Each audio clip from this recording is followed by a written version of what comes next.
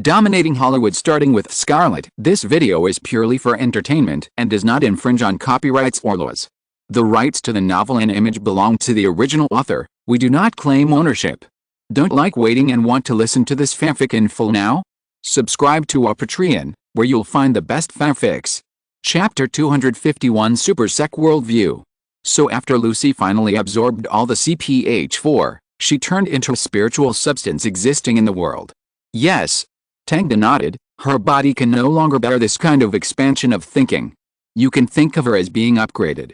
She has insight into the dimension of time and can exist in any historical fragment. Wow, this is really cool. What happened later, after she became a superbody? She began to correct, because at the moment of upgrading her dimension, she saw the ancestors of mankind through history, the birth of the life factor, and the indescribable creator hidden in the sky, covering the sky and the sun. The imaginative Logan Usher was shocked to hear this. So Lucy realized her mission. She must tell humans the real crisis facing the universe, but she also knew that the crisis could not be easily solved by one or two people. It was something that all humans had to face. So she decided to correct history, get everything back on track, and let the superpowered people face the threat of the universe. Oh my god, she is really great. Logan Usher had to admit that the character of Lucy was really great. He believed that when comic readers saw this scene, they would like this character. Yes, and this is the beginning of our Super Sec universe, the origin of everything. Tang said his real idea: we will use the correction of the character of Lucy to continuously launch various superpowered heroes. Let them evolve from confused humanity to the divinity of salvation, rush out of the earth and into the universe. This is exactly the final effect Tang wants to achieve. Under a unified worldview, constantly launch interesting characters, and finally form a series of major events. As long as it succeeds, Norton's Eye will have enough IP protection for the next 20 years. As long as it does not commit suicide, it will sooner or later become a behemoth comparable to Disney. Of course, this matter is far from being so simple, such as the physical park, various supporting facilities, and a complete surrounding industrial chain. These are all things that Tang must solve one by one, but now there is a way. After listening to Tang's idea, Zach Godwin, the company manager next to Logan Usher, nodded and praised, "This is really a very imaginative idea, I like this." In fact, when I was reading DC and Marvel before, I also read their big event comics, such as the Avengers, but I found that their comic universe is really a bit too messy. Sometimes many settings are still contradictory. Fortunately, the stories of the comics are good, otherwise I might not be able to read it. This is normal. After all, cartoonists like to fill in private work. Tang shrugged. This is one of the drawbacks of the comic industry for many years. The comic industry has always been in a state of barbaric growth. In order to increase sales, everyone constantly competes in painting skills, stories, and storyboards. The advantage of this strong competitive atmosphere is that many good comics have become famous. The more exciting the story, the more popular it sells. This has promoted the continuous innovation of comic companies and put comic artists in a relatively detached and free position in the comic industry. But the disadvantage is that comic companies cannot form a unified tone. For example, in Marvel or DC, there is often more than one comic artist drawing a character. Each comic artist has different styles and narrative methods, and even their clothes and abilities are often different. After these comics are put on the market, fans will become confused and there will never be a unified understanding of the characters and the worldview. In the comic era, this unclear understanding is fine, and everyone can only hold their own opinions at most. But when it comes to the movie era, this ununified understanding will cause fans to start quarreling and fighting. Comic companies certainly don't want this to happen, so they can only try their best to make it right. If they really can't make it right, then just restart the universe. DC did this, and its universe has been restarted 5 times in later generations. So in order to avoid constantly restarting the universe like DC, Tang's Super Sec universe worldview established a most important concept from the beginning. That is, who are the creator and the destroyer, and how to set the ability system and ability level of the universe. Anyone who has written or read a novel knows how important a reliable ability system with a high enough upper limit is. This is not only related to the extension of the plot, but also to the size of the worldview. Therefore, in Tang's setting, the ancient gods of creation are omnipotent. They are the starting point of the multiverse and the multidimensional universe, and the end point of both, and they control all power. But they can't destroy the ancient god of destruction who devours the universe. Because the power of the two is the same, and they are twins. So in order to prevent the universe from being devoured by the ancient god of destruction, the ancient gods of creation spread their own life factors and reproduced various forms of civilization in the universe. The purpose of their birth is to snatch back the swallowed fragments of the universe from the body of the ancient god of destruction. In short, they are gold miners. Each fragment universe is wrapped in negative energy and is a collection of the dark side of the universe. Countless bizarre and cruel stories happen here. It is also the room Tang leaves for various heavy-tasting stories. After all, in comics, all kinds of bloody and restricted plots are also a part that cannot be ignored. Many cartoonists like to draw this kind of comics to provide readers with visual stimulation. For this reason, when Logan Luther heard this setting, his eyes immediately lit up. Tang, we can definitely make a play in these negative universes, such as a righteous hero accidentally drifting here. For example, some heroes who are both good and evil are born in the negative universe. This setting is really great. As expected of a cartoonist, after hearing the setting, he has already thought of several ways to unfold the plot. Very good, that's it. Tang nodded, but remember, there must be only one main artist for each character. At the same time, the main artist's setting draft needs to be shown to me. As long as it is not too outrageous, I will not block you. Understood. Logan Luther and Tang exchanged the setting of the Super Sec universe again. However, the current setting is not perfect, so Logan Luther's next task is to gather several main cartoonists and screenwriters to enrich this universe and make a basic distribution of forces. After leaving Warrior Comics, it was already dusk. Tang drove directly home. As soon as he got home, he heard the voices of Jessica Alba and Anne Hathaway. "Oh, baby. Don't touch that. Hey, honey, that's dangerous, you know." Tang pushed open the door and looked into the living room. Anne Hathaway was holding Elena, who was over 1 year old, and persuading her slowly. In the kitchen behind the living room was Jessica, who was wearing an apron. "What's wrong?" Tang took off his shoes and walked into the living room. Anne Hathaway touched Elena's black hair and explained, "The little angel just insisted on touching the kettle. That's really dangerous." Tang walked to her side and teased his baby daughter's tender face with his fingers. When Elena saw her father coming back, she immediately waved her chubby little arms like lotus roots and hugged her father's neck. Tang held her in his arms and swung her up twice. "Little angel, are you happy today?" "Happy?" Elena answered her father incoherently. "Great, you are speaking more and more fluently now." Tang smiled and took her to the sofa. But Elena couldn't sit still at all, and she climbed on Tang directly. "How is your work recently?" Anne Hathaway asked as she sat next to him. "Fortunately, the film universe has already made some progress. How about you? I heard that Nolan has already booked your schedule." "Yes." Anne Hathaway nodded and said, "He wants me to play Catwoman in his next movie, The Dark Knight Rises. It's a good role. Oh, by the way, I have a movie invitation for you." Tang held his daughter who had climbed to the back of his neck and said, "What role?" Anne Hathaway was a little curious. "In The King's Speech, a supporting actress. I think the role is good, so I kept it for you." Tang explained. "Really? I quite like this director." Anne Hathaway raised her eyebrows. "This movie is a biographical movie directed by Tom Hopper. It has been attracting much attention since it was announced." "Yes, I think your image fits the core temperament they want very well. Then I must take a good look at the script. You are so beautiful when you wear court clothes," Tang said sweetly. "Really?" Anne Hathaway came closer and asked meaningfully. "Really?" But it was not Tang who answered, but Elena. The little guy bit Tang's arm with his milk teeth and spoke vaguely.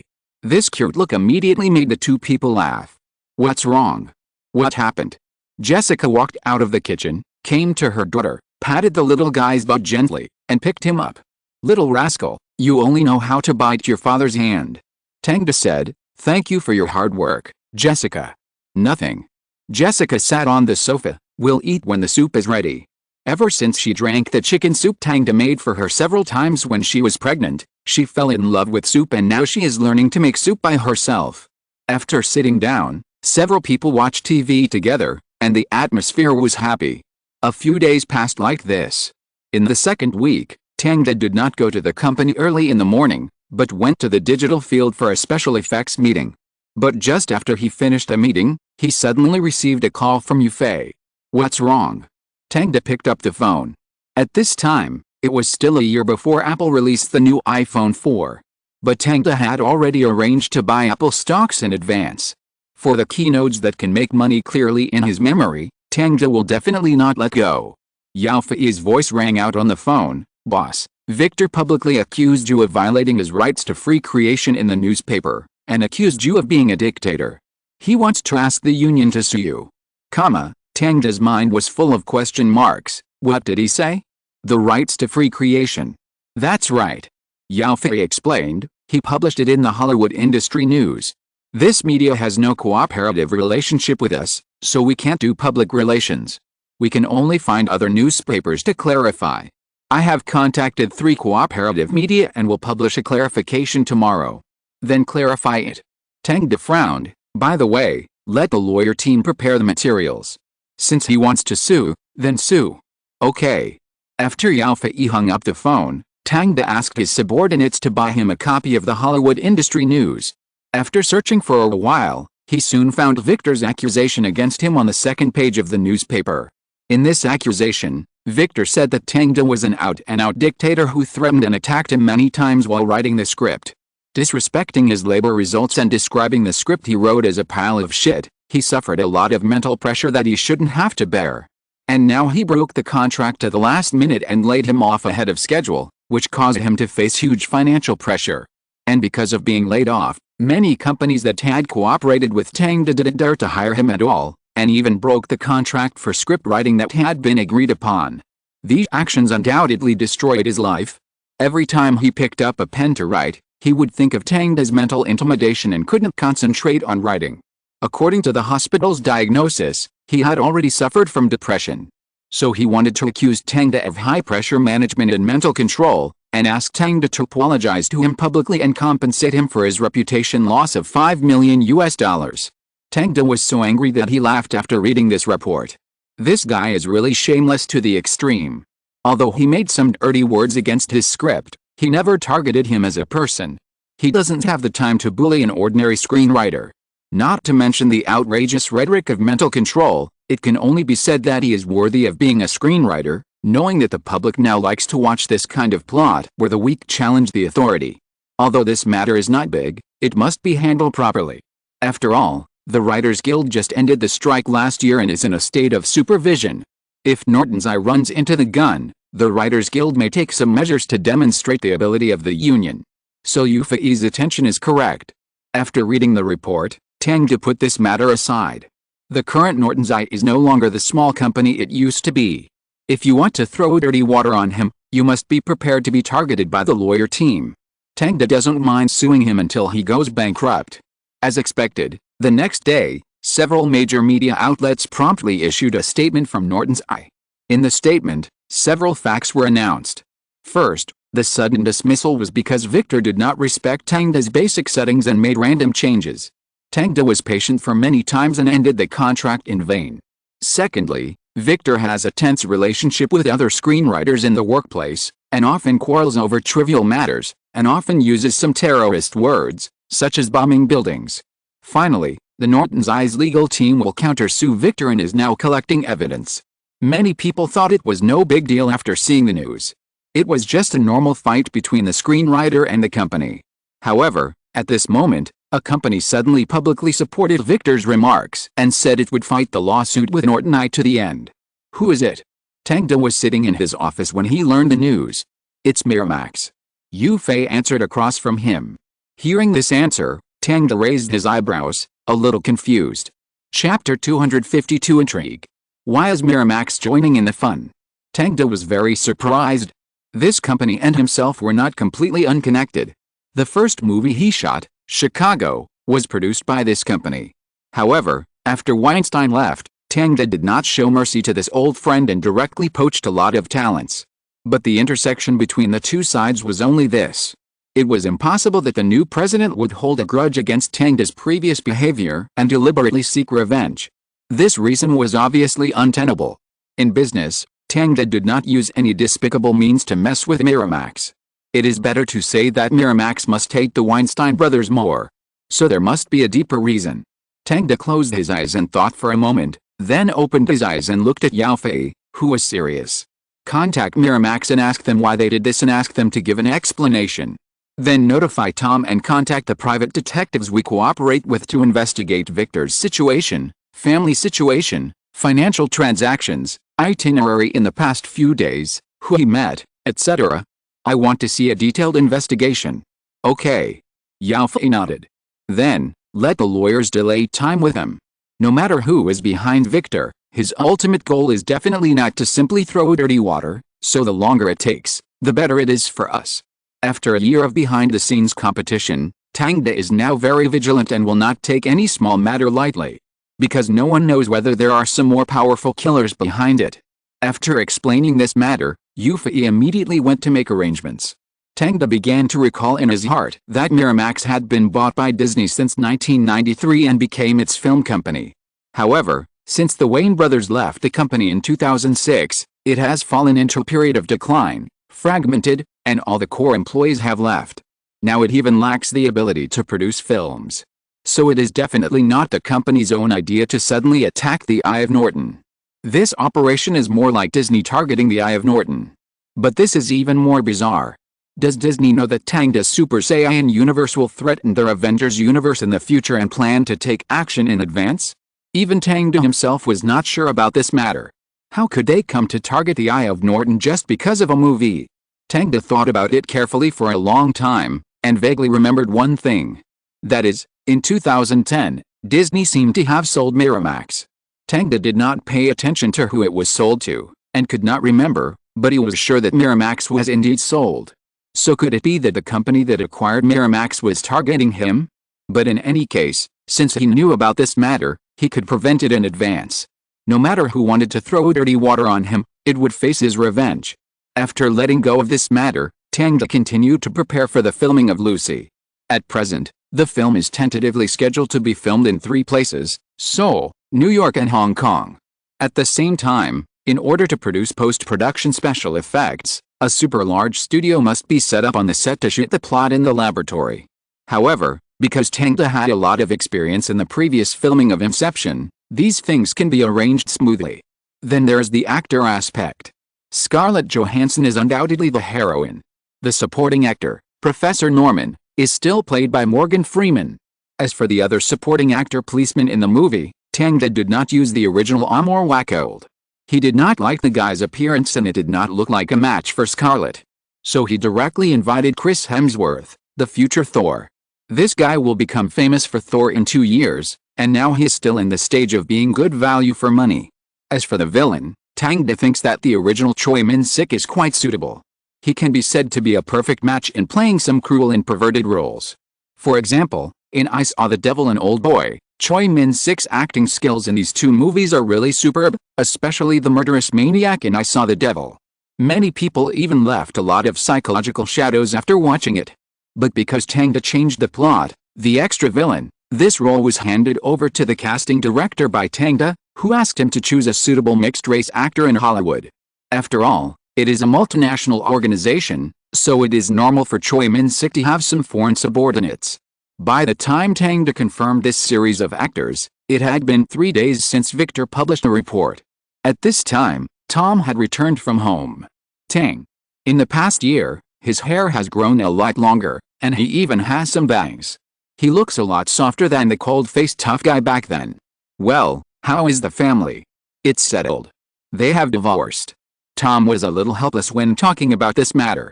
That's good, but your father loves gambling so much? Are you going to fill this bottomless pit for him in the future? Tang put down his pen and looked at Tom. Tom shrugged. Do you have any good ideas? Not really good ideas. Tang smiled. I have a lot of bad ideas. For example, instead of letting him lose the money to others, why can't he lose it to me? Tom raised his eyebrows, looking a little puzzled. Remember the casino where we filmed Inception? They have been renovated and opened. Their boss also gave me a VIP black card. Tang took out a card from his wallet and handed it to Tom. Contact them and ask them to help. It shouldn't be difficult. Tom was silent for a moment and nodded. You are right, Tang. I can't let him lose all his money. Even if he earns $1 million a year now, he may not be able to withstand his father's gambling. So it is better to set a trap for the gambler, as Tang said, let him lose everything and force him not to gamble again. Okay, then let's get back to business. Tang knocked on the table. Has the Weinstein incident been solved? Yes. Tom took out a brown paper bag, untied the rope, and took out a stack of photos. Tang took the photos and checked them one by one. He found that it was a woman he didn't know. She was wearing a backless dress. Accompanied by her agent, she walked into the Weinstein Company building and walked out soon after. However, her expression was very sad, as if something bad had happened during the interview. But this is not the point. The point is that Tang found that the rope on the back of the woman's skirt was tied completely differently from when she entered. It was as if she took off her skirt in Weinstein's company and put it back on. What's her name? Guna Vargas, a female model from Cuba, 22 years old. Tom said the woman's name truthfully. The detective found that the woman's skirt had been taken off, which is consistent with what you said. But this photo can't prove that Harvey raped her against her will. Yes. Tom nodded. Well, Tang thought about it and felt that it was really difficult to catch this guy's weakness. After all, he and the actress were in a private space every time they were alone. Unless the actress brought a recorder herself or recorded with a mobile phone, they would not be able to get solid evidence. But thinking of the recorder, Tang's heart suddenly moved, and many details came to his mind. It seems that before Harvey Weinstein was sued in 2017, someone else had exposed this guy's ugly face, but it was suppressed by Harvey at that time. Thinking of this, Tang immediately said to Tom, let the detectives investigate Harvey's past scandals, especially the accusations made by the actresses. Contact the original victims immediately after finding them. Got it. Weinstein and Bernay PR have been competing a lot this year. After all, they all make a living from PR. There are only so many Oscars. If Bernay PR takes it away, Harvey Weinstein will have nothing to lose. In addition, Bernay won a big victory in the Oscars in 2008. Harvey hated them so much that he often spoke wildly and said weird things against Bernay. Tang was also mocked by this big mouth many times. For example, half a year after No Country for Old Men won the award, at a small gathering of young directors and actors, he claimed that the film must have done a lot of PR to win the award, and Tang might even know the color of the Oscar judges' underwear. This is just like saying that Tang is a gigolo. It was just that some time had passed when Tang heard this. Some other people who disliked Harvey Weinstein heard it and secretly told him. So Tang had long wanted to get this old guy out of Hollywood, but he never got around to it. And although Harvey Weinstein was a complete scumbag, his position in the industry was not something that ordinary people could shake. This guy had formed a group of interests, and even the police station, the court, and the government had his protectors. This was why he was once accused of rape, but he was safe and sound. What about Victor? Putting aside the matter of Harvey Weinstein, Tang asked Tom about Victor. This guy's entire identity and background are all here. Tom handed Tang a document. Detectives have been following him these days, but he's very cautious and doesn't go out often, so we haven't gotten much. And we don't know Miramax's motives yet, and they haven't given an explanation. Then they don't need to explain. Tang flipped through Victor's information and said, let the hackers do it directly, and look through his emails and computers to see if there's anyone else instructing him. Understood. Check his call records and text messages, maybe there's some clues there. Tang ordered again. Well, Tom didn't ask Tang how to investigate, because they had the help of professionals. Either get his phone through a thief's means, or check his call records through someone who was bribed by the operator. Anyway, as long as you spend money, this is not difficult to do. Of course, Tang had already taken precautions to prevent himself from encountering this kind of situation. For example, multiple phones and anonymous phone cards. But Victor certainly wouldn't be so cautious, and he wasn't a billionaire, so he certainly wouldn't have thought that someone would investigate him in this way. 2 days later, Tom came to Tang's office again with the investigation of Harvey Weinstein. Yao Fei considerately closed the door for the two of them, isolating all the sounds inside. The detective found Harvey Weinstein's weakness. Tell me about it. Tang drank tea and listened to the report from the detective on the phone. Harvey Weinstein was accused in 2005. An Italian model named Ambra reported to the police that Harvey Weinstein attempted to assault her.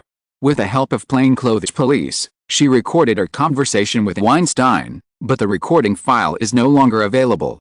We only learned from an acquaintance in the police station that in the recording, Harvey Weinstein kept asking Amber to go into the bathroom and swore with his child that he would not do anything to her. Well, then what? Then the matter was successfully exposed, but soon someone investigated her background and threw dirty water on her because she had attended a secret adult party before. Although she left halfway, the evidence of her presence was dug up. So everyone thought Amber was a bitch who tried to extort money from a Hollywood tycoon. Haha. Tang smiled. So Harvey Weinstein escaped, but Miss Amber had to leave America, right? That's right. After hearing about this, Tang also remembered something, that is, Harvey Weinstein was brought down in the future because of this Amber, who provided a very important piece of evidence.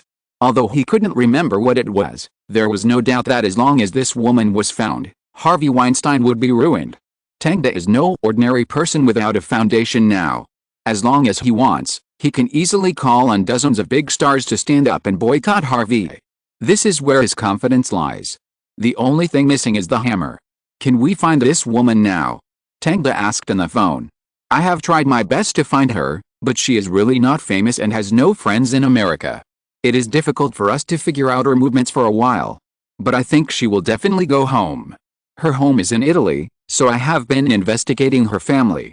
Okay, that's it. Understood. Beep beep beep. The phone was hung up. Tang looked at Tom. Although we can't find evidence for the time being, we can't stop tracking. I believe that Harvey, the old pervert, will definitely not be able to restrain his claws and will definitely attack other people. If there's a chance, you can find an actor to get close to Harvey. Okay, I see. Tom knew that Tang was going to sting the law. Not long after Tom left the office, Yufei walked in and said to Tang, "Boss, Victor posted a blog online." Oh? What did he say? He was talking about Lucy and thought it would be your Waterloo. Chapter 253, Lucy begins filming. Victor wrote many articles on his social network, specifically attacking Tang as Lucy. The angle of the articles was from the script. For example, Tang abandoned artistry and became a slave to commercialism. He gave up discussing deeper humanistic meanings in the film and instead filled the script with low-level fun. This kind of words is bound to be despised by the audience. Tang looked at it and closed the webpage. It's ridiculous. Do you need to hack the website? Yufei asked. No. Tang smiled and said, this kind of jumping clown is rare, let him be beautiful for a while. But you can secretly check those who have entered his webpage and agreed to it, and see who they are. Maybe the person behind the scenes is among them. At present, the internet is still in its early stages of development. Users have not yet realized the importance of hiding their identities. Now they are like naked running on the internet. Often, a lot of information can be found with a simple search. I understand. Yufei nodded in agreement. After that, Tang held several meetings in the company. This is the consequence of the lack of senior management. Tang has to attend all meetings and has no way to get away. Sometimes a whole day is spent in meetings. But now that Norton has embarked on the right path, Tang has less things to do. Just like that, another week passed. Miramax and Victor were still accusing Tang, and the spectators were divided into two groups. One group believed that Tang had already released all the evidence, and it was obvious that Victor was making trouble and wanted to blackmail Norton for compensation. The other group believed that Tang's identity as a tyrant on the set had been confirmed, and he was a guy with a poisonous tongue, so what Victor said must be true. But no matter which group it was, they didn't think it would affect Tang's movie. After the interview, the reporter found that whether Victor wanted to sue Tang or Tang lost the case, they would not give up watching Tang's movie. In such public opinion, Tang's new movie Lucy finally started shooting. Is this outfit sexy? In a luxury hotel in Seoul, Scarlett, who came from Los Angeles, saw Tang in the suite after changing her clothes. Tang looked at her leopard print clothes and praised, "It's really nice, it suits you very well." Scarlett in front of him had changed into fluffy short golden hair, wearing leopard print, looking wild. Really? Scarlett walked in front of him, her white fingers slid from his forehead to his chin, and then bent down, showing her infinite beauty in front of Tang. Tang whistled. Knock knock. There was a sudden knock on the door. Scarlett immediately left Tang's side, and the next second the assistant director and the makeup artist walked in. The camera and lights downstairs are ready, director. Okay. Tang Da walked out of the door. The hotel was now booked by them to shoot the first scene. But when Tang Da walked downstairs, he saw an acquaintance watching outside the scene. Quentin. Tang Da was a little surprised and came to Quentin Valentino, who was wearing a cowboy hat. Why are you here? Haha, Tang, I just finished Inglourious Bastards and am traveling here now. I didn't expect to run into your crew. Quentin also had 2 bags in his hands, which contained some instant noodles and kimchi. Seeing Tang Da looking at the specialties he bought, Quentin complained, there are not many other things in this place, just a lot of instant noodles. I have to say that the taste is still very delicious. But eating instant noodles every day is not nutritious. Tang Da pulled Quentin into the crew, but I can provide you with boxed lunches. Quentin, you can't run away, this scene has a lot of bloody scenes, which is just right for you to perform. Oh, Tang, you are really good at ordering people. Quentin handed the things in his hand to the stage manager and greeted Scarlett with a smile. Hi, beautiful. Hi, Director Quentin. After a brief greeting, the crew returned to their positions. So Tang, how much blood plasma do you plan to show? Quentin picked up the script and took a look. He felt that this scene was not difficult. This scene is the first scene of the whole film. The protagonist Lucy is coaxed by her jerk boyfriend to deliver a password box. As a result, her boyfriend dies outside the hotel. She herself is taken to the villain by several strong bodyguards. Why, do you want to kill a few more people? Tang Da replied. Haha, of course, I also want to paint the whole hall. Quentin joked. The amount of bleeding is really too much? Tang Da smiled, and the actor who played Lucy's boyfriend next to him also agreed, then wouldn't I be a human plasma bag? Sometimes beauty follows the logic of reality. Quentin explained, and then told the props team about his thoughts. Tang Da is also controlling the installation of the 3D camera. If you want to shoot a 3D movie, you can't use an ordinary camera. You must use professional equipment.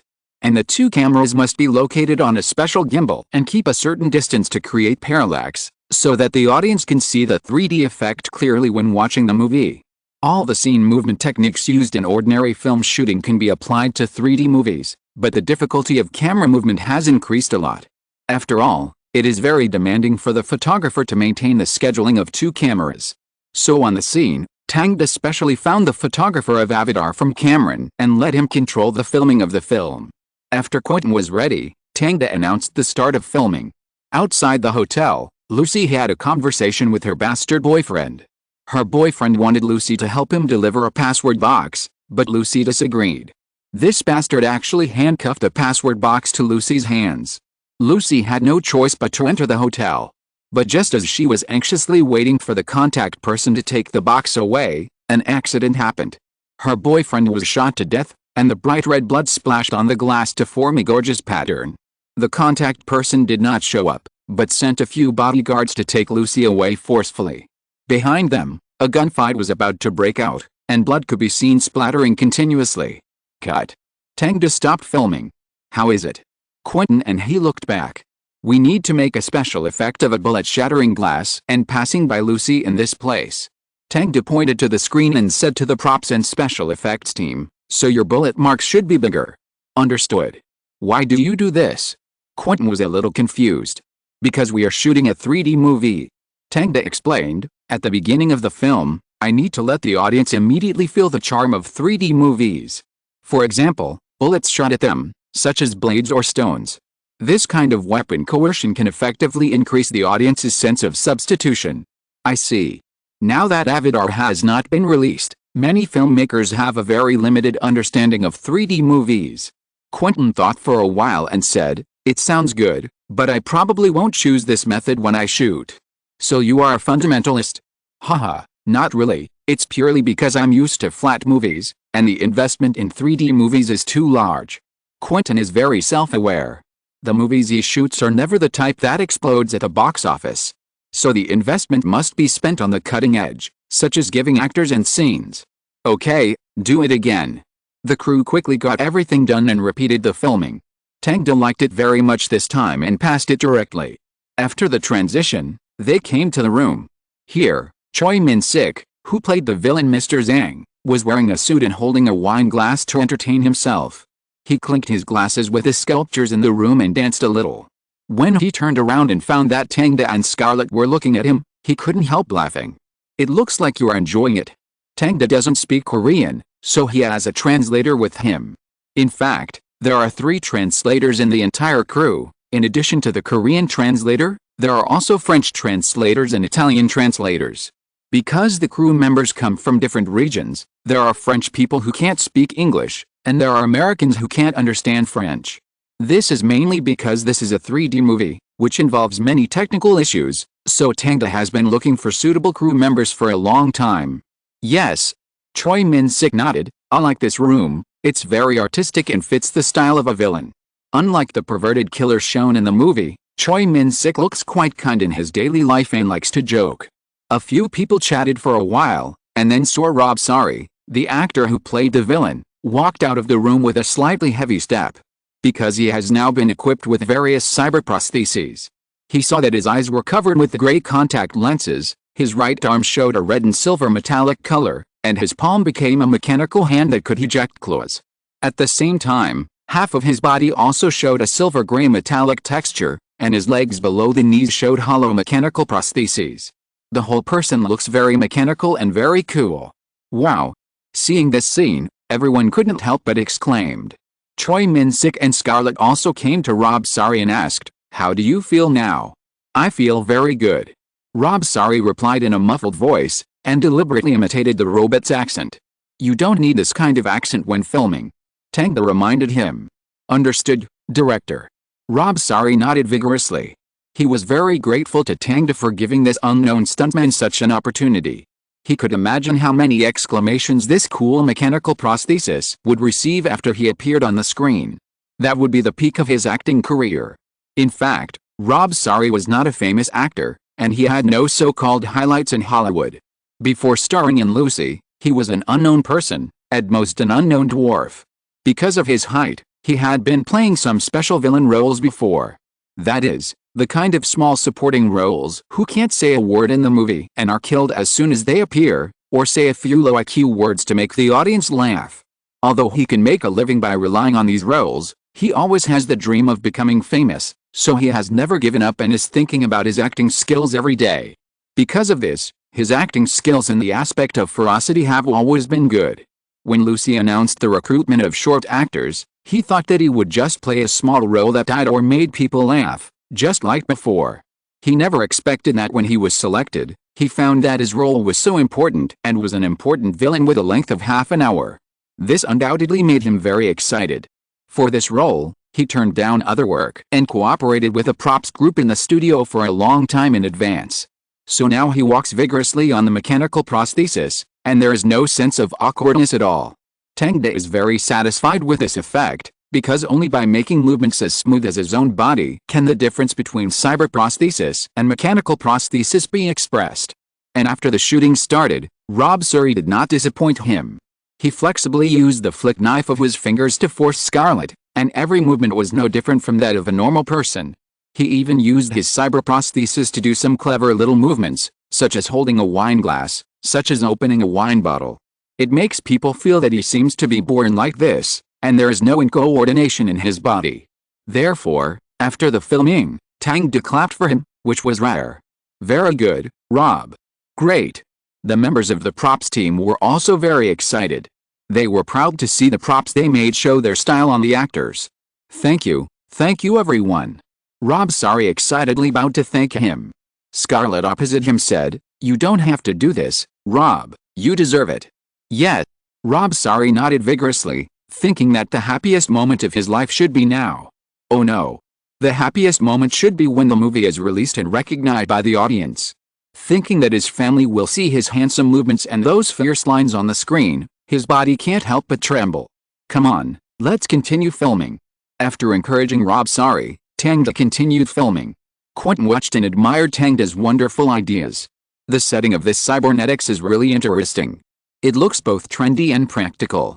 Quentin has no doubt that when this movie is broadcast, the theme of cyberpunk will be popular again. If he wasn't interested in science fiction, he would have wanted to kidnap these props team members and make some cyber prostheses for himself. While the crew of Lucy was filming in full swing in Seoul, Chris Hemsworth, who was far away in California, was reading the script carefully. The Star Trek he starred in was recently released and performed well. But it really has nothing to do with him, because he is just a supporting role, not the leading role. So Chris Hemsworth was very excited after receiving Tang's invitation and agreed without saying a word. What are you looking at? So excited. Just at this time, his girlfriend came out of the bathroom, wearing a white bathrobe, looking extremely charming. But Chris Hemsworth didn't even look up, just replied, "I'm reading Tang's script. Let's read the script tomorrow." His girlfriend came to him, bit her lip, and tried to sit on his knees. As a result, Chris Hemsworth pushed her away. "This is Tang with $1 billion box office. I have to put my whole heart and soul into it. This role is very challenging, to be honest. Then what should I do?" The girlfriend felt aggrieved. She finally saw her boyfriend, but was pushed away. She felt that she had flirted with a dog. "Wait until tomorrow," Chris Hemsworth answered without hesitation. He was not interested in other things now. He just wanted to think about the role well. Women would only affect his speed of getting into the role. Chapter 254, Studio Play. After the filming of the scenes in the Seoul hotel was completed, the crew rearranged the hotel's decoration and scenes. Because in the revised plot, this will be the scene where Scarlett Johansson confronts the villain after awakening. However, because this scene involves a lot of special effects, the hotel was temporarily arranged as a green screen studio. Of course, compared to special effects, Tang prefers to shoot in real scenes. So in this fight scene, he requires every punch to the flesh, and to show the indifference of the pain shielded after the super body evolves. At the same time, the requirements for Rob Sari are also very high. Because he has to step on the mechanical prosthesis to make a lot of fighting moves, which tests the actor's balance more than those small moves in the normal state. Especially some scenes of rolling in the air, Rob Sari has to perform one killer move after another while tied with wires, which really makes all the staff sweat for him. But Rob Sari did a good job. When he was sweating and used all his stunts, Tang gave him a thumbs up and encouraged him. "Great, Rob, you did a great job." Quentin was watching the screen beside him. He saw Rob in the screen doing a 360-degree somersault on the spot, and then he stretched out his arms. Several special knives immediately shot out of his cybernetic body and rushed straight to the screen. But if you look closely, you can easily find that those knives are actually tied with special prop fishing lines, and someone is controlling them to fly in the air. This action is very visually impactful. Quentin can already imagine the surprise of those audiences when they sit in front of the screen and watch these knives fly towards them. In the next few days, the crew stayed in the hotel to complete this important battle. And every night, Tang was not alone in his room. Scarlett was always with him. "Honey, you are really busy today." Scarlett was lying on the bed, with her delicate and small feet hooked behind her. She looked white and smooth, and people wanted to hold her in their arms and play with her. Tang nodded while looking at the computer. "I am a bit busy indeed." "What is it?" Scarlett was a little curious. "It is about a clown." Tang looked at the content that Tom and his team had investigated on the screen and said, "You know the screenwriter who resigned, Victor?" "Of course." "What did he say again?" Scarlett had been secretly following Tang's company, so she knew very well what happened to Norton I recently. "The Writers Guild has provided legal assistance to Victor." Scarlett frowned. "So they really plan to sue you?" "Yes." Tang touched his chin, "but that's not the point." "What is the point?" "I asked someone to investigate Victor's recent bank statements and found that he has not received any payment recently, but his 68-year-old mother received a gift worth $350,000. 68 years old. Scarlett couldn't help laughing. This money must have been given to Victor by someone else. "Yes, but his mother just collected it on his behalf." Tang shook his head, "But they did it very cautiously." "So what should we do now?" "It doesn't matter." Tang leaned against the head of the bed. "I asked them to investigate the comment users on Victor's website and found that one of the commentators was from Clooney Capital." "Clooney Capital?" Scarlett felt that the name was unfamiliar. "Yes, it's a private equity company." "Is there anything wrong with this company?" "I don't know." Tang narrowed his eyes. "I just think this company seems a little strange. They have nothing to do with Hollywood, but they want to support Victor. Maybe he just saw it when he was bored." Scarlett felt that Tang was a little too sensitive. "Maybe, but since there is a suspicion, we can't let it go." Tang smiled and turned off the computer. "Then don't you care about Victor's affairs now?" I see he posts blogs to accuse you every day. Let him accuse. Tang said indifferently, this is the price of being famous. There will always be people who are dissatisfied with you. Aren't you the same? There will always be people who think you are just a vase. He hugged Scarlett. You are right. Scarlett licked her lips and breathed heavily in his ear, so I want to prove it to them. You will help me. Of course, but my requirements are very strict. I am ready, no matter how strict. Scarlett's hand slowly reached into the quilt and held Tang's lifeline. A month later, the crew moved to New York. This scene is Scarlett's awakening scene. She was imprisoned in a small prison while transporting CPH-4. After refusing the guard's molestation, she was knocked down with a punch and kicked in the stomach. This caused the bag of CPH-4 in her body to rupture, and then she entered the awakening stage. Although this scene seems to be in a closed small prison, in fact, because it involves the inversion of space, this small prison is a scene built separately on the set. Of course, this is not a revolving corridor, but just a revolving room, so the difficulty is not as high as Inception. Scarlett was very excited when she heard that she was going to challenge this kind of revolving scene. After all, as long as she is a qualified actor, she must hope that she can challenge different scenes and identities.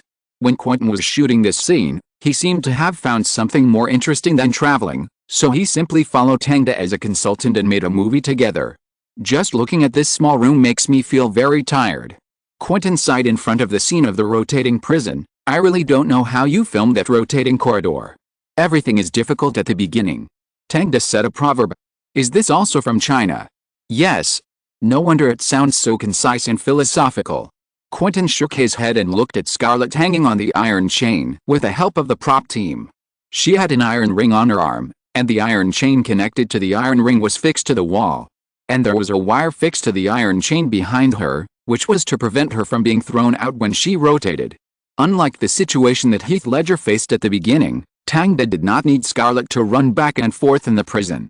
What she had to show was actually constantly hitting the wall under the control of the power in her body, accompanied by convulsions and epilepsy like being poisoned. That's why Tang was very demanding on Scarlett's performance. No, Scarlett, you want your body to twitch unnaturally. But what I see now is that you are consciously controlling the twitching. It's still wrong, your twitching frequency is even higher. You are like a fish on a chopping board. This feeling is not right at all. No, it's not that you just need to lower the frequency. Do you understand? You want to lose consciousness. But I see that you are very awake now. Too bad, Scarlett, stop it, you haven't grasped the essence of this action. Scarlett was interrupted several times, and she felt a little impatient, so she waved to Tang. Let's talk alone, director. Seeing Tang stood up with a stern face, Quentin, the peacemaker, came over and patted him on the shoulder. Patience, Tang, it's no big deal. Don't worry, I know. Tang followed Scarlett into the dressing room. As soon as he entered the door, Scarlett pressed Tang against the door, and then stared at him with sharp eyes. Is my acting really that bad? Tang shrugged, I don't think you caught the feeling. Let's make a bet. Scarlett was silent for a moment. If I act well next time, you have to praise me, with words I haven't heard before. What if you don't succeed? Tang raised his eyebrows. Scarlett immediately squatted down. Tang instantly raised his head and breathed a sigh of relief. 15 minutes later, Tang and Scarlett returned to their respective positions. Then Scarlett repeated the scene just now.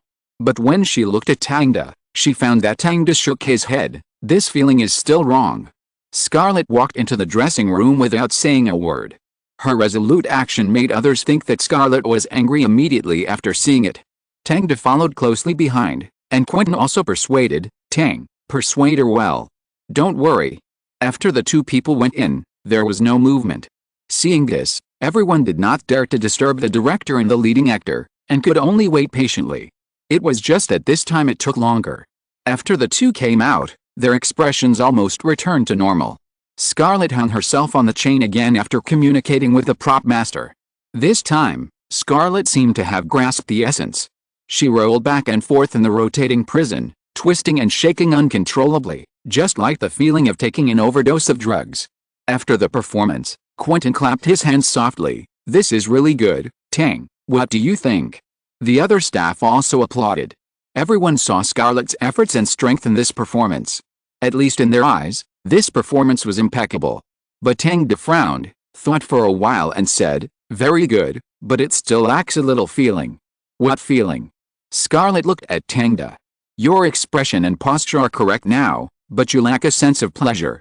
Tang's words were a little confusing, because this is not drug absorption, it is actually helping you to sublimate, so after the initial pain is over, you gradually feel a little bit of pleasure, which comes from the tremor deep in your soul, and it is also what your cells crave the most.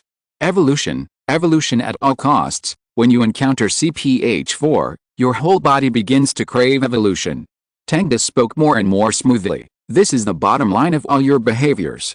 Only by showing this, will your skillful use of various abilities later appear unobtrusive. Because you have completed the most important evolution at this moment. Scarlett was silent for a moment, and then walked towards the dressing room. Still coming? 2 words popped up in everyone's mind, but seeing that Tang and Scarlett's expressions did not seem angry, it seemed that they were going to discuss something in the room. Only Quentin touched his chin, always feeling that something was wrong. After thinking for a moment, he suddenly regretted his talkativeness just now. Damn, they are really good at playing. He had figured out Tang and Scarlett's tricks, but he didn't expect that he would become part of their play. After waiting for another 20 minutes, Tang rubbed his brows and walked out of the room. His steps were much slower than before. Scarlett, on the other hand, was radiant, as if she had found the trick to acting. Is this a reward for her or a punishment for me? Tang was a little helpless, but in order to let Scarlett perform well, he could only sell his body. Come on. After several rounds of replenishing ammunition, Scarlett finally understood the barrier. After tying herself to the chain again, she quickly contributed a wonderful performance for everyone. Her expression was extremely painful when she twitched, but there was a hint of joy and excitement in her eyes, which was the most primitive evolutionary instinct of the body. The photographer captured this detail and applauded loudly after the end. Excellent. Tang stood up and looked at Scarlett, who was hanging on the chain.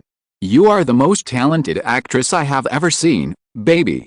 The other staff members did not notice anything from this sentence, except Quentin.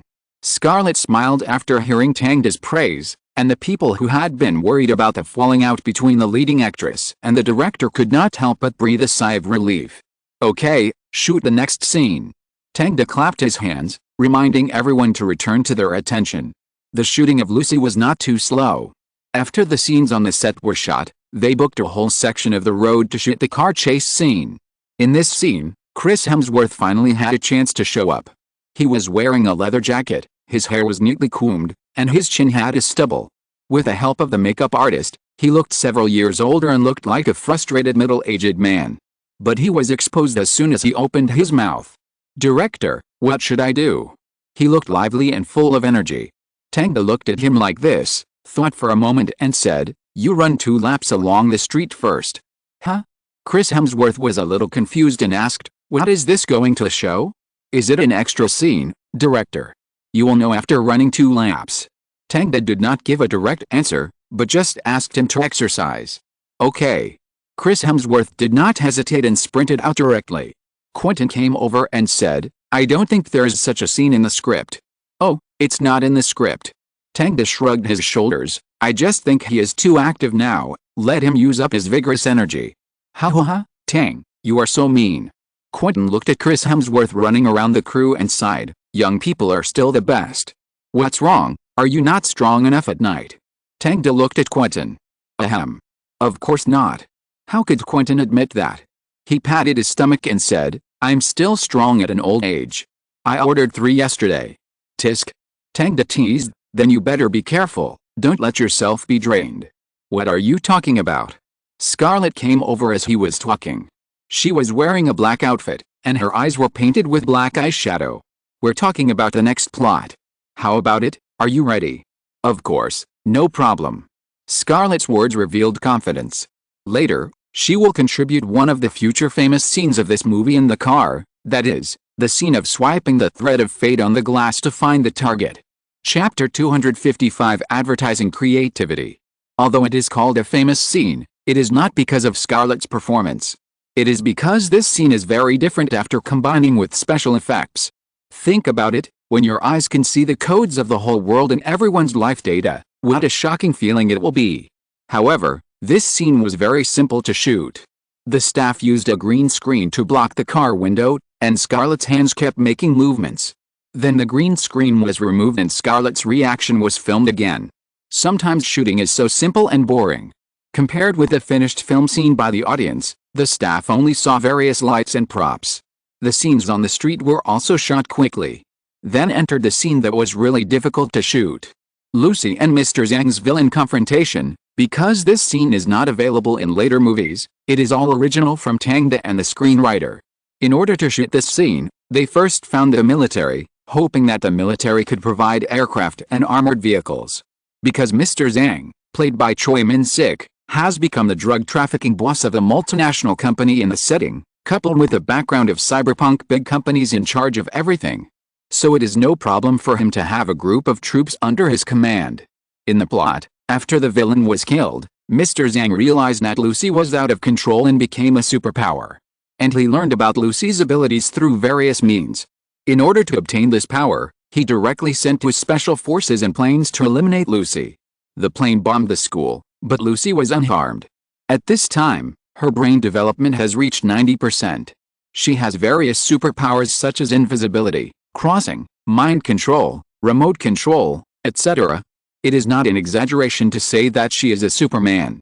Mr. Zhang saw that various weapons could not do anything to her, so he asked his superpowers to strangle her.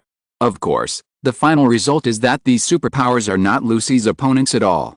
When Lucy reaches 100% brain development, the whole person integrates into the world. In order to shoot this scene well, Tang demobilized the largest scene in history. There are as many as 500 extras and 100 soldiers, as well as planes in the sky and armored vehicles on the ground. And each soldier is also equipped with various cyber prostheses. When they came to the set, everyone couldn't help holding their breath, feeling that this is the real future war. So cool, so cool. Quentin repeated several times, and then said to Tangda, "Can I take one of the prostheses away? This guy is so cool, I really want to collect one." Tangda nodded, "Of course, but you have to pay." "No problem. No problem at all." Quint pinched his thumb and index finger together, and said in a standard accent, "Awesome." In fact, other employees have similar ideas. Only when these cyber prostheses appear in large numbers can everyone feel the charm of the machine. Even some men who don't look good will look much more handsome after wearing cyber prostheses. So Tangda specifically instructed the assistant director to ensure that every cyber prosthesis is intact after the filming is completed, and never let anyone take it away. After all, in America, the custom of accidentally taking away some souvenirs has been passed down for a long time. Because American families often have a curiosity cabinet or treasure cabinet, which is something they often show off when a neighbors visit, and it is filled with some treasures that are not usually seen. During the war, these people often took some rare spoils of war on the battlefield and added them to their collections. They would even tear a piece of spoils into several pieces and take them away with their companions. There are similar habits in Europe and the United States, which is also a trend left over from the age of navigation. When the United States built the White House, many people would take the construction waste home to collect. Seeing this, President Lincoln simply asked people to make the construction waste into walking sticks and sell them, which was also a different kind of peripheral. Not only ordinary people, but also those who seem to be upper-class people have this habit. For example, Oscar winner Meryl Streep. When she met the president in the White House, she accidentally put a towel with the president's imprint on it into her pocket. This is also a kind of spoils of war. So Tangda never had too many moral expectations of Americans. His worries became a reality after the filming of the scene was completed. When the cyber prostheses were returned, the assistant director found that 7 were missing. He then began to investigate one by one. 5 of them were found from the actors. They stuffed the prostheses into their clothes in an attempt to get away with it. The remaining 2 were found from the staff themselves. 1 was even torn into pieces and stuffed into underwear. This scene was really funny. I don't know if this employee's butt hurt when he walked. Tangda certainly couldn't tolerate this situation. He fired the employee and asked him to get out of the shooting site immediately. It was October, and the shooting of Lucy had been completed. Compared with Inception, its shooting speed was still very fast. Because it involved more special effects scenes, rather than the real-life shooting of Inception. It didn't need to build many physical scenes like Inception. After the filming of the movie was completed, Publicity news began to appear in everyone's eyes. Look! Lucy will meet you in the summer of June 2010. Miran was sitting at his workstation, holding a newspaper and whispering to the phone. After graduating last year, he entered Supreme Creative for an internship, because his major is outdoor advertising designer. Judy entered a consulting company as a clerk. Miran was reading the newspaper while talking on the phone with Judy. Do you want to go see this movie when the time comes? Of course. Don't you want to see Tang's movie? There was some noise around Judy on the other end of the phone.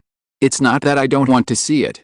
Miran frowned. It's just that I'm worried that this movie may not reach the level of Inception. Why? Judy was a little confused. Because there are a lot of news on the internet about Tang exploiting employees and ignoring creativity. I think he doesn't care about the audience anymore after winning the Best Director award. This kind of thing is not uncommon in Hollywood. Some people start making bad movies to make money after achieving great success, squandering all their talents. Although Miran doesn't want Tang to make this mistake, public opinion on the internet is saying that Tang doesn't respect the screenwriter and insists on his own way. And you see, Inception took so long to shoot. Lucy obviously had a bigger investment than Inception, but it was shot a few months less. I'm really worried about the quality of this movie. Judy's voice was a little helpless. So what? Miran, don't you trust Tang? We haven't missed any of his movies, so why don't we watch them this time? I don't know. Miran hesitated, looked at the discussion on the forum on the computer, and felt upset. Are you not very happy in the company? Judy asked in confusion. No. Miran shook his head. The atmosphere here is very good, and the benefits are also very good. Well, I am a little unhappy because my plan was rejected by the boss. What happened? Tell me in detail. Hearing her boyfriend's low tone, Judy listened patiently. Miran explained, some time ago, McDonald's came to our company to do billboard business. I participated and provided several design drafts. My boss liked it very much. He thought these design drafts should be able to impress customers, but today, he told me that my idea was not passed and McDonald's adopted other people's ideas. Isn't this normal? Yes, but when I went to ask other people, I found that no one's idea was adopted. In other words, the leader lied to me. I don't understand. Did he secretly modify my idea and provide it to the customer? There is no one else except him. This is indeed a problem. How about you report your leader? Forget it, I'll wait for the billboard to come out and see what it looks like. Miran closed the forum and couldn't help complaining. I joined this company because of Tang, but now I think those people on the internet are right. He doesn't respect creativity at all. This company doesn't respect creativity either. My stuff was plagiarized, but I didn't get any explanation. Well. Judy nodded, and then said, you sound like a woman complaining about her husband now. Am I wrong? Maybe it's right, but you have to see the results, right? What if your leader didn't plagiarize your idea? Whose idea could it be? He said he could impress the client, and said my idea didn't pass. The key is that no one else is involved in this project. They're all busy with other things. Okay, I won't argue with you. I have something to do. That's it. Judy became much more neat after leaving the school gate. She didn't quarrel as often as she did when she was in love before. After Miran hung up the phone, his leader suddenly came over and called him, Miran, come here. Okay, Mr. Charles. Miran stood up, tidied his tie, and walked into the office. As a result, he saw a miniature billboard that was made in the office, and there were several advertising designers who were interns. What is this? Miran was a little confused. His leader Charles sat down and said, this is the creative billboard we gave to McDonald's. The boss asked you to learn it. Come on, sit down. Miran and his colleagues sat down, and they were even more confused. He didn't understand what was good to learn from this matter. After all, it was his own idea. Or has Charles changed his idea beyond recognition and it is unrecognizable? Just as Miran was hesitating, Charles had already lifted the curtain on the billboard, and everyone immediately saw the content on the billboard. A huge piece of red, plus a short sentence, and a McDonald's classic M-shaped logo. However, this M logo was enlarged on the billboard, and only the leftmost stroke of the M was captured, which looked like a road sign. Turn right. Miran read the slogan on the billboard, and then was a little dazed. Because this billboard was completely different from his own idea. His idea was to simulate the gate of the amusement park through the projection of the letter M, and then a family of 3 walked into the gate to create a family-friendly scene. But the idea of this billboard was completely different from his. Not only was it concise to the point that there was no extra words, but the meaning contained in it was also a little confusing for him. At this time Charles said, "I know that you kids who have graduated from school have a lot of weird ideas and great thoughts. Many people also complain to me about various problems with clients, saying that they don't respect creativity and don't understand what you mean. But have you ever thought that the direction of your thinking is opposite to what the client wants?" Charles took out a few pieces of paper and showed everyone, "These are the advertising ideas that have been made recently. They are complicated, cumbersome, and dazzling. They look very creative, but there is only one thing missing." Everyone looked at Charles blankly, not understanding what he wanted to say. "Demand? It's demand, guys." Charles explained, "The purpose of advertising is to create demand. This is the core of advertising creativity, not for you to tell customers what they should do. What you have to do is to tell customers what you need now. Take this idea, it's very simple. But it creates demand. When the driver sees this billboard on the road, he will immediately know that there is a McDonald's to turn right. If he didn't see it, he might not realize that he needed to eat, but this billboard reminded them and told them in a way that is very close to life and their habits. This is advertising creativity. This is a good advertisement." Charles took out another piece of paper. "We recently did a statistics next to some McDonald's stores. After installing this billboard, the traffic in these stores doubled than before. Yes, it was that immediate." Mirren and his colleagues looked at each other and saw surprise in each other's eyes.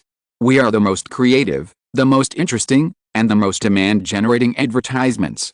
I hope you can remember this sentence, otherwise no matter how hard you work, it will be in vain. Mr. Charles, can I ask whose idea is this advertisement?" a colleague suddenly asked. "Whose idea?"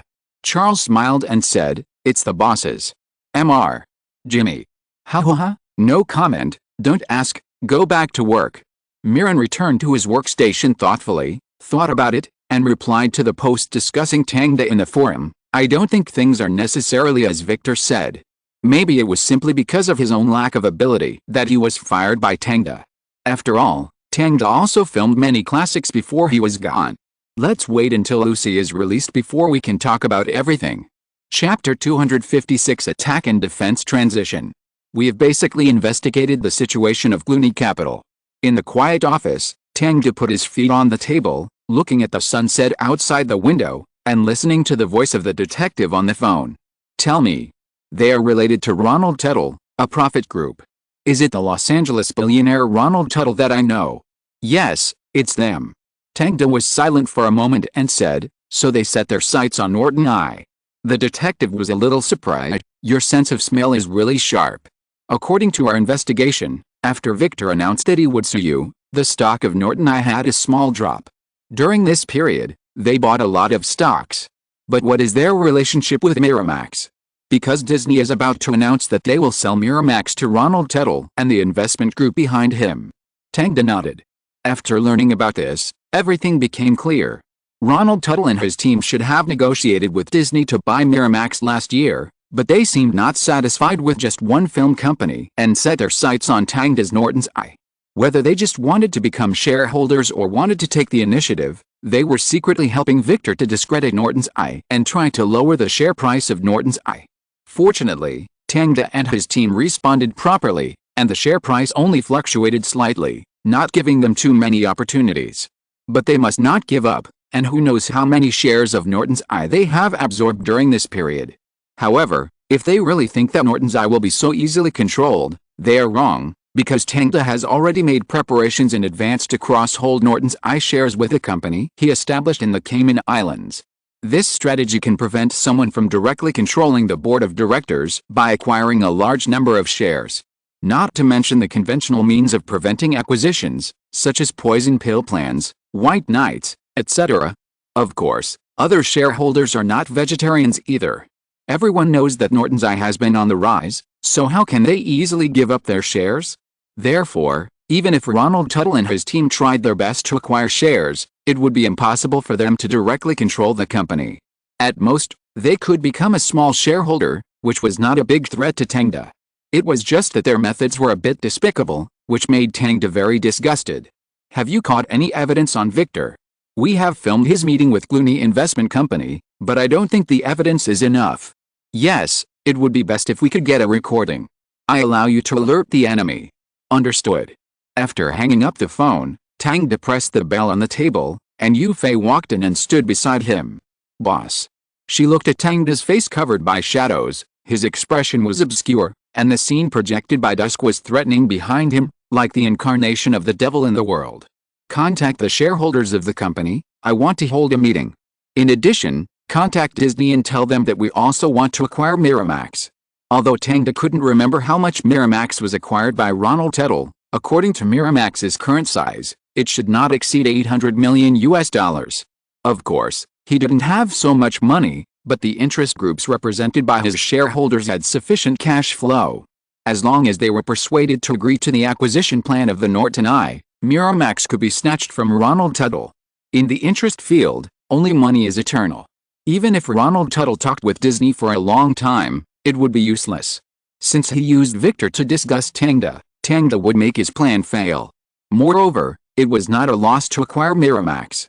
Anyway, it was not his money, and Miramax's film library was still very good. After the internet era, these films would bring him a lot of income. Okay.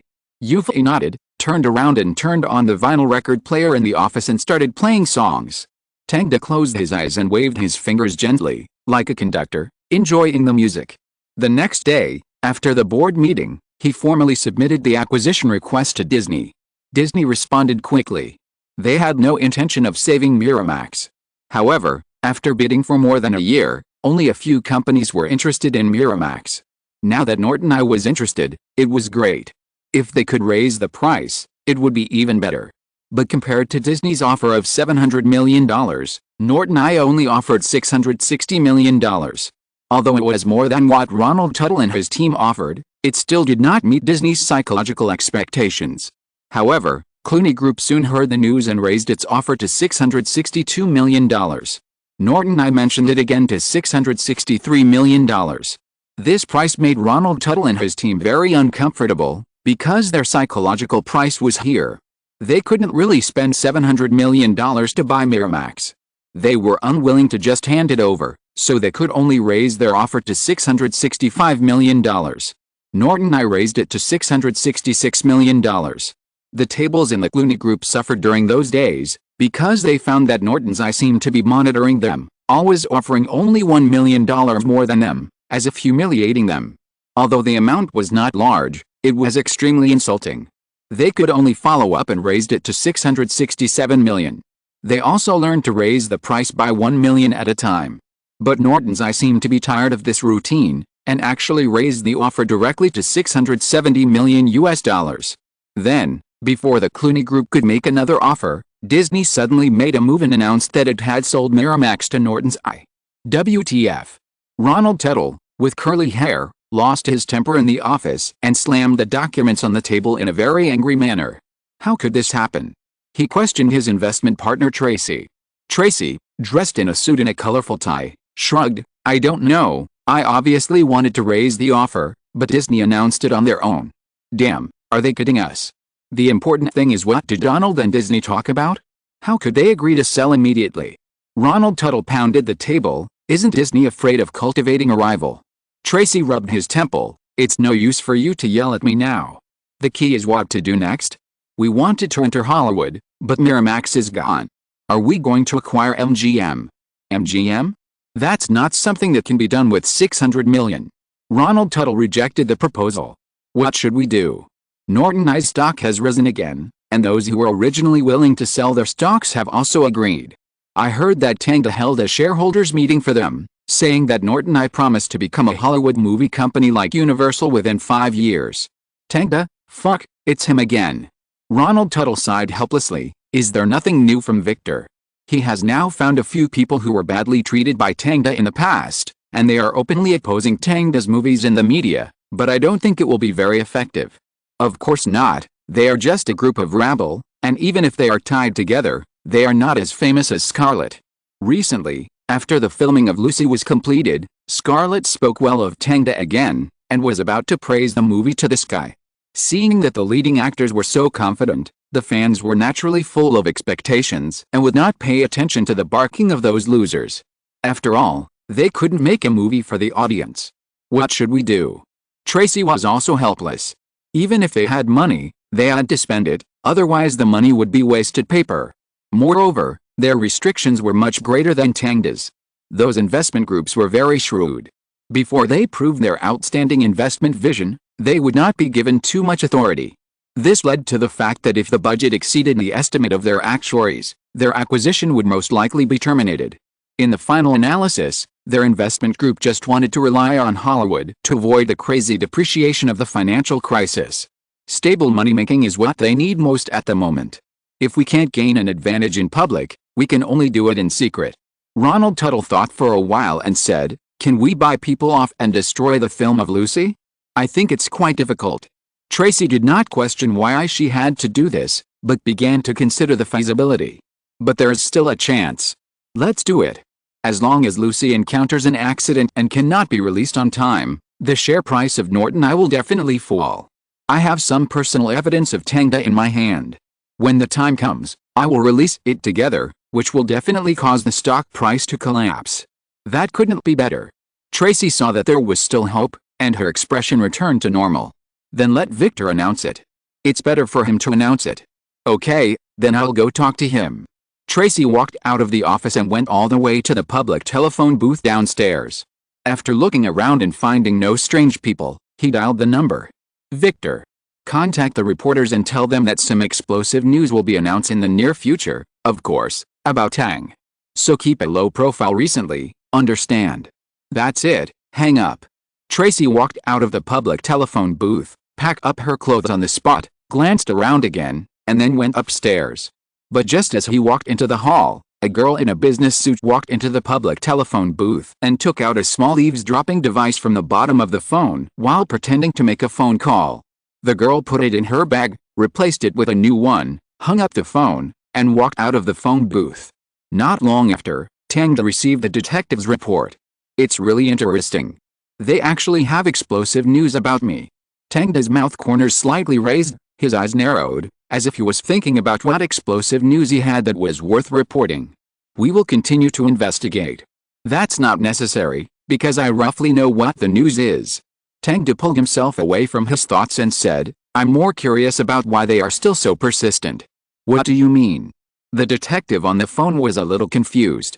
"Because logically speaking, if they didn't achieve their goal with Miramax, shouldn't they continue to choose the next target? Or why didn't they come to me for negotiation before, using this handle to ask me to give Miramax to them?" Tang's thinking was very tricky. "If it were me, I would definitely not mind what means I used, but they didn't do that. It means that this handle is only aimed at me personally and has nothing to do with the company. Even if the shareholders know about it, they won't care. Then they are releasing it now. I believe it is definitely not just to vent their anger. I think their current target must still be the Eye of Norton. They hope that the stock price will drop. Exposing my scandal is a means, but it is not enough. They must have other ways." Tang knocked on the table. "What exactly is it? Do you mean we have to investigate all of Tracy's movements?" "Not only that," Tang added, "you also have to investigate all of the movements of the Eye of Norton." "Oh, this is a big project." "Don't worry, I will pay you over time." Tang smiled. "They are very confident. This means that there may be people in the company and that can cause serious damage." "Okay, I'll transfer all the staff over." "Well, that's it. Report to me every day from now on." "Understood."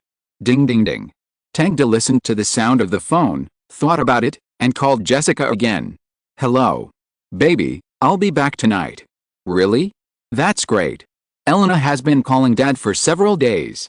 "Haha, I'm also looking forward to seeing my good daughter." "Then will you have dinner at home tonight?" "Of course." After Tang finished talking to Jessica, he called Anne Hathaway again. "Dear, are you still busy now?" "Very busy. I have to wear heavy clothes every day for this movie, but fortunately it's about to be finished." "That's great. By the way, is there anyone around you now?" "No one, you say. It's like this."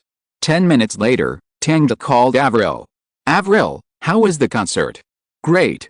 I'm finally back on stage. I feel so good." It's great to be on stage. Is there anyone with you now? No, Tang. Is there something wrong? Yes, it's like this. After talking on the phone with several women, Tang finally called Scarlett. What are you doing? I'm practicing yoga. I haven't had time to exercise recently because of filming, and my body flexibility has decreased a lot. Are you free tonight? I want to treat you to dinner. Really? Just dinner? Scarlett clearly felt that there were other meanings implied in Tang's words. Maybe it's not just dinner. I have to introduce someone to you. What person? A cute little angel. If you're listening to this novel on a channel other than Fanfic World, it means they downloaded and uploaded it without effort. We cordially invite you to visit our channel, Mundo Fanfic Novelists. There you'll find the original version of this story and you can explore many other novels of various genres. We're waiting for you to immerse yourself in a world of incredible novels. Chapter 257 Despicable Means. James Raymond is a post-editing assistant. He is 1.85 meters tall and weighs 210 kilograms. He looks like a mountain when he sits on a chair. However, because he insists on exercising, the mountain looks steeper rather than fat.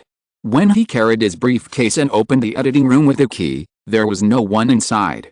Usually everyone goes to work at 10 o'clock, but he came to the company at 6:30 today. Not only did the editors not come to work, but even the HR girls who usually appeared in the company first did not come to work. This gave him plenty of time. James slowly put his briefcase on the chair, then looked around. After finding the camera above his head, he didn't rush. He took out a set of screwdrivers from his bag and started to disassemble the film box on the console.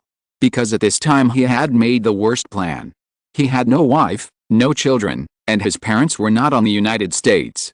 As long as he successfully destroyed the film, he could get $3 million, leave the United States, and return to his hometown of Canada. If he chooses to continue to endure here, he will have to wait for more than 10 years before he can earn the $3 million. But now, all it takes is a screwdriver and a little time. He didn't feel guilty about it. He wasn't an editor anyway, he was just an assistant.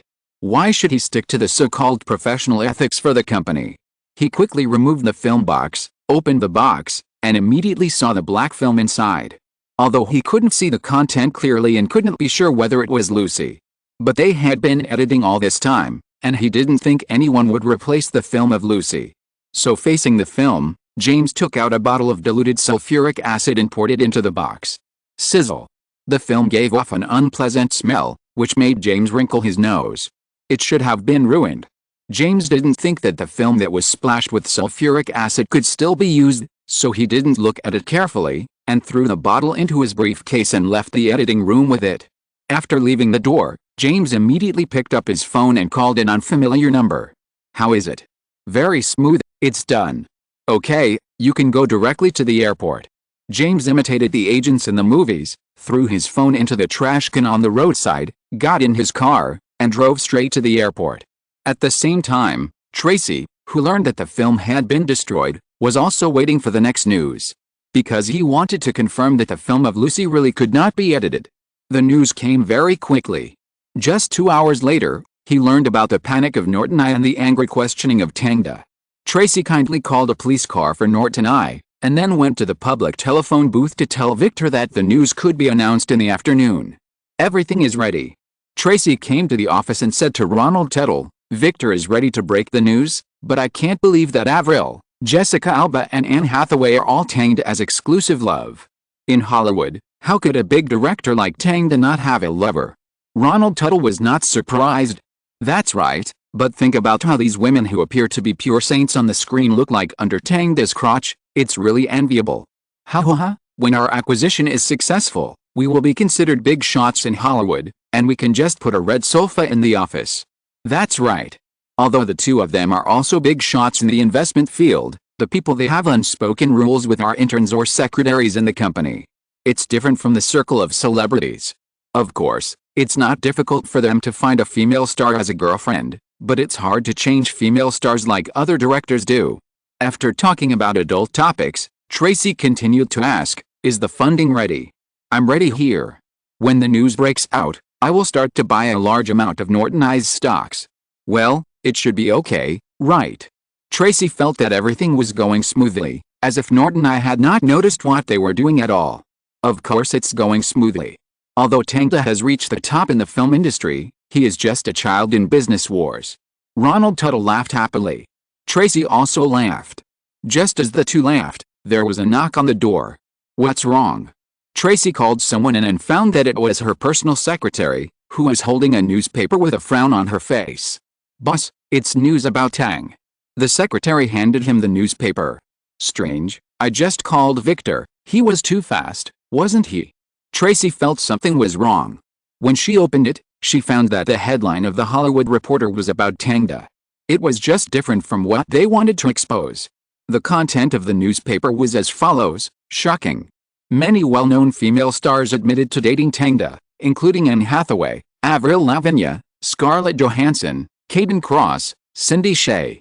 And according to the investigation, the reporter found that Tangda currently has a daughter with Jessica Alba. What? Tracy couldn't control her excitement and clenched the newspaper tightly. What's wrong? Ronald Tuttle was a little confused, not understanding why his investment partner was so out of control. But when he saw the newspaper, he exclaimed, how could it be such a coincidence? Yes, how come they were just about to release unfavorable news about Tangda, and such a hot report came out? And once this report came out, their subsequent revelations became a joke. Not only because they missed the first time, but also because this report was acknowledged by several ex-girlfriends. The whole thing was reported by the media, which was equivalent to being determined. Anne Hathaway and Scarlett personally admitted that they were Tangda's ex-girlfriends. Then the so-called Tangda's so-called sexing and having a secret affair with many Hollywood actresses that they were going to expose suddenly became untenable. Even if the news was exposed, everyone would regard it as a malicious interpretation by unscrupulous media. This undoubtedly made their preparations go to waste. But what made Ronald Tuttle even more horrified was why it was such a coincidence. If it was a few days earlier or later, he might not think much about it, but Tangda actually released this news just a few hours before they were about to release the news. What does this mean? The actions of himself and others have been under his nose all the time. It means that Victor, the chess piece, has long been discovered by Tangda to be in contact with him. Otherwise, it would not be such a coincidence. And this news must have been released by Tangda himself. After all, if there were really reporters who investigated these things, there would be no need to wait for several female stars to admit it together. It should have been published long ago, and there was no need to wait until now. So this can only prove that Tangda has grasped their movements and is deliberately warning them. SHXT. Pa. Ronald Tuttle slapped the table with a slap, very angry. What should I do now? Tracy was also a little surprised and doubtful. He subconsciously looked out the window and always felt that someone was watching him. Wow. He pulled up the curtains, plunging the office into darkness. It doesn't matter. Ronald Tuttle took a few deep breaths. We can directly reveal that the film of Lucy was destroyed. He couldn't know about this. Then I'll arrange it now. Originally, Tracy wanted to disclose the news later, but now they only want to win back a city in the contest with Tangda, so they don't have the patience to wait. Go. Ronald Tuttle urged Tracy to release this news quickly. In the afternoon, a media report came out. This morning, we received news that the film of Lucy, which was in the post-production process of Norton I, was irreversibly damaged. But when we tried to interview, several police officers on the scene stopped us from filming. The worst-case scenario is that the entire movie may be reshot, which also means that Lucy, which is said to have invested $200 million, could not be released as scheduled. When this news came out, there was an uproar. Countless calls and media flocked to Norton I Company, trying to understand the progress of Lucy. Norton I soon held a press conference for this. At the scene, many media, even reporters from traditional media such as the New York Times and BBC, were among them. Click, click. When Tangda, with a serious face, walked into the press conference, all the reporters were taking pictures of him. Please be quiet. Yufei organized the order on the scene. After Tangda sat down, Yufei said, we will explain the situation of Lucy in detail. Please don't worry. When the reporters heard that Tangda was going to get straight to the point, they stopped talking in an orderly manner and took their notebooks to record Tangda's words. Tangda nodded and said, first of all, I want to say that the movie Lucy did encounter some unpredictable obstacles. The reporters were immediately shocked. Was the report in the afternoon true? Was the film really damaged? Doesn't that mean that Lucy has to be remade? This is not an ordinary movie. The investment of $200 million US, if it is really wasted because of the film problem, then the investors will definitely question Tang, and the stock price of Norton I will definitely fall rapidly because of this incident. The reason why the stock market has not fallen now is that the incident happened too quickly and everyone does not know the real situation. But if Tang admits it himself, then tomorrow Norton I will definitely suffer a heavy blow. However, while they were guessing, Tang said, "But I want to state that the film of Lucy is not damaged. In fact, it is well preserved. The report about this incident this afternoon is completely fabricated." The reporters were shocked. This matter was actually reversed. Then what is the obstacle you are talking about, Mr. Norton? A reporter couldn't help but blurt it out. Please be quiet. You fail organized discipline again. Tang waited for everyone to be quiet and said, "The actual situation of this matter is this. The post-editing assistant of Lucy came to the company at 6:30 this morning, pried open the film box with tools, poured a bottle of sulfuric acid into it, and destroyed the film inside.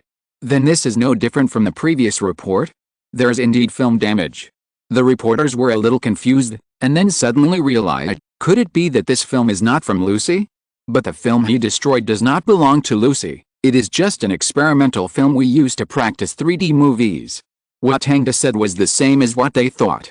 But in fact, during this period, they would keep the film of Lucy well and replace it with another film every night to prevent someone from deliberately destroying the film.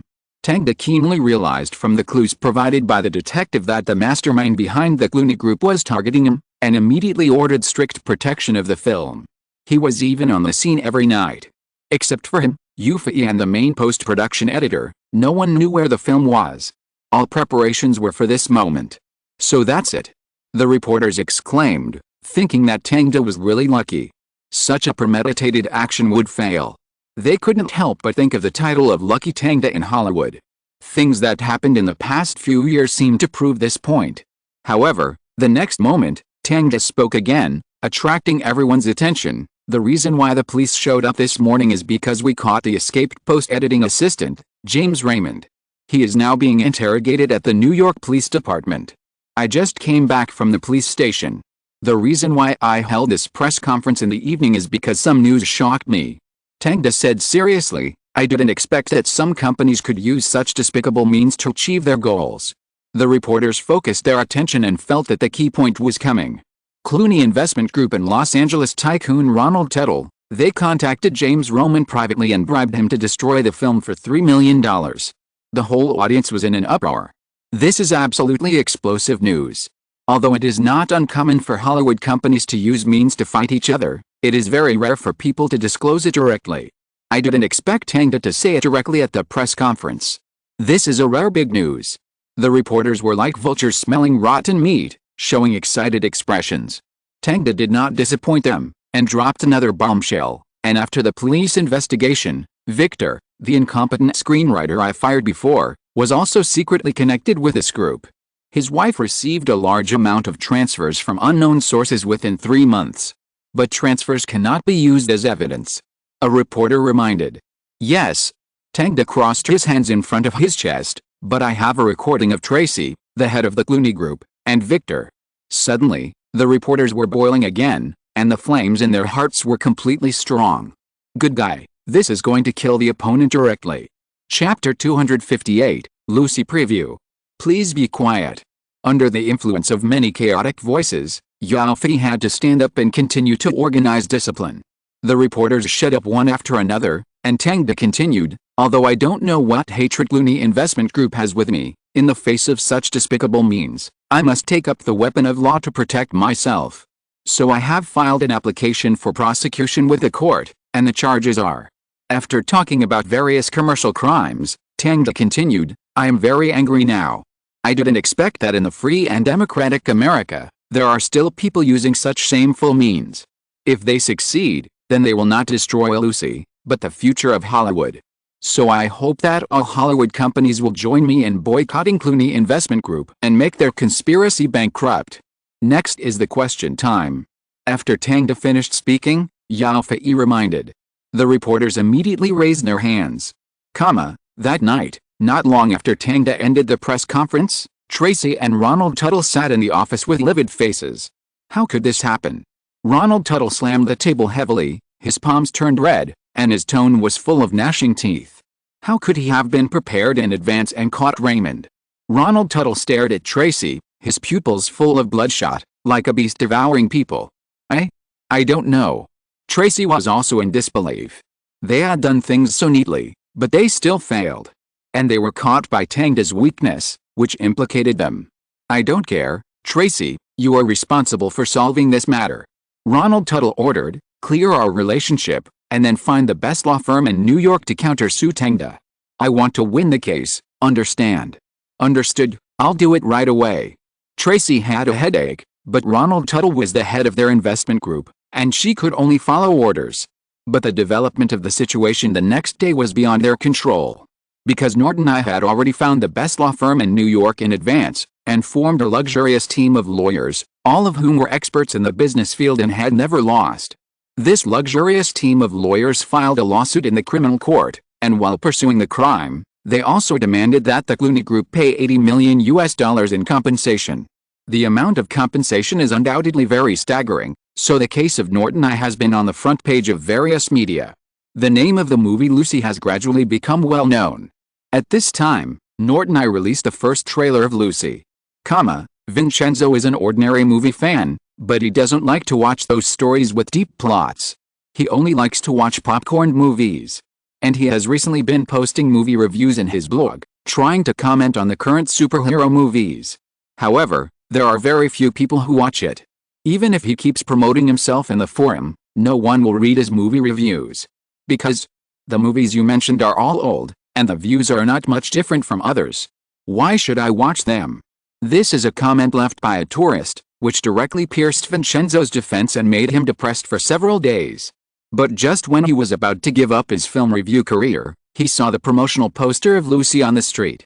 The poster shows Scarlett in a black dress. She sits on a black throne, staring at the camera quietly, as if communicating with the audience. Behind her are black crystals with fangs and claws, as well as various villains wearing cybernetics. It looks good. Vincenzo likes this poster, it's cool. I heard it was directed by Tangda. His inception is very good, so this movie should be good too. Vincenzo bought a few bottles of Coke from the store and walked back home along the path. When he entered the room, he locked the door, turned on the computer directly, and entered the video website YouTube. However, as soon as the web page was opened, he found something different. Because at this time, black crystals were condensed on the top and bottom of the web page, and even the edges of the video columns were wrapped in black crystals, just like in the poster.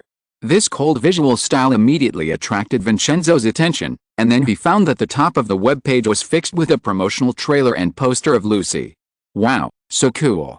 Vincenzo clicked on the trailer without hesitation and entered the playback interface. He had never seen such a promotional method before. It was much cooler than the conventional trailer played on TV. After entering the playback interface, he changed the screen to full screen. After a period of loading, the trailer of Lucy appeared in front of him. The screen was dark at first, and soft music sounded. Then a line of subtitles appeared on the screen. Where are you from?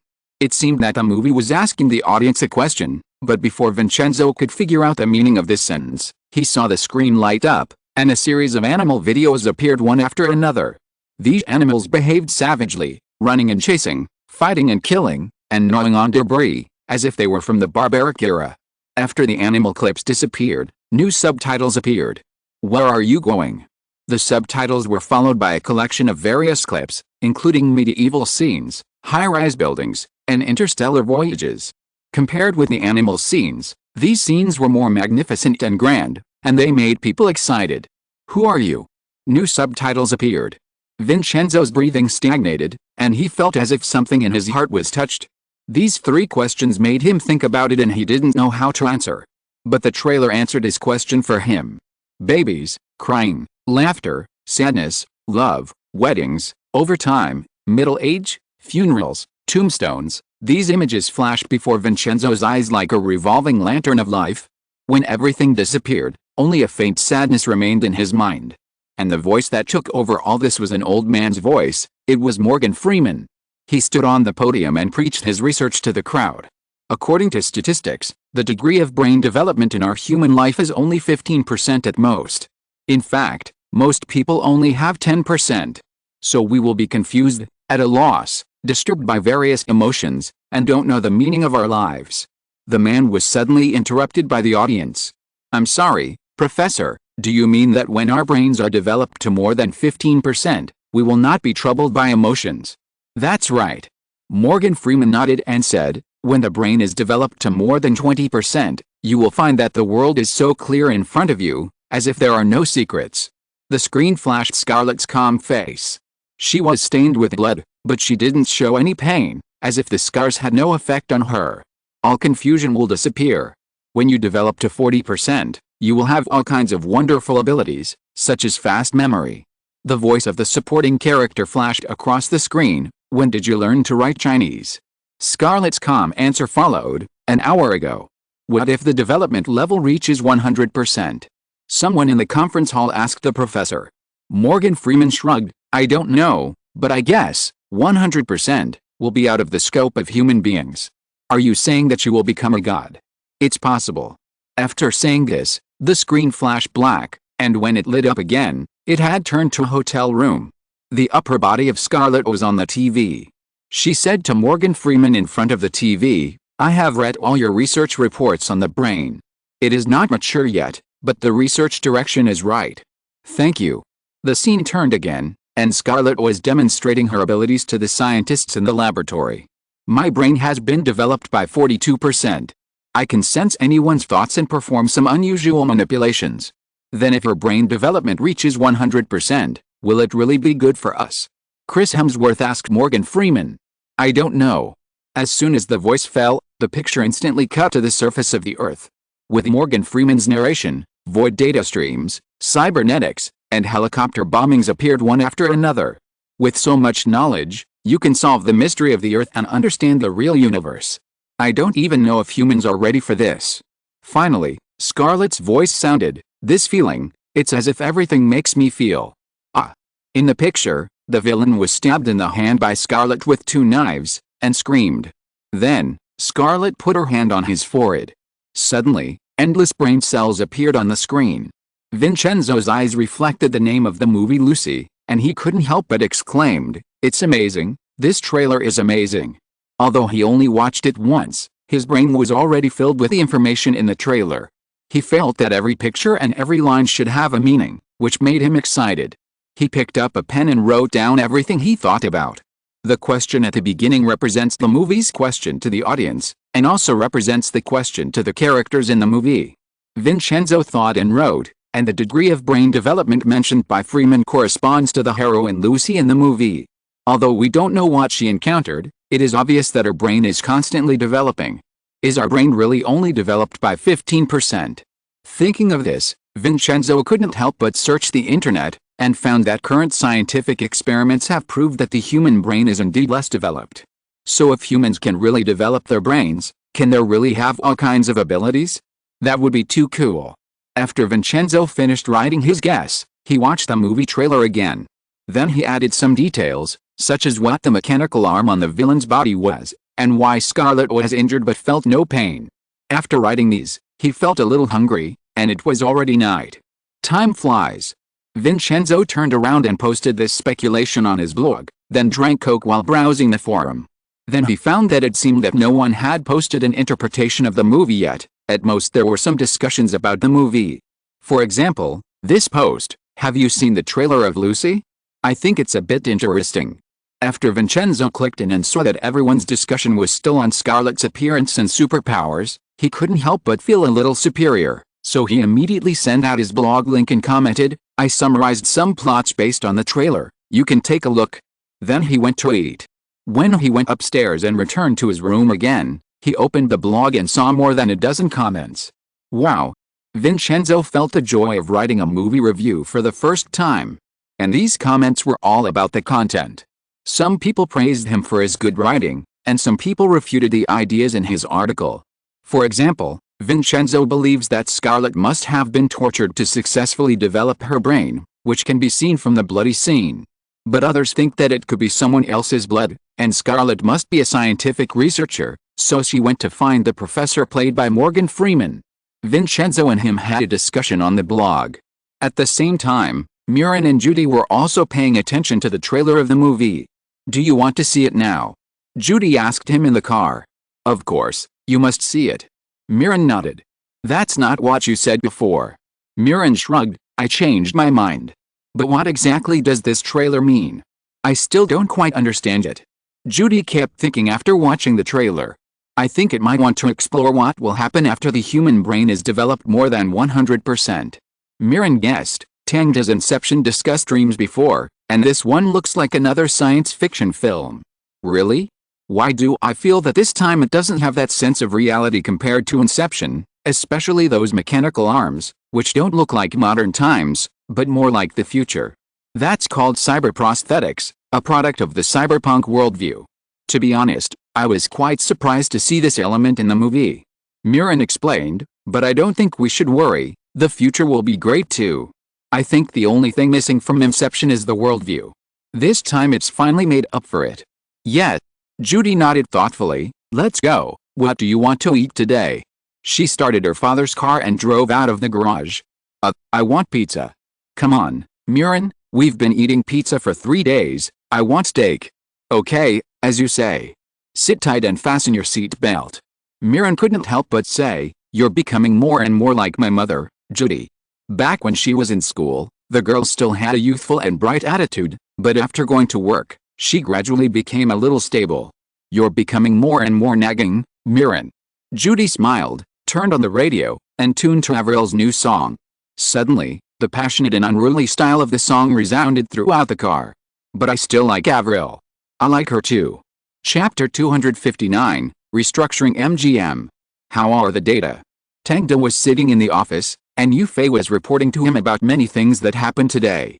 Today, she changed into a white silk shirt with a black hip skirt. She didn't wear stockings, and the flesh on her thighs would tremble slightly when she walked. Facing Tang's question, Yufei adjusted her glasses and replied, the data from YouTube shows that her trailer is very successful. It has reached 12 million views in 1 week. It sounds great. Tang picked up a pen and tapped the table. It would be great if all these people could be converted into viewers. This data also includes repeated views. Yufei added. I know. This is Tang's first attempt to cooperate with a video website to promote a movie, and it seems to be very effective now. He has already negotiated with YouTube for follow-up cooperation, and when the next movie trailer comes out, it will still be displayed in full screen. However, I believe that after those movie companies discover this promotion method, they will also try to contact the video website. After listening to the data report, Yao Fei looked at Tang and asked, MGM President Parent is here. He said he has something important to discuss with you. Let him in. Tang was also very curious about what Parent was going to do. Was he planning to quit MGM and join him? However, when Parent walked into the office, he surprised Tang as soon as he opened his mouth. Tang, are you interested in acquiring MGM? What? Tang shrugged. Are you kidding, Parent? If you want to acquire MGM, it will not be a matter of 600 million. It will cost at least several billion to get it done. After all, compared to Miramax, which is on the decline, MGM, once one of the 8 major film companies in Hollywood, has a larger film library and IP. I'm not kidding, Tang. You can own MGM without spending money. What do you think? Parent's tone was full of temptation. But what he said really touched Tang. If he could get MGM's IP without spending money, it would be a good deal for Norton I. Tell me about it. It's like this. You know, MGM has been looking for a company that can acquire itself, but until now, no one has agreed. So the board of directors has decided to let MGM file for bankruptcy. Parent lowered his voice and said the company's decision. Bankruptcy, then what? Tang looked puzzled. After bankruptcy, it's reorganization. Parent squeezed his hands. This is a good opportunity, Tang. You can use the Norton I to reorganize with MGM into a new company, so that you can not only get shares, but also get the right to use MGM's film library. Tang raised his eyebrows, not expecting that the turning point of things would be here. But what about you? What can you get? Tang asked. I can continue to be in charge of MGM. This is my biggest gain. Parent's words seemed to be not too selfish, but in America, It is impossible to believe that a person is completely selfless. So Tang thought for a few seconds and then smiled. Parente, you are dragging me down. Parente frowned. Why do you say that?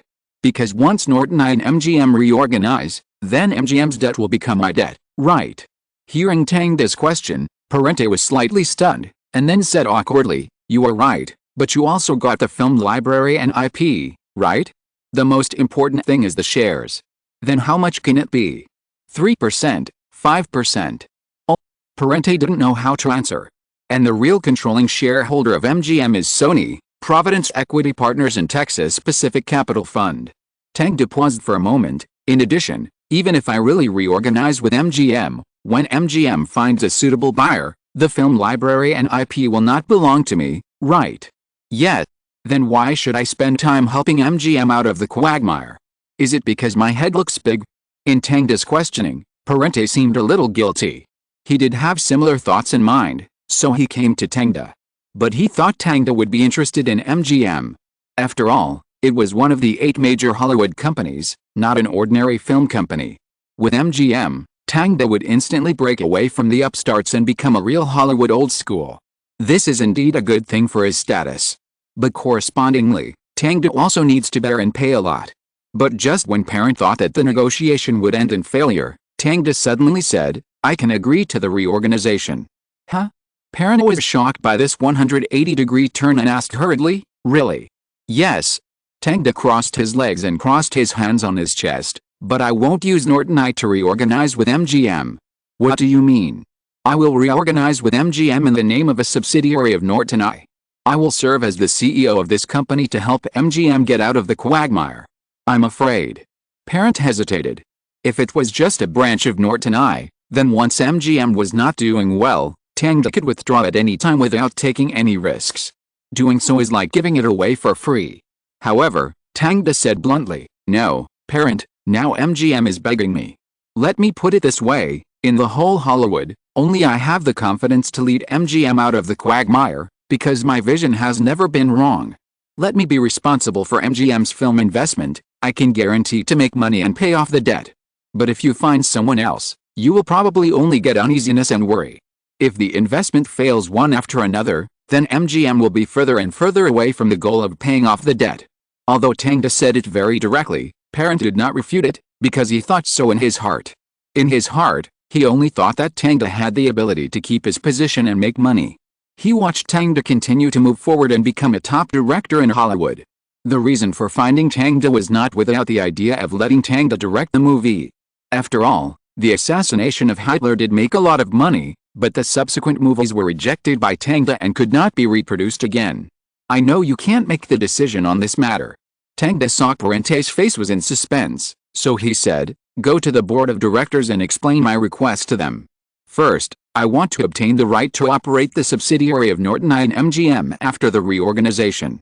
Second, I want to obtain 10% of the shares, which is the operating compensation you give me. Finally, after the reorganization, Norton I will be able to use MGM's IP image, and the income will be shared with MGM according to the conventional copyright. If you agree to these 3 conditions, we will cooperate. Tangda pressed the doorbell on the table, and the next moment Yufei pushed the door open. Mr. Parente, please. Parente didn't have any chance to speak at all, and was directly asked to leave by Yufei, but his frowning expression represented his uneasy heart at the moment. To be honest, Tangda's conditions were not harsh, but they did hit MGM's bottom line, which made Parente very embarrassed. He could only bring these terms back to the company and plan to discuss them in the board of directors. All the way back to MGM, Parent immediately found Sally, the wise man who supported him. When he heard about Tangda's conditions, he was also a little surprised and embarrassed. This is really a high condition. Sally was silent for a long time, and then said, we must see the box office of Lucy. Lucy. Parent repeated. Inception can only prove that Tangda has the ability to shoot blockbusters, and Lucy will prove his appeal and vision. And if you want to convince other directors, you also need enough box office to prove it. After all, we need money to pay off our debts now. Whoever can bring us the most box office will be more valuable to MGM. In fact, in addition to Tangda recommended by Sally and Parent, other directors recommended different candidates. For example, Director Robert recommended Telescope Entertainment president Barber, who is also a self-made man. He established his own private studio and has been reaping great rewards in recent years. Robert believes that Barber's vision can help MGM get out of the haze. Of course, Barber is still a lot worse than Tangda. But Barber's conditions are not as harsh as Tangda's. This is also the key to their dilemma. Should they choose the most expensive and capable one, or the one with high-cost performance but relatively risky? This is a choice that cannot be reversed. Therefore, they need to see a reassurance, which is Lucy. If the box office of Lucy can reach the level of Inception, it means that Tangda has extraordinary appeal and unique vision for blockbuster movies. Letting him take charge of MGM will certainly be very reassuring. But if Lucy cannot meet expectations, then they can use this opportunity to lower Tangda's requirements and negotiate again. Vincenzo is waiting with him. Since he wrote an article analyzing the trailer of Lucy, the number of views on his blog has increased every day. In addition to the article he wrote after repeatedly watching this, his blog has been viewed 20,000 times. This excited him so much that he thought about how to find new details about Lucy to write an analysis every day. He even stole a poster of Lucy and posted it on his wall. As for the interviews with the actors and staff, he also read them many times just to find the details he overlooked. Today, he finally waited for the second trailer release day of Lucy. He went downstairs to buy 3 bottles of Coke and a large bag of potato chips, and had dinner in advance. Just to see the trailer of Lucy as soon as possible. 16:59. There is only 1 minute left before the trailer of Lucy is released. Vincenzo took a sip of Coke, locked the door, and sat in front of the computer looking forward to it.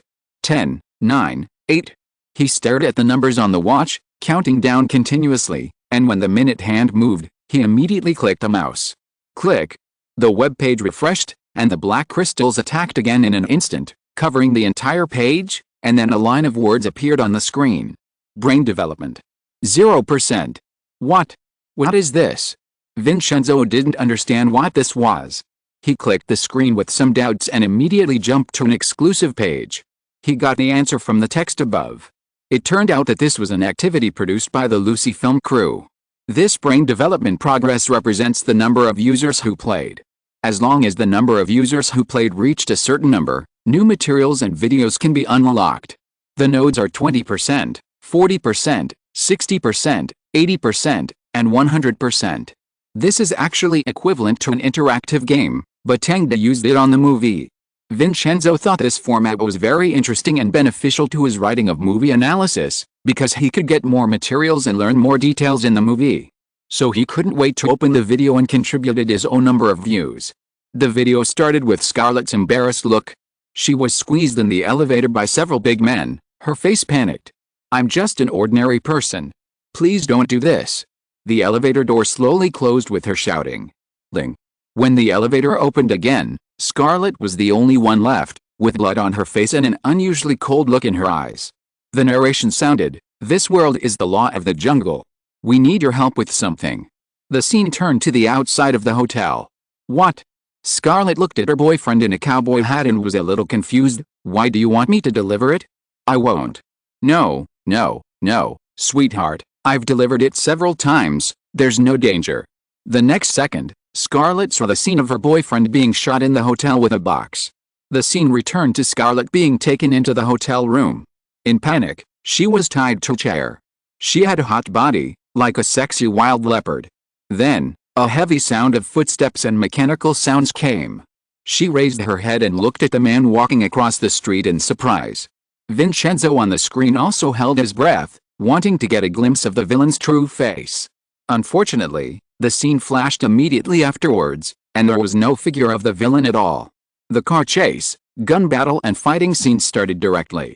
In these scenes, different superpowers appeared, such as mental hypnosis, such as remote control. When the fierce battle scene ended, Scarlett appeared on the screen again. She was wearing a hospital gown, standing in the hospital corridor, pointed at by a dozen policemen with guns. Then she raised her hand slightly. In an instant, all the policemen fell to the ground unconscious, leaving only the policeman played by Chris Hemsworth standing alone. He looked around awkwardly, then whistled, "Oh, this is amazing, I want to learn it too, can you teach me?" Scarlett raised the corner of her mouth, "No." "Then just ignore me." Chris Hemsworth put down his gun, shrugged, and gave up resistance. Let's go, time is running out. Scarlett took Chris Hemsworth away, and after leaving the hospital, the camera pulled up until a group of planes appeared in the sky. We're aiming at her, sir. Fire. Bang. After a violent explosion, the movie's famous Lucy appeared in front of Vincenzo again. Chapter 260 Analysis Trend. After watching the second trailer of Lucy, Vincenzo was very excited. Because the unknown plot was completed, he quickly wrote in his blog, "Through watching the trailer, I sorted out the plot of the movie Lucy. The beginning of the story should be that Scarlett was persuaded by her boyfriend to deliver the silver white box. We don't know what's in the box, but it may be related to Scarlett's superpowers. After Scarlett entered the hotel, a shooting occurred, her boyfriend died, and Scarlett was taken to the villain's room by the security guard. Two voices appeared here, one old and one young. I speculated that they might be the voices of the villain's father and son. After magnifying Scarlett's shocked eyes 50 times, I could vaguely see a person covered in metal. Just like the mechanical prosthesis on the poster, I think this should be a cyborg, perhaps the villain's son." Immediately afterwards, I captured a 1-minute and 12-second frame, where Scarlett can be seen fighting with others in the room. The red and yellow colors in this scene are exactly the same as the sculpture and the place where Scarlett was kidnapped. So I speculate that after Scarlett was kidnapped, she accidentally came into contact with something, gained abilities, and then started fighting with the villain's son. After dealing with the villain's son, Scarlett's brain development continued to soar. For the 1-minute 21-second scene of the surgical gown, I guess for the time being that she wanted to go to the hospital to understand her situation, but was surrounded by the police. And the most important thing is that I found that these superpower scenes were not created by Scarlett alone. Because the hands that exerted telekinesis had manicures on them, which was inconsistent with Scarlett's personality. So there must be other superpower villains in the movie. And these bombers, I found out that the model is B-52 bomber, which is currently in service, so I suspect that there should be a country in the movie, and maybe the mastermind behind the scenes is someone in the military. After writing the trailer analysis, Vincenzo looked at it carefully with appreciation and clicked send. Then he sent the link to his article to major film and television forums. Then he looked at his website views expectantly while drinking Coke. Not long after, the originally quiet numbers began to jump, 1, 2, 5, 10, and soon there were hundreds of views. So fast. Vincenzo was excited. This was the first time he felt the joy of traffic. He clicked on the article and found that 2 comments had already appeared. Horror glasses, I think there's something wrong with the statement of the villain father and son. I think he's more like the villain's younger brother. That's right. Vincenzo thought about it and did not send a message to refute. Anyway, there was not much dialogue between the two people in the trailer, and it was really impossible to judge the relationship. He turned around and clicked on the video website again, and found that the brain development level on the screen had reached 7%. So fast, if nothing unexpected happens, maybe it will reach 20% tomorrow. What materials will be released by then? Tang, your idea is really too cunning. At the same time, Jimmy, who had just got off work, came to Tang's office to chat with him. 20%, 40%, 60%. Look at these forums, there are already viewers who are asking their family members to register accounts to watch videos. Jimmy put the bulky IBM notebook on his legs and spit. This is a win-win situation. The website gained more users and I gained more attention. Tang laughed and said, I will release the third trailer after they have seen 100% of it. You are so bad, Tang.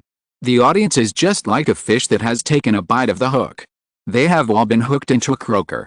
Jimmy sighed and then asked, by the way, what are the materials for these nodes? Tang shrugged, this is a trade secret. Come on, Tang, tell me quickly. Jimmy was also very interested in the movie Lucy, so he wanted to know more. Okay. Seeing that he was unwilling to give up, Tang could only answer truthfully, it's the behind-the-scenes footage and the makeup photos of the actors. Is that all? Jimmy was stunned, thinking that this was not in line with Tang's style. It was too simple. It's enough. We can't let these audiences be satisfied. If they are satisfied, then no one will watch the movie. Tang knew the importance of laying the hook. For him, every new material was to attract the audience to further become curious. Okay, then it seems I have to watch it myself. A week later, The brain development level of Lucy on video websites has reached 85%. This week, Vincenzo, Miran and others have been paying attention to the materials released by Lucy. At the 20% node, the crew released a set of highlights. In the highlights, you can see various fighting scenes, as well as the figures of the army and fighter jets. Although it is just a taste, the high standard production of the movie can be seen from many details. At the same time, director Tang also appeared to talk about the difficulties of shooting 3D movies. It was at this time that everyone noticed the 3D vision that the movie has been promoting. Is 3D really shocking? Vincenzo has not seen a 3D movie. He only knows that in a month, Avatar, which claims to have invested 250 million yuan, will be launched. Maybe then we will know whether the 3D movie can be successful. And 40% of the material of the movie is the feelings of several main actors. They discussed some interesting things about the filming process of the movie, which made people think about it. 60% of the film's material is a set of pictures. In addition to Scarlett Johansson, Morgan Freeman, and the villains Rob Sally and Choi Min-sik. The appearance of these two people surprised Vincenzo, and what was even more surprising was the cyber prosthesis on them. Especially Rob Sally, the silver and black cyber prosthesis looks extremely cool, with a tough metal style, precise parts, and mysterious metal patterns on his face. Just looking at it, you can feel his unique aesthetic style. This style is great. It's a perfect combination of flesh and machinery.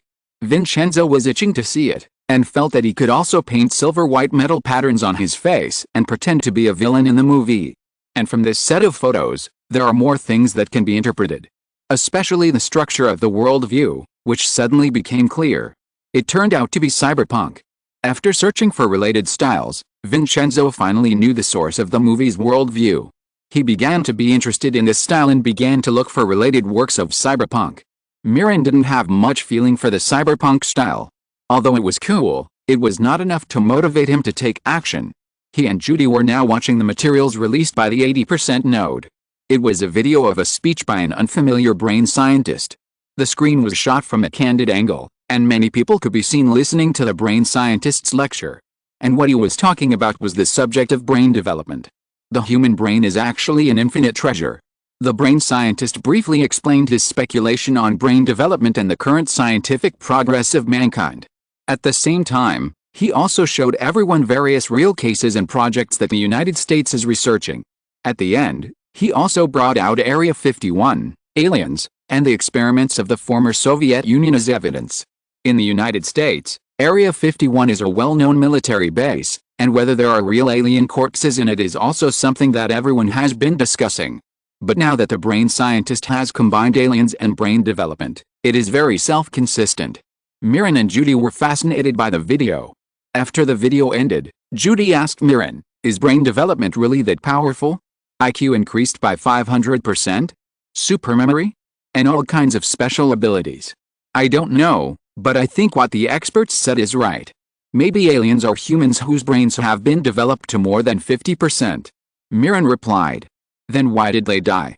Judy was puzzled. Because although their brains are highly developed, their bodies are very fragile. They must have a spaceship to protect themselves. If the spaceship fails and falls, then they can't survive. This is the speculation of the brain scientist in the video. Judy frowned, but why would the spaceship fail? This is not scientific. They are so developed. Yet, I don't know. Miran shrugged and said casually, maybe the Earth has some protection measures. Then he said, okay, don't worry about those details. Now we are only 15% away from unlocking the third trailer. But my friends have all seen it. Judy shook her head. Mine too. Miran was troubled for the first time because he didn't know enough friends. It seems that we can only go to the forum and invite a few people to watch the video. While the audience was discussing Lucy in full swing, Avatar finally landed in North American theaters on December 18th. Tang was also invited to attend its premiere ceremony. After being stopped by reporters, he was asked, Tang, do you think Lucy or Avatar will have a higher box office? This question was a bit sharp, but Tang smiled and responded, I believe that Cameron's Avatar will be a masterpiece in film history. This movie will create a wave of 3D movies and let every fan experience the charm of 3D movies. And Lucy is also a 3D movie. We use the same technology as director Cameron. In terms of visual expression, it is equally mature. So if you think Avatar is good, then you will think so about Lucy. The reporter was caught off guard by Tang's advertisement. He didn't get the answer he wanted, and his face was a little embarrassed. But Tang didn't care about him and walked directly into the theater. More than 2 hours later, the premiere of Avatar came to an end. At the same time, movie fans from all over the world also shouted that this movie is beyond the times. Although the story is a bit old-fashioned, the movie has created a brand new Pandora world. This is the unanimous evaluation given to it by all media and film critics. Although everyone is not so satisfied with Cameron's story, the effect of the 3D movie is so outstanding that it directly covers up all the shortcomings. Avatar quickly made great strides in the box office. It broke through $100 million, $200 million, and $300 million all the way. When the movie was released for 32 days, the North American box office alone reached an astonishing $500 million. This is already the global box office of many blockbusters. But Avatar only took 1 month, which exceeded the record of 45 days of Batman: The Dark Knight. The global box office performance of the movie is even more amazing, reaching 1.3 billion yuan in China and $100 million in Russia, with a total global box office of up to $1.3 billion. In 1 month, $1.8 billion. Cameron's ability to attract money is unquestionable. He once again proved his status as a top director with his strength. In an instant, all Hollywood film companies put 3D movies on the agenda. Even if they had already finished filming, they would add 3D to get a share of the pie. At this moment, Tang's promotional plan was revealed, and he began to place advertisements on major radio stations, TV stations and billboards. This is the top 3D movie after Avatar. The advertisement was very simple, with only one slogan, but it was already eye-catching enough. After seeing this slogan, many viewers focused their attention on this movie. Is it really as 3D as Avatar? Are there any battle scenes? Is it also an alien planet? Can the story be more interesting? These questions were thrown at the news media like raindrops, and they also quickly mobilized people to carefully watch the content of Lucy and give answers in the article. And Vincenzo is undoubtedly one of the people who benefited the most from this wave of attention. Because the official Norton I also gave a batch of high-quality article recommendations, including Vincenzo's blog. So within just 2 weeks, his blog attracted more than 100,000 users, which led to more than 999 comments on each of his articles. Everyone was discussing the content of Lucy and praising his hardcore analysis, which made him feel so happy. He simply struck while the iron was hot, borrowed a camera, and started shooting his own film analysis videos. After spending a whole day, he finally finished his first video. He usually doesn't write articles so slowly. It can only be said that being on camera is really not an easy job for him. After his video was released, the traffic growth was not as good as his blog. It only increased by 2,000 views in one night, and there were not many comments. Vincenzo thought that it was his not-so-fluent speech that dragged down this video. Maybe I should wear a mask. He looked at the gorilla mask on the wall and felt that he could try a different style. Wearing a mask should allow him to be himself. In addition to Vincenzo, other analyses of the plot of Lucy also received a lot of traffic. For a time, analyzing Lucy seemed to have become a trend in the movie section. Everyone was scrambling to publish new arguments to prove that they were the bloggers who understood Lucy the most. Chapter 261 Lucy is released. 2009 passed away in the afterglow of Avatar, and the new year soon arrived. This year's Oscar for Best Picture went to The Hurt Locker, and the Best Director was also Catherine Bigelow of The Hurt Locker. This is a rare female director who can make war films very well. Tang, as an award presenter, also received a lot of applause. After winning the best honor of the Oscar, Tang did not take advantage of this fame to do anything recklessly, but kept a low profile and concentrated on making movies, so that many people who were dissatisfied with his award no longer had doubts. Norton I has a lot of arrangements this year. First of all, the first part of The Conjuring. James Wan and his long-term screenwriter partner Lee Wannell spent a year to finally write the script of this movie, and got Tang's affirmation. So they plan to shoot it this year. In addition, Norton I also invested in the Hangover movie at Tang's instruction, and this movie will also meet the audience this year.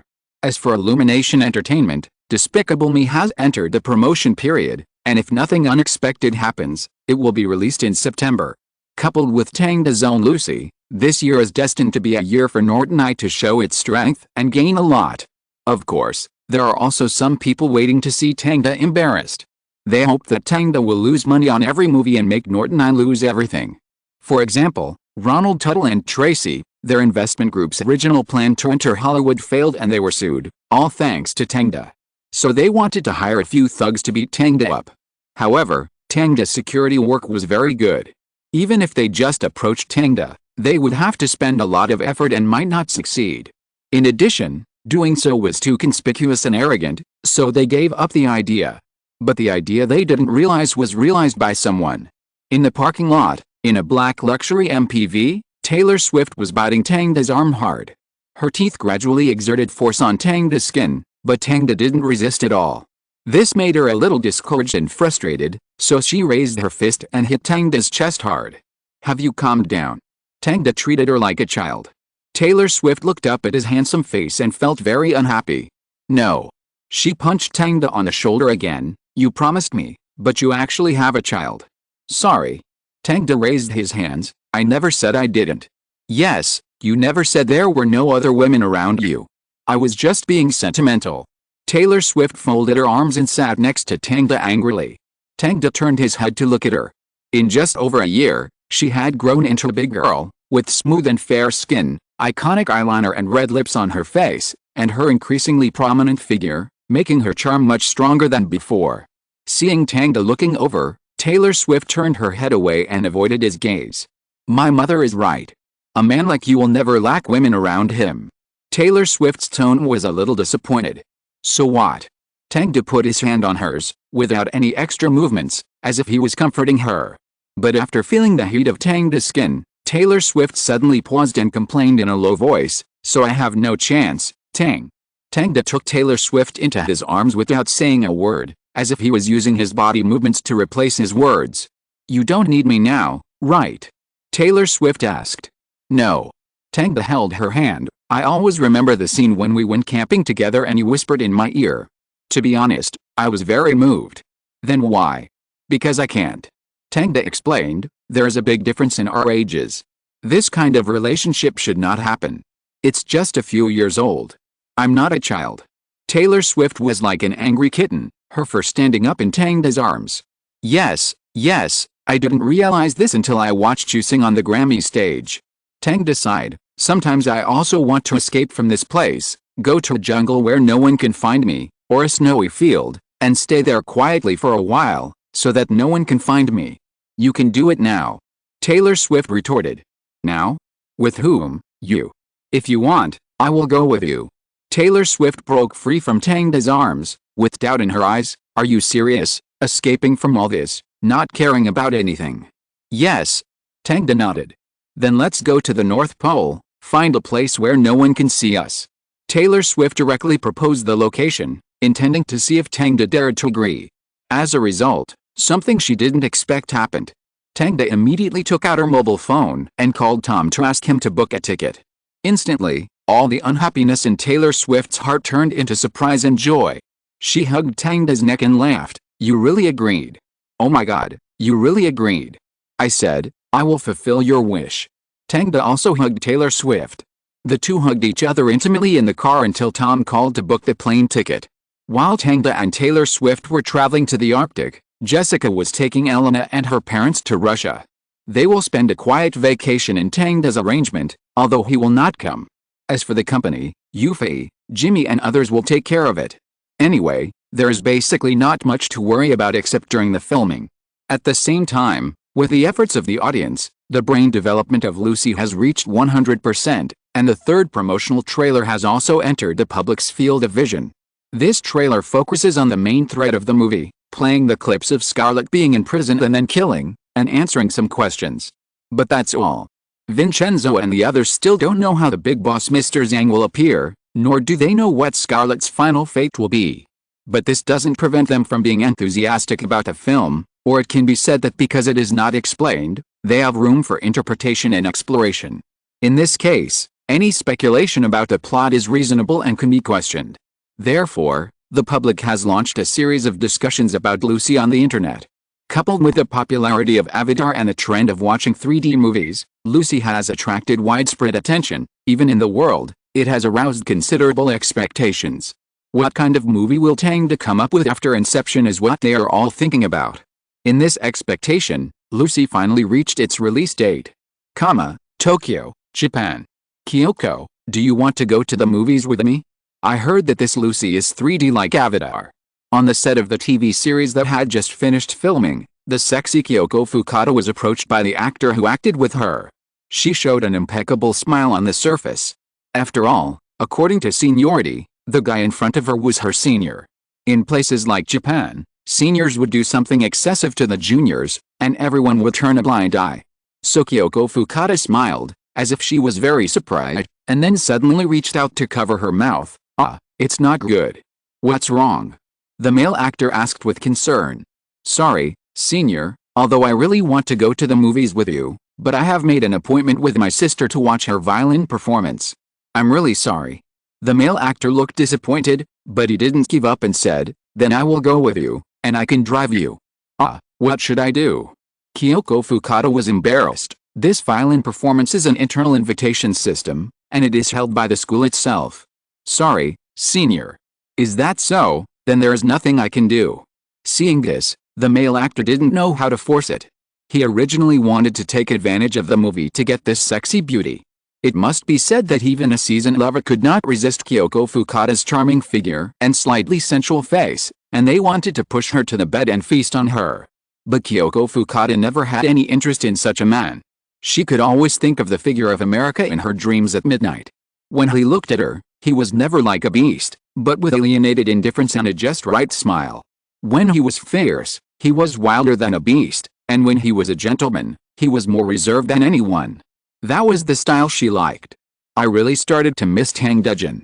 Kyoko Fukada walked out of the set slowly and got into her Porsche.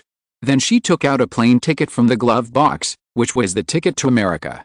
I don't know how he would react when I appear in front of him.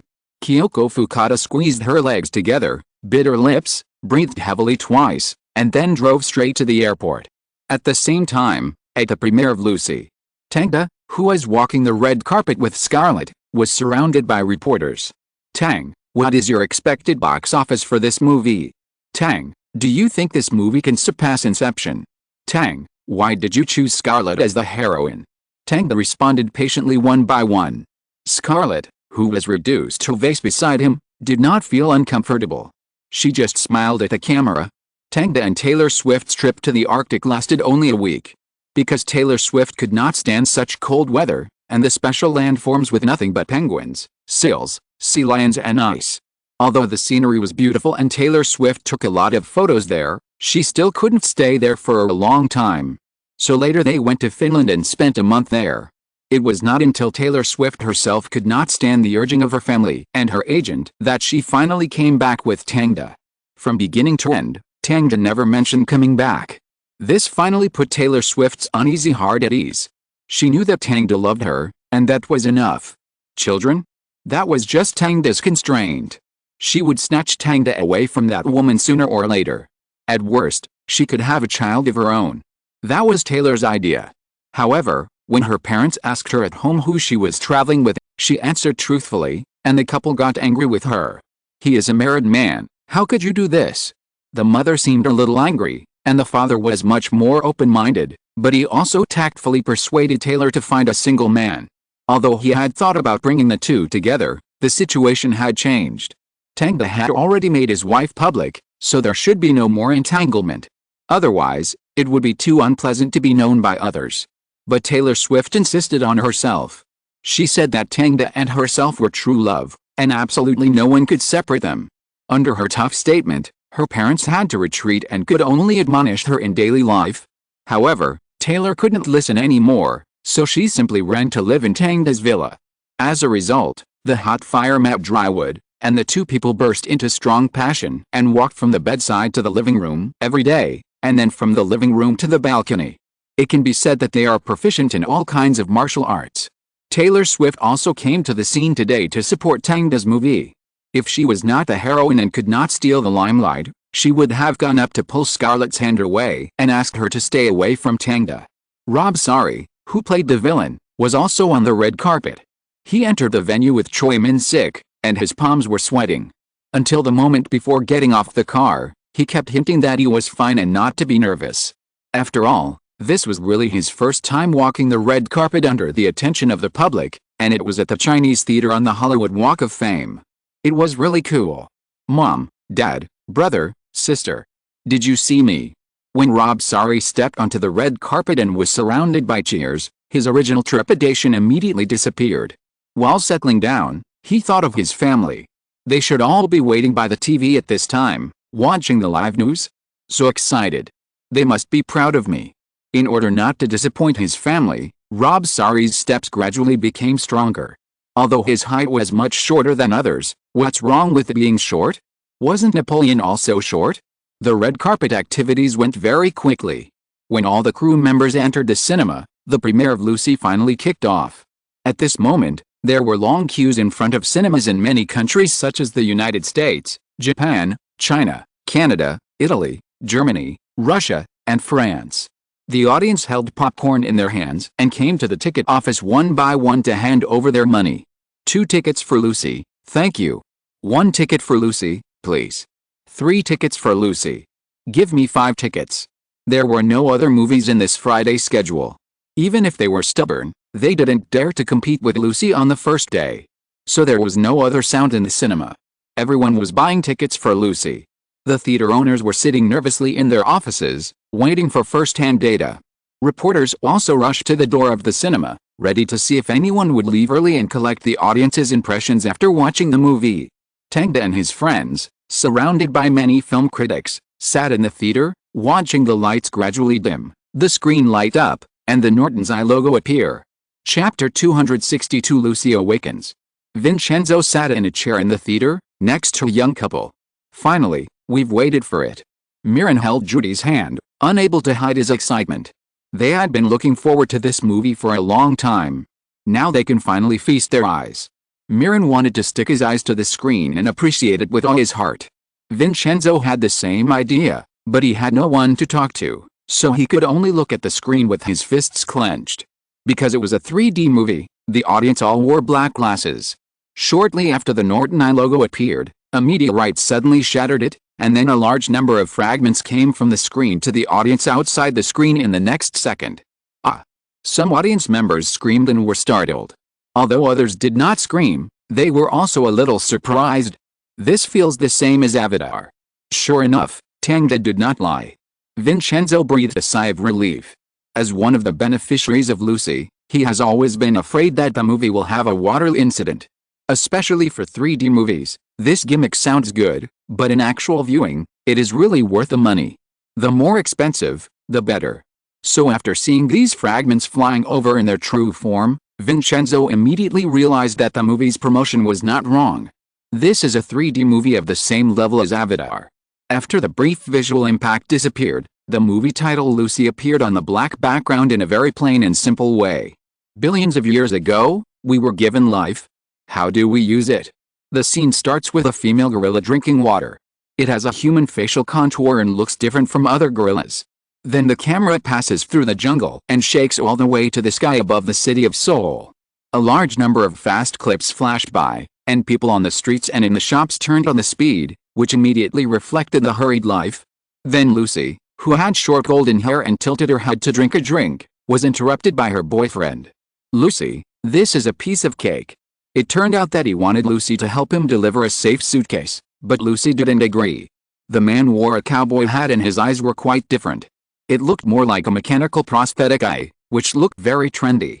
Seeing that Lucy disagreed, her boyfriend had no choice but to keep persuading her to accept the job, and even praised Lucy for her name.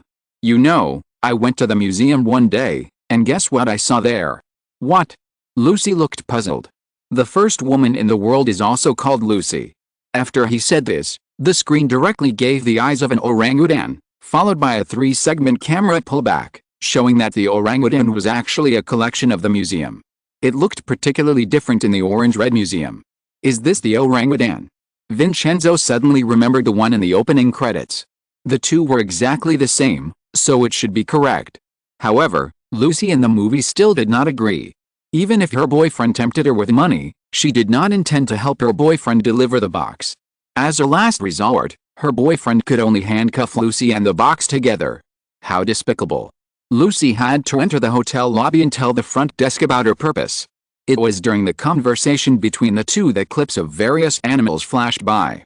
Vincenzo paid attention to these pictures and muttered to himself, "They are all prey being chased. Lucy is the prey." Mirren also made a similar guess. After hearing each other's voice, the two turned their heads and looked at each other, smiling with tacit understanding. But Lucy in the movie didn't realize this yet. She wanted the contact person to come down and take the box away, but only a few tough bodyguards came to the scene. Then, while Lucy was looking at her boyfriend, a gunshot suddenly rang out. Bang! The boyfriend's blood dyed the glass red, followed by broken glass and dense gunshots. Another group of people rushed in and started fighting in the hotel. The spurting glass was like a sharp sword, attacking the audience on the retina, making Vincenzo and the others very excited. At the same time, those burly men with different looks also used the cyber prostheses they were equipped with to fight with the hostile elements and took Lucy upstairs. No. Please. Lucy's cry was not responded to. When she was taken into the room and waited for a while, another person walked in from outside the room. It was the villain Sally, played by Rob Sally. After he appeared, the audience gasped. Because his eyes, face, arms and legs all have obvious signs of cyber transformation. Those sophisticated cyber prostheses are like the coldest killing machines, with blood on the blades, approaching Scarlett with a heavy sense of oppression. Vincenzo held his breath. Yes, this is the image of the villain in his mind. Just looking at the posters does not give you this suffocating feeling. Lucy had the same idea. She was terrified. Especially when Sally's blade was close to her neck, she was so scared that she even stopped breathing. Fortunately, Sally did not do anything to her, because Mr. Zhang, who was remotely controlling the video call on the computer not far away, spoke. Sally, be gentle to beautiful girls. Yes. Sally's voice was also obviously mechanical and without any emotion. Then they opened the safe and took out CPH-4 from it. It was a blue crystal wrapped in a transparent bag. It's so beautiful. Mr. Zhang exclaimed while drinking red wine. I must say, this is indeed a masterpiece. He did not specify what it was, but just ordered, since there is a mule delivered to the door, don't wait, let them send these things to New York, I want to see them as soon as possible. Okay. Sally nodded in agreement, and then Lucy was rudely taken to the operating room and anesthetized. Then, the audience saw a cruel scene. Lucy's stomach was peeled open and the doctor put CPH-4 into her body.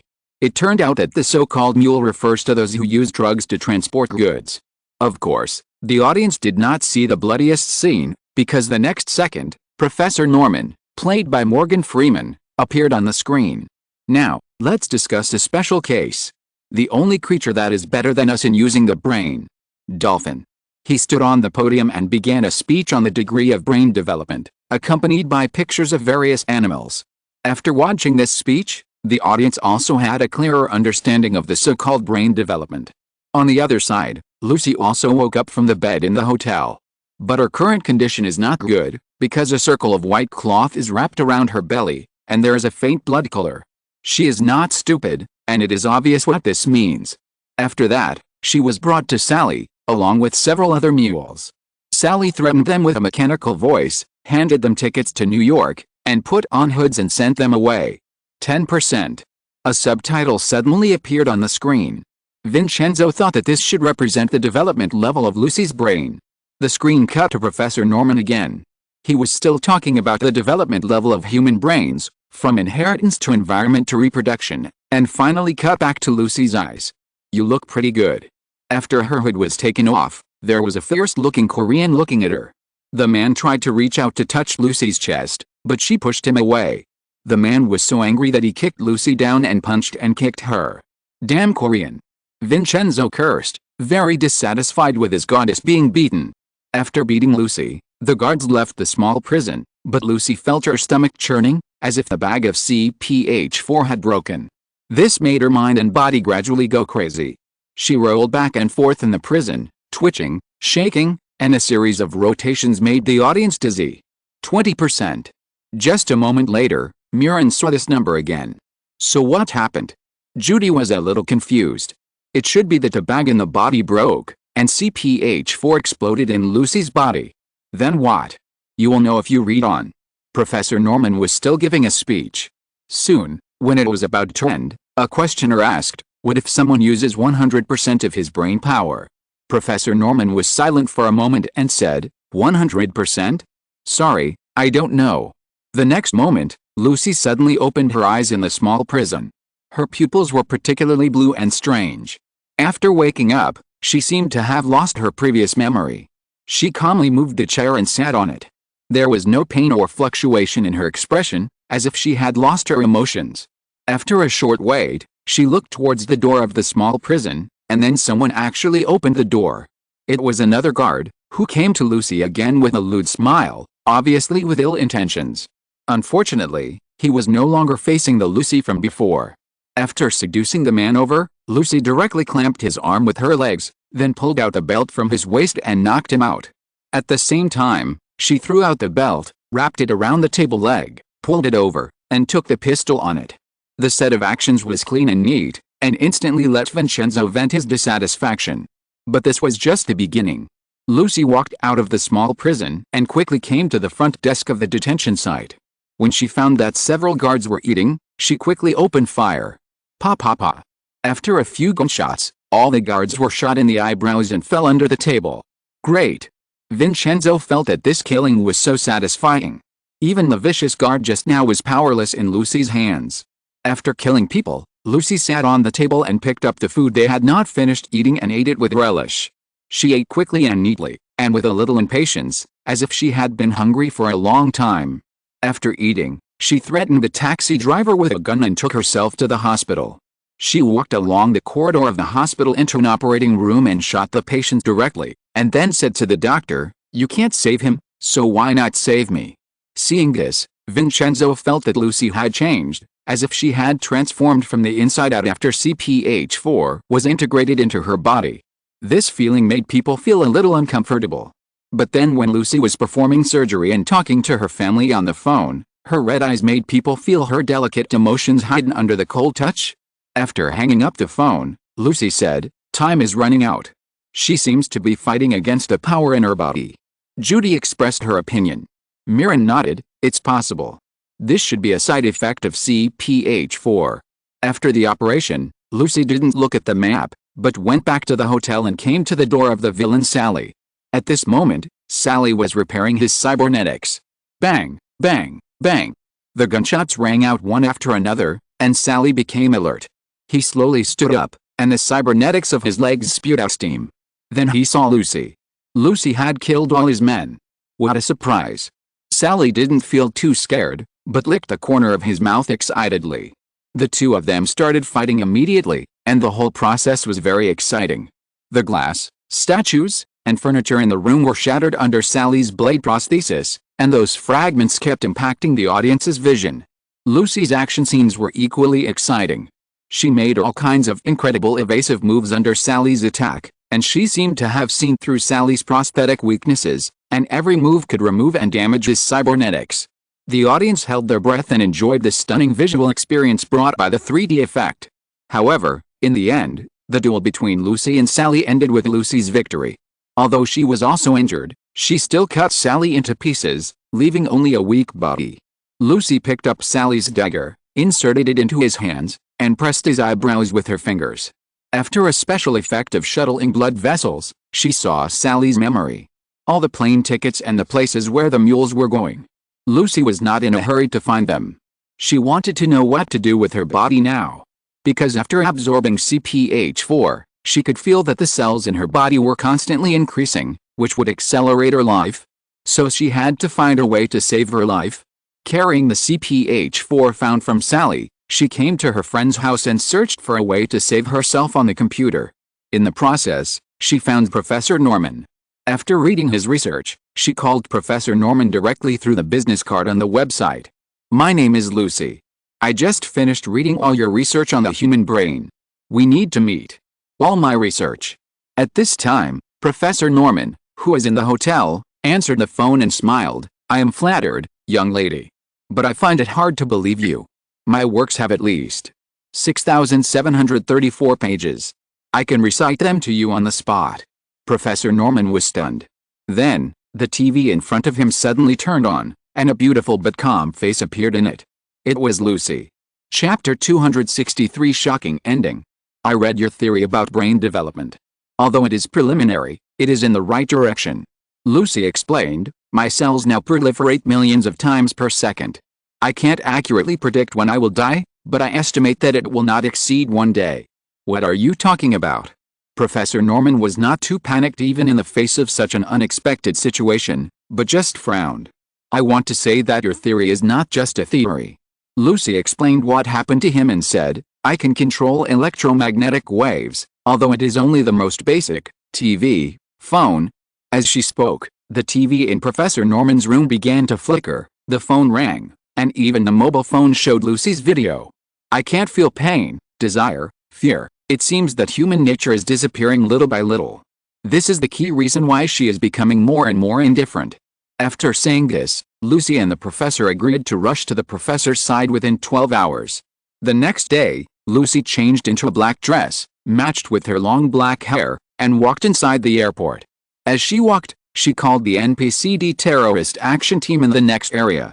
Although the world is dominated by big companies, it does not mean that there is no order in the city.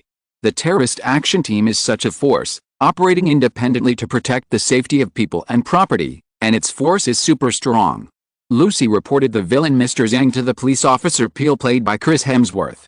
Although Peel didn't quite believe it, Lucy described his actions, demeanor and even the surrounding environment in a clear tone, which made Peel restrain his contempt at once. According to the time and place given by Lucy, they strictly controlled the airport and caught the mules. At the same time, Lucy also faced great trouble on the plane. Because when she drank the champagne handed by the flight attendant, she found that there was an extra tooth in the glass. That's right, her teeth have begun to fall off. After the crazy proliferation of cells, the body seems to have self-awareness and gradually falls apart. Her teeth fell out one by one, and her skin was directly exposed to the blood-red texture under the gentle touch, which made her panic and extremely horrified. So she hid in the bathroom, but the changes never stopped.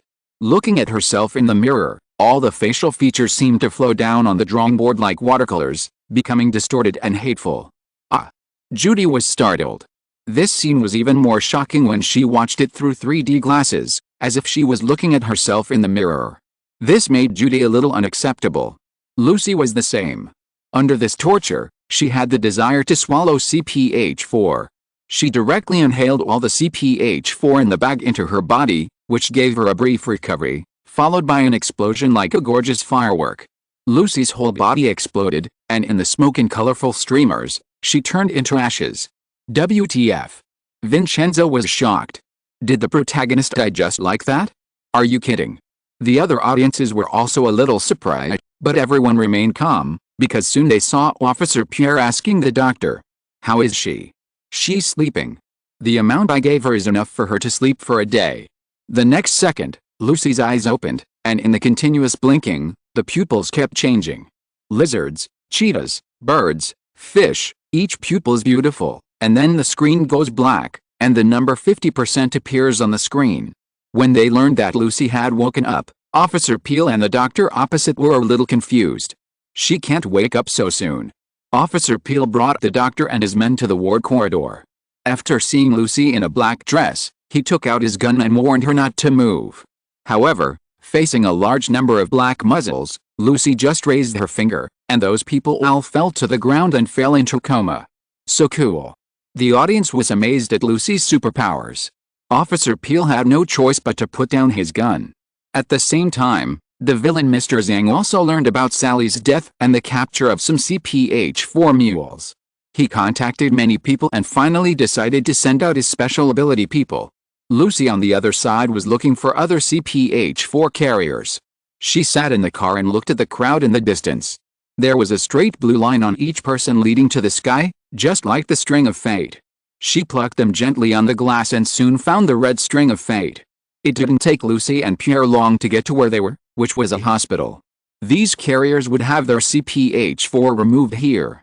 But when Lucy and the others arrived, all of them were dead, except for Mr. Zhang's men and several superpowers who were ready to leave.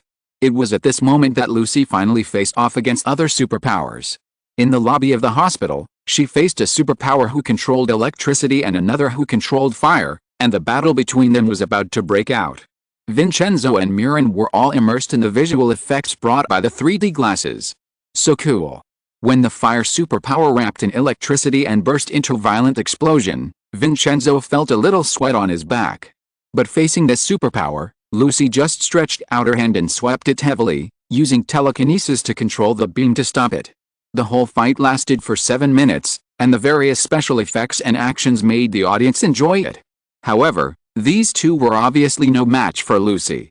One of them was pierced on the iron rod by her telekinesis, and the other was burned to death on the spot by her detonating the electrical box. As for the CPH-4 in the hands of the villain's younger brother, it naturally fell into Lucy's hands. However, the battle was not over, because Mr. Zhang's reinforcements also arrived. Lucy and Pierre drove in reverse through the city while avoiding the pursuit of the villain superpowers. This racing scene made people's adrenaline surge, and all kinds of thrilling scenes made Vincenzo and other audiences very addicted. It was not until Lucy detonated the chasing cars that they finally stopped. Then Lucy took Pierre to Professor Norman, and began to discuss the real role of CPH-4 with Professor Norman. After demonstrating her superpowers to several researchers and convincing them that she was indeed expanding her brain, the researchers asked her, "How do you get all that information?" "Electrical impulses. Each cell knows each other and communicates with each other. They can exchange 1,000 bytes of information per second. The cells come together to form a huge communication network, which forms matter." Lucy raised her hand, and everyone noticed that another hand had grown on her hand. She shook her palm, and it transformed into the webbed feet of a duck, sharp claws, and scales of a lizard.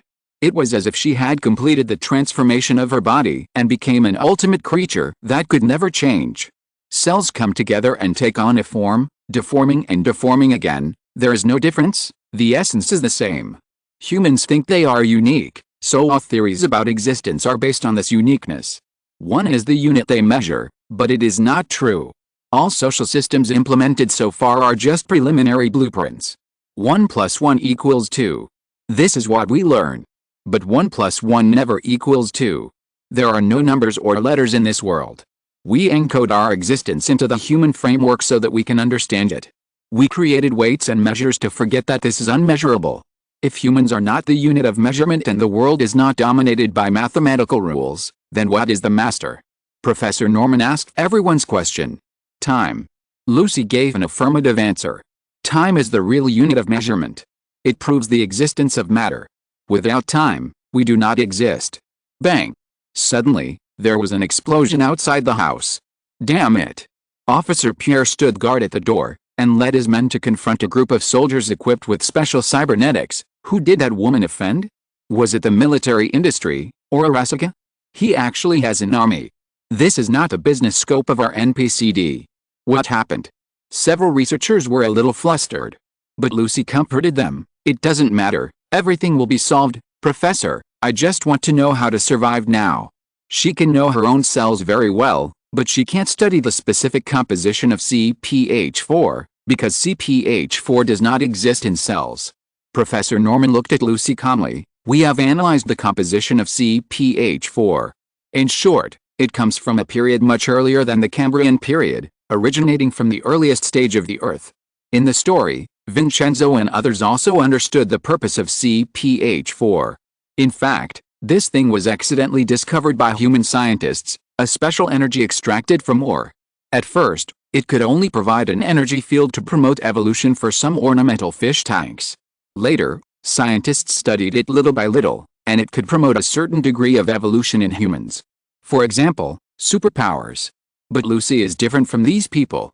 Others used CPH-4 through special methods. Even if they evolved superpowers, they did not develop their brains. Lucy evolved superpowers by developing her brain. So she is the one who is different. According to the data we investigated, all those who have had direct contact with CPH-4 died without exception, and their bodies were festering. So I didn't expect that you could survive. Boom. The explosions outside became more and more intense. But Professor Norman and his team still took Lucy for a full-body examination, and concluded from the examination that if Lucy wanted to survive, she had to continue to inhale CPH4.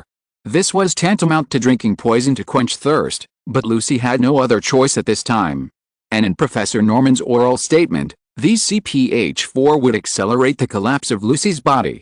As for what would happen in the end, he didn't know.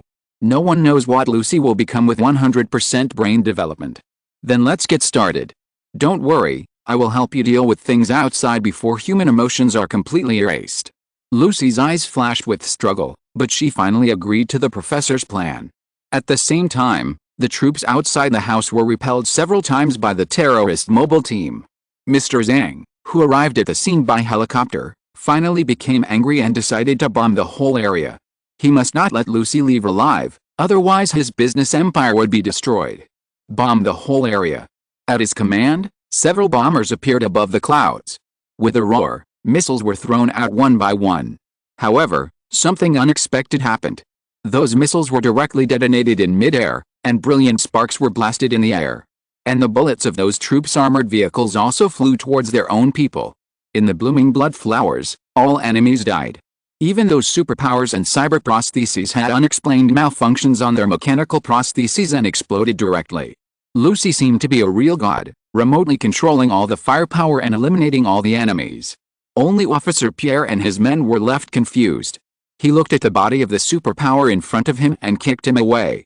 As a result, a blue light suddenly appeared on his ankle the next second.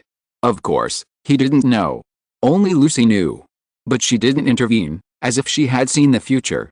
After dealing with all the enemies, Lucy also entered the final stage. 60%, 70%, 80%, 90%, 99%. In this process, she covered all the computer rooms with black tissue and pulled everyone into her consciousness space. There was pure white there. Then, when Professor Norman was puzzled, they found that a strange-shaped biological computer appeared in front of them. At the same moment when the biological computer was built, Lucy came to the Eiffel Tower in a trance. She seemed to have become a real creator, and could travel around the world. Sometimes in Paris, sometimes in the Sahara, and sometimes in the Pacific Ocean. Finally, she stopped in New York's Times Square, where there were crowds of people, but no one saw her, just moving forward on their own. Lucy waved her hand, and the picture froze. Another wave, and time went back madly. All the buildings were restored layer by layer, and all the scenes disappeared bit by bit. Finally, the whole scene turned back to the streets of the Steam Age, and carriages and gentlemen wearing top hats appeared in front of Lucy. Lucy observed everything curiously, and then waved her hand again, and time went back again. The countryside, forests, wastelands, white clouds, snow, everything turned into brilliant light and shadow, like a fleeting moment, floating across Lucy's pupils. When the picture stopped, there were a few Indians riding white horses in front of Lucy. Lucy did not hesitate and continued to wave. This time, the time went back longer. When the camera circled Lucy's head and stopped behind her, she had already appeared in the dinosaur age. But this is not the end. After the fourth time of time going back, she appeared in front of the first ape. Just like a reincarnation, Lucy met Lucy, the ancestor of mankind. Their fingers touched each other, just like the famous mural of Genesis created by Michelangelo.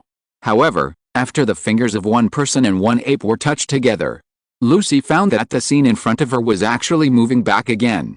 Her eyes were full of doubts, because according to reason, she could only travel back to the first moment of human origin. But now something she had never thought of happened. Could it be that Lucy was not the one who gave birth to mankind? Just as the audience began to doubt with Lucy, they saw a very shocking scene. Lucy appeared in a place with only ocean and no land. After a brief sway, she slowly looked up. The scene in front of her was not blue sky and white clouds, but rich purple and deep universe. In this purple light, there were strange shadows covering the sky and the sun, gradually approaching the Earth. Its body was so huge that the planets looked particularly small in front of it. Every time it approached, several planets disappeared. At the same time, there were dense red spots on its body, like countless eyes, which were extremely terrifying. In just a moment, this horrible scene made Lucy open her eyes wide. She thought she had lost human emotions, but in this scene, she felt a double fear of physiology and spirit. The next second, her figure disappeared and returned to the laboratory. No. She opened her eyes, and her eyes, which had lost their emotions, were so lively at this moment. She warned Professor Norman, "Humanity is being watched." Professor Norman looked puzzled and was about to ask, but found that Lucy's body was breaking apart bit by bit, and finally turned into endless dust. 100%. On the other side, the villain Mr. Zhang was sitting on a helicopter to escape New York. However, in the blink of an eye, a black tissue appeared on his operating rod and turned into a spike, piercing him through the heart. Where is she? When Officer Pierre returned to the laboratory, he found that Lucy had disappeared. Professor Norman motioned him to check his phone. Officer Pierre picked up the phone and found that the screen flashed for a while, and a line of words was typed out. "I'm here." Then, the screen slowly fell into darkness, and the name of director Tang appeared. Oh my god. All the audience stared at the dark screen, feeling excited beyond words. "Good movie," Vincenzo exclaimed with all his strength, feeling that all his expectations were not in vain. "Great, this ending is so shocking." Mirren and Judy also applauded, paying tribute to Tang's new work. But what exactly is that at the end? Vincenzo was a little confused. When the huge monster appeared, he was completely trembling. It was so cool to see this supergiant monster on the big screen. He couldn't imagine what the effect would be if Tang really made it. It would definitely set off all the theaters. It should be a prelude to the next one. Mirren guessed, from what the director said, it seems that this movie will become a series. Then I'm really looking forward to it. Vincenzo got up, said hello to Mirren and the others, and ran out the door quickly. He planned not to sleep today. He must stay up late to write the film review and analysis. This is a movie that is not inferior to Avatar and will definitely bring him a huge amount of attention. If you're listening to this novel on a channel other than Fanfic World, it means they downloaded and uploaded it without effort. We cordially invite you to visit our channel, Mundo Fanfic Novelists. There you'll find the original version of this story and you can explore many other novels of various genres. We're waiting for you to immerse yourself in a world of incredible novels. Chapter 264, Breaking the Record. The reporters outside the largest cinema in New York waited for a long time. When the movie was 1 hour in, the reporters suddenly saw a man hurriedly walking out of the cinema, holding a little boy in his hand. With their keen sense of smell, they immediately smelled the smell of news and rushed to the man. "Hello, why did you leave the cinema in the middle of the movie?" The man was startled by the aggressive posture of the group of reporters in front of him, and was stunned for a moment. The reporters asked one after another, "Is it because the movie is not good? Or do you think the movie is too boring?" After the reporters asked, they all looked expectant, but after hearing these questions, the man waved his hands and said, "No, no, no, it's not the reasons you said." "Then what is it? Is it because you are angry about the movie? Or is it that there are some things that are very offensive to you?" As expected of reporters, they always find tricky angles to ask questions. But the man quickly refuted them, "Neither, listen to me, hey." The reporters, who were chattering like sparrows, quieted down and waited for the man's answer. The man took a deep breath and said quickly, "This movie is great, very good. It is more interesting to me than Avatar, but the reason I left is because my child has a stomachache, but I will buy a ticket next time and watch it again." After that, he looked directly at the camera. "Listen, the plot of the movie is great, the special effects are great, I love it, and I can't wait to see its ending, understand?" After the man left, the reporters looked at each other, and then said to the cameras of their own media, "Lucy has received unexpected praise, and viewers say it has surpassed Avatar." After finishing the big news with satisfaction, the reporters continued to wait. Until 2 hours later, the movie ended. The reporters came to the lobby and the door of the theater, waiting to interview the audience. As a result, before they could interview, they heard a lot of discussions about Lucy. All the audience were discussing topics such as Lucy's fate, the truth of the earth and the so-called inexplicable gaze. The reporters were confused. Often, before they could even hold out their microphones, the audience would rush over and shout at the camera, "Great movie, come and see it. Wow. I'm so excited, the special effects are amazing. Great value for money, especially the battle in the middle, it's so cool. I like cyber prosthesis, I want to dress up like that. There's also a second part. Tangda, hurry up and make the movie." These were all sincere expressions of emotion and praise from the audience. The reporters had no room to play, they could only smile and let the audience grab their microphones and speak their minds. The audience who had been waiting in line for admission also rushed into the theater to watch the movie. When it came to Saturday, The first day box office data of Lucy was also released. The North American box office opened over $86 million on the first day, surpassing last year's $77 million for I Am Legend and $77.83 million for Harry Potter and the Half-Blood Prince. It also surpassed the $85.05 million for Wolverine, ranking in the top 3 in opening results in 2 years. The top 2 were Norton I's own Twilight and Transformers 2. This result has surpassed the first-day opening performance of Avatar, far more than everyone expected. Of course, the opening result is not a big deal, because many movies often only have a good opening result, and then they go down all the way and decline rapidly. For example, Twilight is like this. But Avatar has a lot of staying power, breaking through $1 billion, or even $2 billion. This effect was achieved mainly thanks to the global box office. The situation of Lucy and Avatar is similar. Although the opening performance in North America cannot catch up with some gimmicky blockbusters or sequels, the box office on the first day exceeded $150 million worldwide, thanks to the good reputation of Inception and the title of the best 3D movie after Avatar. The box office of Lucy directly reached $200 million on the first day. Immediately afterwards, with word of mouth from fans and positive reports from the media, many passers-by also successfully became interested in this movie and joined the army of moviegoers. In China, in the Wanda Cinema in Shenzhen, a large number of fans got up early to line up to buy tickets. The IMAX 3D version of the ticket is the most popular, and some people are even willing to pay 20 yuan more to buy a ticket for Lucy. Comparable to the Spring Festival ticket rush, this is the observation of many media on the release of this movie. Other countries are also similar. Fans flocked to the theater to enjoy the 3D effect of Lucy.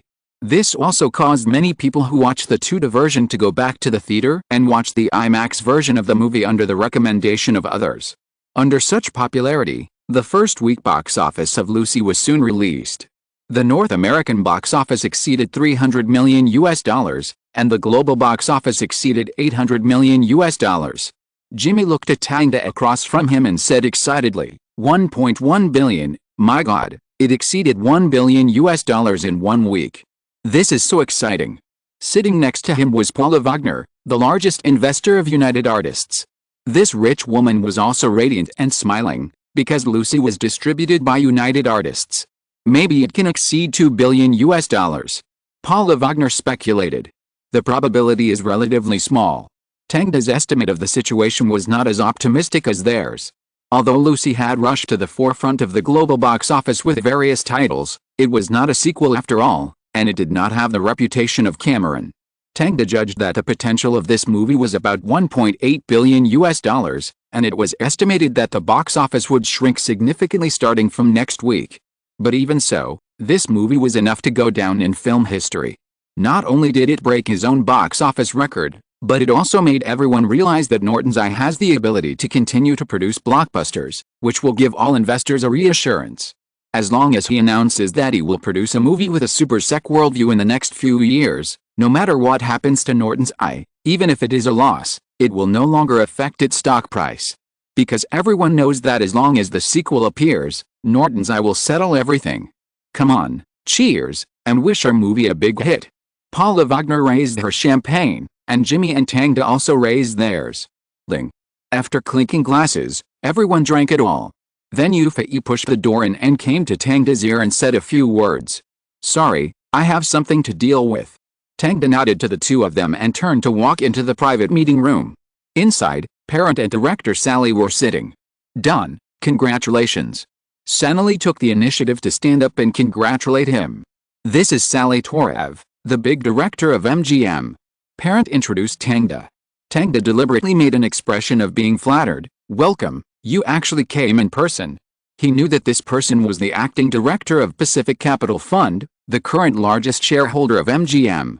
Seeing this, Sally laughed, because I really like your movie, Lucy. This movie is really cool.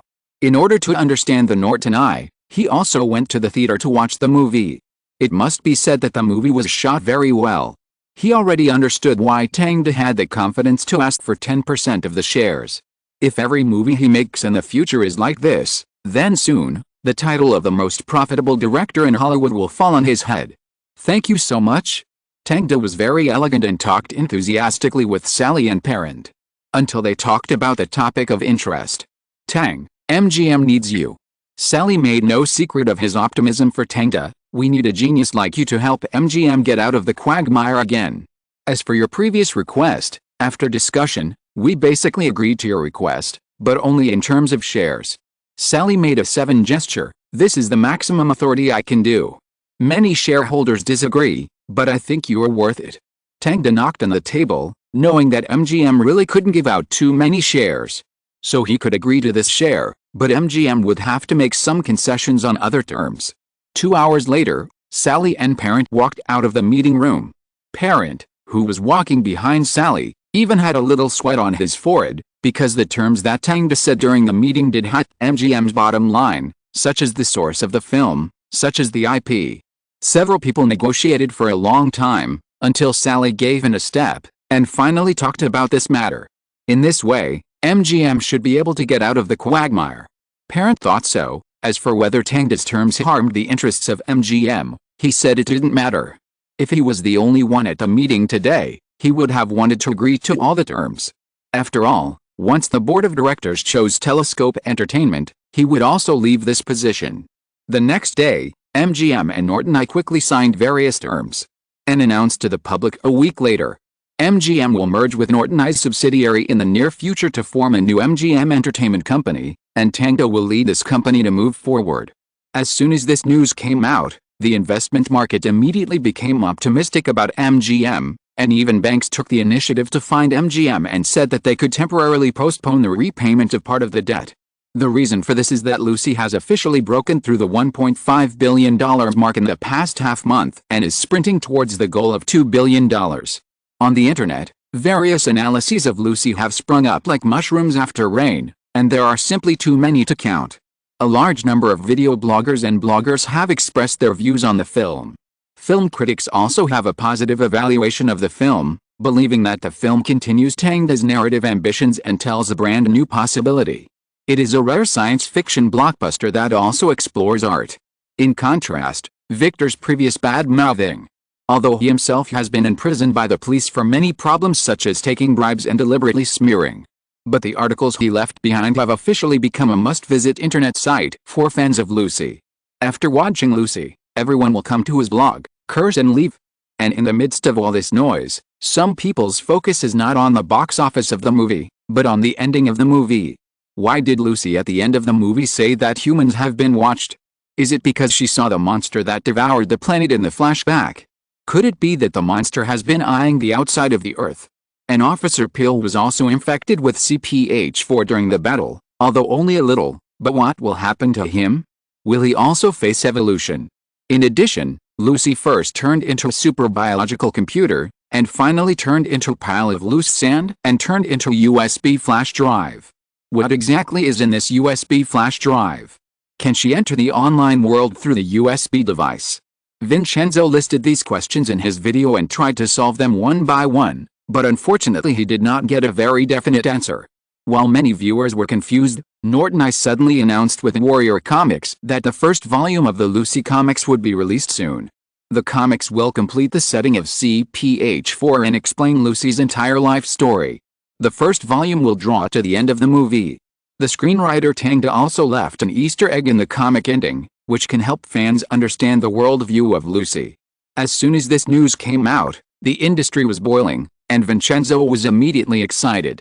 Oh my god, it's actually a comic. Generally speaking, comics are released first, and movies are adapted from comics. Unexpectedly, Lucy did the opposite, releasing movies first and then comics. Because of the popularity of the movie, the sales of comics are no longer a problem. However, this operation is not something that ordinary people can learn.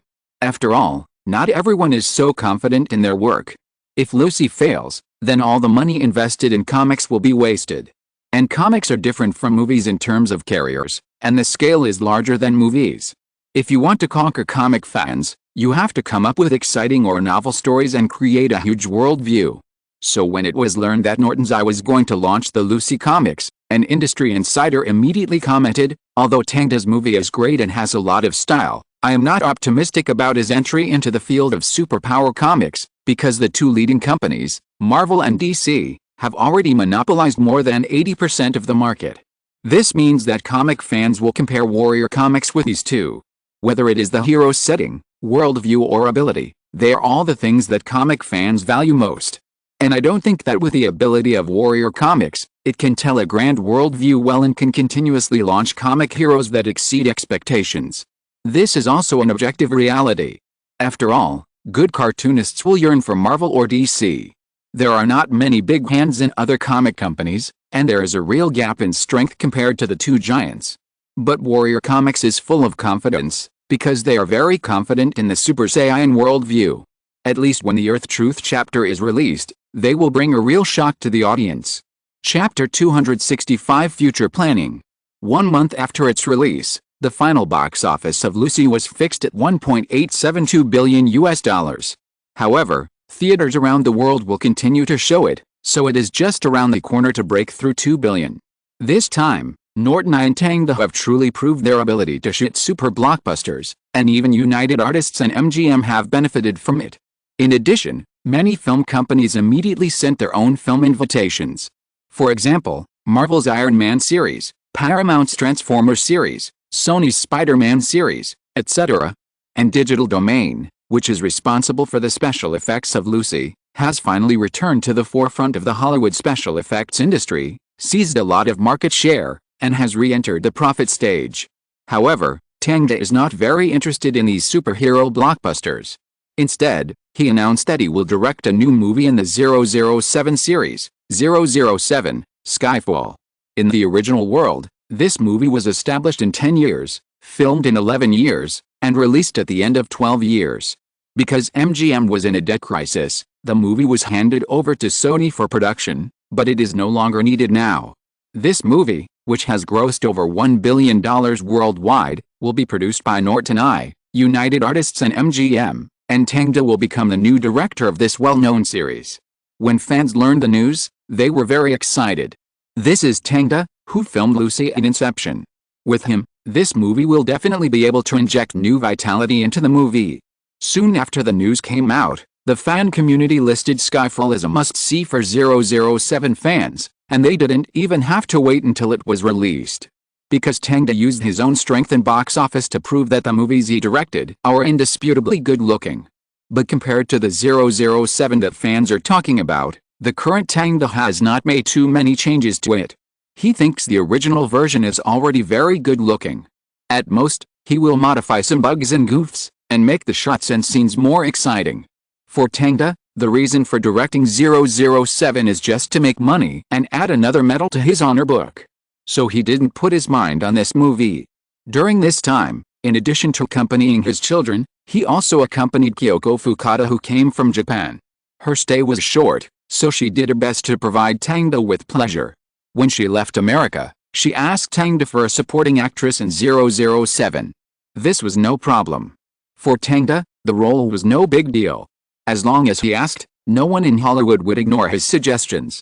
After sending Fukada Kyoko away, Tang began to work on new movies in the Super Saiyan universe. He planned to launch 3 new movies in the next 5 years, each named after a hero in the Super Saiyan worldview. Of course, before that, the comics must be released first. Tang hired a group of professional writers to write scripts, and also proposed a more generous bonus system for the comic artists of Warrior Comics. As long as the sales of the comics they released exceeded expectations, they could get a part of the commission. This strategy is to encourage comic artists to improve their quality. After several batches of comics are released, Tang will find a superhero with a certain degree of popularity to adapt. But now, the comics of Lucy have been released. After the movie continued to be popular for a month, its comic version was finally published and began to be strictly scrutinized by major comic fans. Vincenzo was one of the first readers to get the comic. It's very delicate. When he removed the plastic bag, he found that the texture of the comic felt very good. If he took it closer, he could smell the smell of paper and paint. On the cover, there was the scene of Lucy's final transformation into a black biological computer.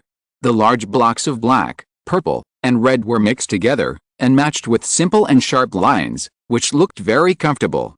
Vincenzo turned to the first page and found that the beginning of the story was different from the movie. In the comic, several pages were used to describe Lucy's life experience. She was born in an ordinary family. When she was a child, she worked part-time to pay for her studies. Because she had a scholarship to apply for universities in other countries, she finally chose Seoul. But unfortunately, she met a scumbag boyfriend who danced, drank alcohol, and took drugs. Lucy learned these bad habits under his influence, but even so, she never gave up her studies, which is why she refused her boyfriend's request for help at the beginning of the movie. Because she has to go to class. The subsequent plot is similar to the movie version, but there are some larger-scale descriptions in the comics, especially the blood splattering when the two sides fight, which makes Vincenzo very satisfied. When he saw the fifth-to-last page, the plot had come to the place where Lucy solved everything and handed her own USB flash drive to Dr. Norman. So what's next? Vincenzo turned to the fourth-to-last page with some curiosity. The content of this page is Lucy's narration. I thought I had lost all human emotions. But when I traced back from human genes to the first birth, I found that this world is far from as simple as I thought. I was shocked and extremely terrified. Because I saw they. In the picture, tiny Lucy sat on a chair, and around her was the endless ocean and mountains hidden behind the clouds. Looking up, you can see a group of vague figures surrounding the earth. It's like the dining table of the gods, and Lucy is the food that is used as a meal. Who are they? What is their purpose in coming to Earth? Why didn't we find them in our cosmic exploration? What is the truth of this world? I don't know, so I plan to find it, go back to the moment when humans originated, and find the answer. This part of the plot uses a very quick painting method, and only half a page is used to simply describe Lucy's search process. From modern cities to medieval Europe, to ancient Rome, ancient Egypt, and finally to primitive tribes. Finally, she stopped in front of a stone tablet. Around her, there were a large number of savages crawling and worshipping. They were dressed in rough clothes, but their attitude was very pious. Rows of people knelt from the top of the mountain to the mountain, stretching as far as the eye can see. Lucy was shocked. She didn't know why these people wanted to worship an ordinary stone tablet, so she turned around and found that the stone tablet was surrounded by flowers and plants of various strange colors. The azure color was particularly similar to CPH4. Lucy thought for a moment, stepped forward and stared at the stone tablet. On the stone tablet, there was a string of extremely strange words. It seems to have life, constantly changing in my eyes. Just a few simple words, but it contains far more content than all human knowledge combined. I don't understand, but I know that I have found the key. Deciphering these words may explain the existence of those extraterrestrial life forms. And I need help. Vincenzo turned to the last page unknowingly, on which were several mysterious backs. Obviously, this was the helper Lucy was looking for. Damn, why is there still a puzzle? Although Vincenzo solved some of his doubts after reading it, he was still itching. He wanted to see the second movie of Lucy immediately. But of course, this is impossible now. He can only pay attention to the next issue of Warrior Comics. Fortunately, the answer is given on the website. Next month, a new comic will be released. After reading all the information, Vincenzo hurriedly recorded a video to explain the content of the comics to the followers of his channel. And combined with the comics, he speculated on the plot of the next movie. The release of Warrior Comics was more optimistic than Tang had initially expected. Perhaps it was because of the success of the movie Lucy that the comic shop owners were also very confident in this comic, so they bought a lot of it. In the United States, comics have gone through many stages of development. Before the Great Depression, the carriers of comics were mainly newspapers and books. Because readers generally had no shortage of money, they could digest the high prices of books, allowing comics to continue to develop. But after the Great Depression, expensive comic books could not be sold, so some companies took the opportunity to sell 10-cent periodical comics. This form was a great success and gradually occupied an important position in the comics market. But compared with the collection value of comic books, the collection value of periodical comics is not great because of the cheap workmanship. It was not until the birth of DC Comics in 1935 that periodical comics brought collection value. The 250mm x 380mm size, 36-page periodical, with cardboard, matte cover, and setting collection, is the first collectible periodical comic in American history. New fun. Since then, Periodical comics have become the mainstream of the market, and many teenagers have developed the habit of buying periodical comics. This also explains why DC likes to restart in recent years. Because the first issue of a new series of periodicals is collectible, and restarts often stimulate the enthusiasm of the comic collection market, and the same is true for commemorative issues and major events. But in the 1950s, Marvel's Fantastic Four and Daredevil caused social controversy because of their horror, love, and violent elements, which indirectly led to the ban on comics. This led to many adult-oriented and non-mainstream periodical comics evolving into underground comics. Just like underground magazines of the same period.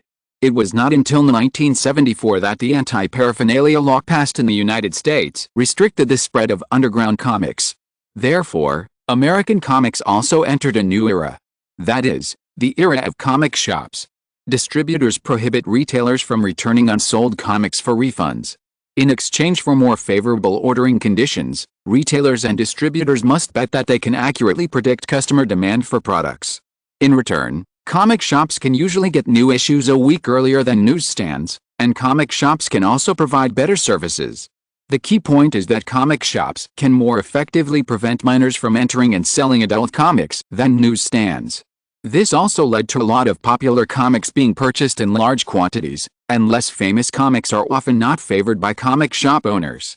Fortunately, the movie version of Lucy has successfully made a name for itself and is also very well known among comic shop owners. But Tang and Warrior Comics still have to worry that the comic shop owners will reduce the purchase volume of subsequent comics due to insufficient fame. In this regard, Tang plans to overtake and move towards another publishing route. That is the graphic novel. This is not a new concept in America. The graphic novel was created in the 1970s by William Eisner, one of the leaders of the underground comics movement, who is also the prototype of the Eisner Award in American comics. Simply put, the graphic novel is to draw comics in the form of literature. DC's Watchmen and Batman, The Dark Knight Returns are among the best. Batman, The Dark Knight Returns stayed on the British bestseller list for 40 weeks. It is enough to see the charm of the graphic novel format. And since the 1990s, with the emergence of Amazon, independent bookstores, and book cities, graphic novels have also ushered in a new spring. After 2005, the sales of graphic novels even exceeded that of periodical comics, which is why Tang planned to transform Warrior Comics. In the fixed and rigid periodical market, it is difficult for Warrior Comics to beat the two supergiants DC and Marvel, but in the graphic novel market with emerging development potential, the status of these two companies is not so prominent. This is a blue ocean, and Warrior Comics can overtake others. For this reason, Tang reached an exclusive cooperation with Amazon. In the future, Warrior Comics graphic novels will be exclusively released on Amazon, and Amazon will also give them the best display and publicity. This is a win-win situation. After he negotiated all this, Norton's Eye once again sent out a publishing signal to the outside world. Norton's Eye will publish the setting collection and cybernetic structure design guide of Lucy in the near future, because we know that many fans like the cybernetics design in our movie very much. After discussion, we think these designs should be shared with everyone, so we will record all the cyborg structures in the form of paintings and sell them as gifts for fans. After this news, the first to respond were not fans. Instead, they are a group that likes to play cosplay. When these people heard the announcement of Norton Eye, they wanted to celebrate together and immediately ran to Norton Eye to kiss Tang. Wow, this is really great. I can also make the cybernetics in the movie, so cool. I didn't expect Norton Eye to be so considerate. I finally don't have to stick to the screen to watch frame by frame. Many craftsmen said that this was the wisest decision Norton Eye had ever made. However, colleagues from other film companies couldn't understand Tang's operation. It is normal to release the setting collection of Lucy to make money. But it is really a bit incomprehensible to split the props that you have worked hard to make into a picture album and sell them. Will there really be fans who buy this boring thing? After thinking for a long time, they can only think that Tang is giving back to the fans. But in fact, Tang's thoughts are far more profound than them. This is the most advantageous weapon in the IP war. He said this to Yao Fei. Chapter 266 Meeting an Old Friend. For a well-known IP, in addition to peripherals, movies, TV series and other visible and tangible things to maintain the popularity, The most powerful weapon to expand the circle is actually secondary creation. Many passers-by often get into the pit because they see relevant pictures or videos, and because they are interested in characters, costumes, and scenes. If you want to do this, you need to create a relevant atmosphere from now on. For example, cosplay is a good opportunity for passers-by fans to understand the work. Especially those cool cyber prostheses. Although there is no relevant technology in reality to achieve 100% perfect restoration, it is still okay to do it almost the same in appearance. When posers wear these cyber prostheses and go outside, it will naturally trigger discussions. Some passers-by who like mechanical design or hardcore cyber style will inevitably learn about the work loosely after seeing it. Even if passers-by are not interested in cyber prostheses, they will always take a second look at girls with big breasts and a perky butt. It is easy to attract a group of passers-by fans through these external images. When the atmosphere is strong enough, a cosplay competition or something like that can be held in the name of the official to expand the influence. By then, the super sec worldview will be accepted by more people. Never underestimate the power of those fans. Tang knows this very well, so he directly made the design of the cyber prosthesis public, focusing on being considerate. He does not have the arrogance of those old-fashioned film companies. Serving the fans' experience well and expanding the situation is the hard truth. And just after the release of Lucy, The Conjuring took over. This horror movie directed by James Wan won the love of many horror movie fans as soon as it came out. Many film critics also gave very positive reviews. The Hollywood Reporter commented, "Because it is adapted from real events, this movie does not bring many surprises to the audience, or it does not deviate from the horror movie experience we have established in previous movie watching. A family lives in an old house and slowly discovers that there are evil secrets hidden here. When the whole family is gradually harassed by evil spirits and cannot escape, the exorcist saves the whole family from danger with a thrilling exorcism ceremony." In such a movie, you will find many familiar shadows. The film relies on the director's solid horror film skills. This is an old-fashioned horror film that exchanges retro for recognition.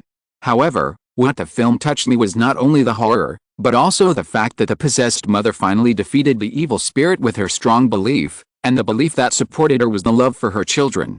Mother's love defeated evil, which also formed a contrast with the legendary witch who killed her son as a sacrifice. Time Out New York commented, "Just like the exquisite wooden cottage in the film, the solid overall effect of The Conjuring produced an unbearable horror effect. The film minimized the animation special effects. This feeling close to reality is particularly terrifying, and Vera Farmiga's powerful performance is also very convincing." Film Weekly commented, "The film is an absolute horror movie that makes every audience shudder. Although the subject matter of the film is quite old, the rhythm is very subtle and wise, and it often makes you involuntarily scared. It is a rare horror masterpiece in recent years."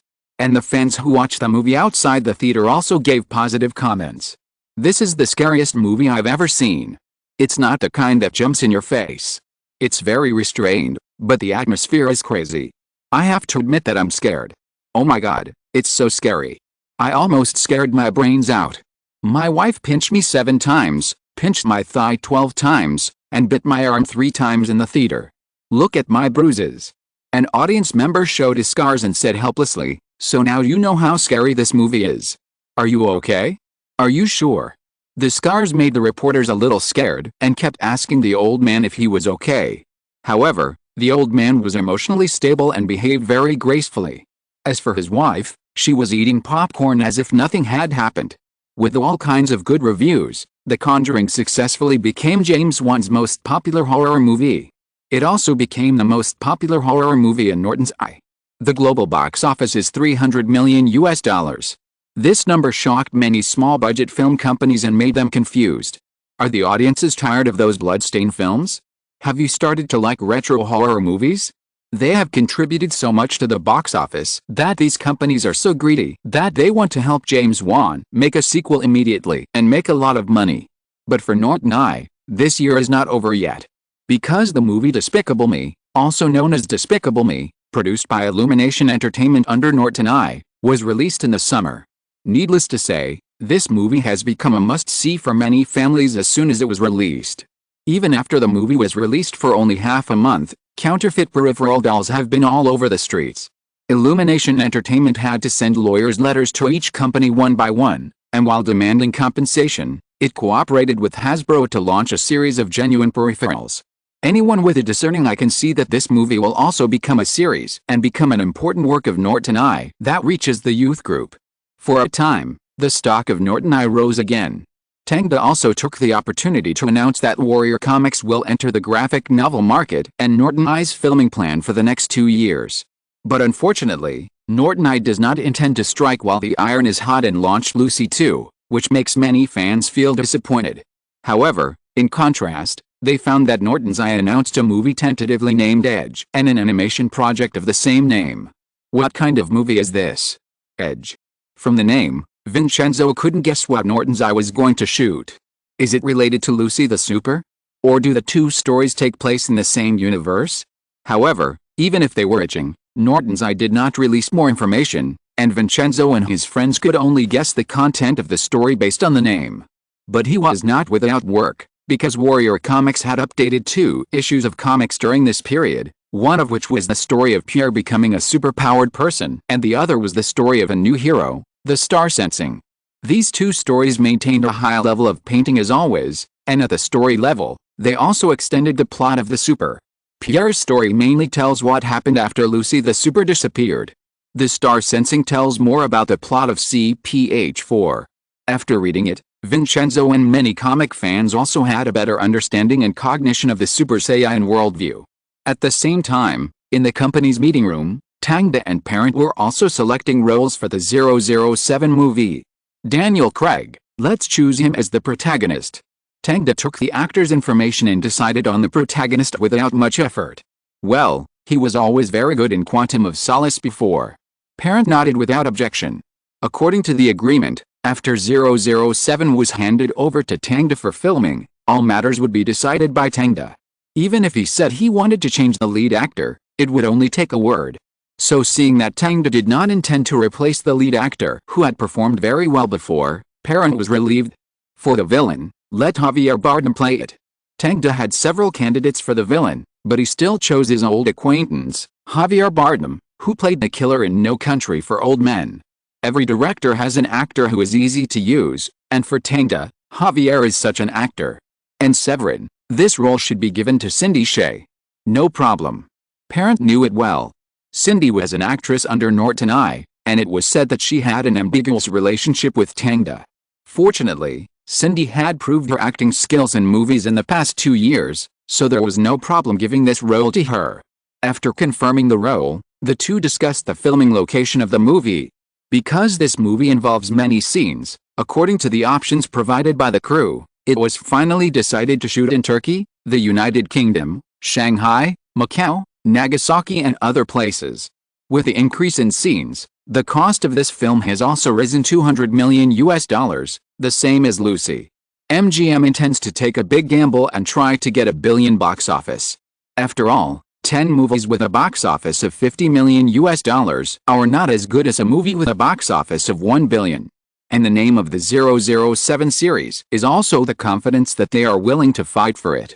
After discussing the 007 Inches movie, Tangda finally got rid of the heavy company business. Taylor Swift and Avril Lavigne are not in New York recently, they are both holding their own concerts. Anne Hathaway is acting in a drama. Since she lost her child, she seems to have become a workaholic, as if this way can make up for the emptiness in her heart. On the contrary, it is Jessica Alba. She now prefers to stay at home with Elena instead of going out to show her face. Even if Tangda wants her to act, she will ask her daughter's opinion first. When Tangda thought of Elena, the corners of his mouth curled up, revealing the smile of an old father. However, just when Tangda's car stopped in front of the garage railing and swiped the card, suddenly a dark shadow rushed out from the shadows and opened Tangda's car door. "Don't move. Tangda." With a hoarse voice and a dull click, the black muzzle of a gun appeared beside Tangda. Tangda slowly put down the card in his hand and raised his hands. "Dude, if you need any help, just tell me." "Really? Is it okay if I want your life?" The man's accent sounded familiar, but Tangda couldn't tell where he had heard it before. "Sorry, I won't take my life, because..." Tangda said this, and his body suddenly lowered. Before the man could react, he dodged the muzzle of his gun, and then pinched his wrist with one hand and squeezed it hard. Pa! The pistol fell to the ground. Before the man could resist, he saw Tang's other hand holding a silver-white Desert Eagle against his forehead. Although this pistol was not easy to use, it was really handsome. "Don't move, buddy, you know, I hate others pointing guns at me the most." Tang smiled slightly. He had been honing his gun skills and fighting skills with Tom for so long, and this time it finally came in handy. "I didn't expect you to be so powerful now." The man took off his hood, revealing a face that surprised Tang. It was Davis, Raymond's younger brother.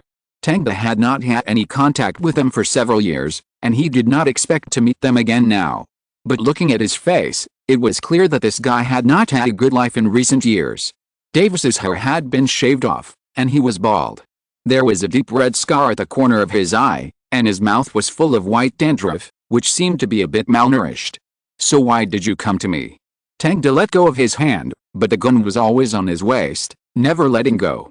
Davis shrugged, picked up his gun, wiped it, put it back on his waist and said, "You are really hard to find here. It took me 2 days to get in, and it took me another 3 days to wait for you. If you didn't come again, I would have starved to death.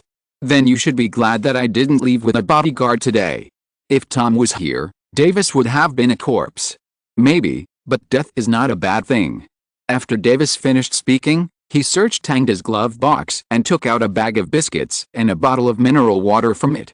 "I've never seen this brand before." Looking at the name on the mineral water, Davis pulled his lips and drank it all in one breath. Tang drove to his other villa. Of course, he would not take Davis to Jessica's place. He could not accept the possibility of Elena having any accident. After Davis had almost finished eating the biscuits, he continued to ask, "Is Batman doing well now?" "Him? I don't know." Davis looked indifferent, "But I heard that he sold his music company 2 years ago and returned to South Africa to retire." "Retirement? That's not bad." Tang thought about Batman smoking a cigar and smiled knowingly. "But no matter how good he is, he can't catch up with you, Tang." Davis grinned, revealing his uneven teeth with a few holes in them. "You are already a world-famous director. You could have lived a good life." Tang said sarcastically, "Your brother's property is enough for you to live a carefree life." "Raymond, yes." Davis sighed a little and then fell silent. Tang could sense his change from his personality, which was completely different from the past. Although he didn't know what made Davis become like this, it must have something to do with his shitty life. "I could have had everything." After waiting for a while, Davis suddenly whispered, "But I messed it up." "Tell me about it." Tang parked the car by the sea, took out 2 cigars from the box hidden under the driver's seat, and threw one to Davis.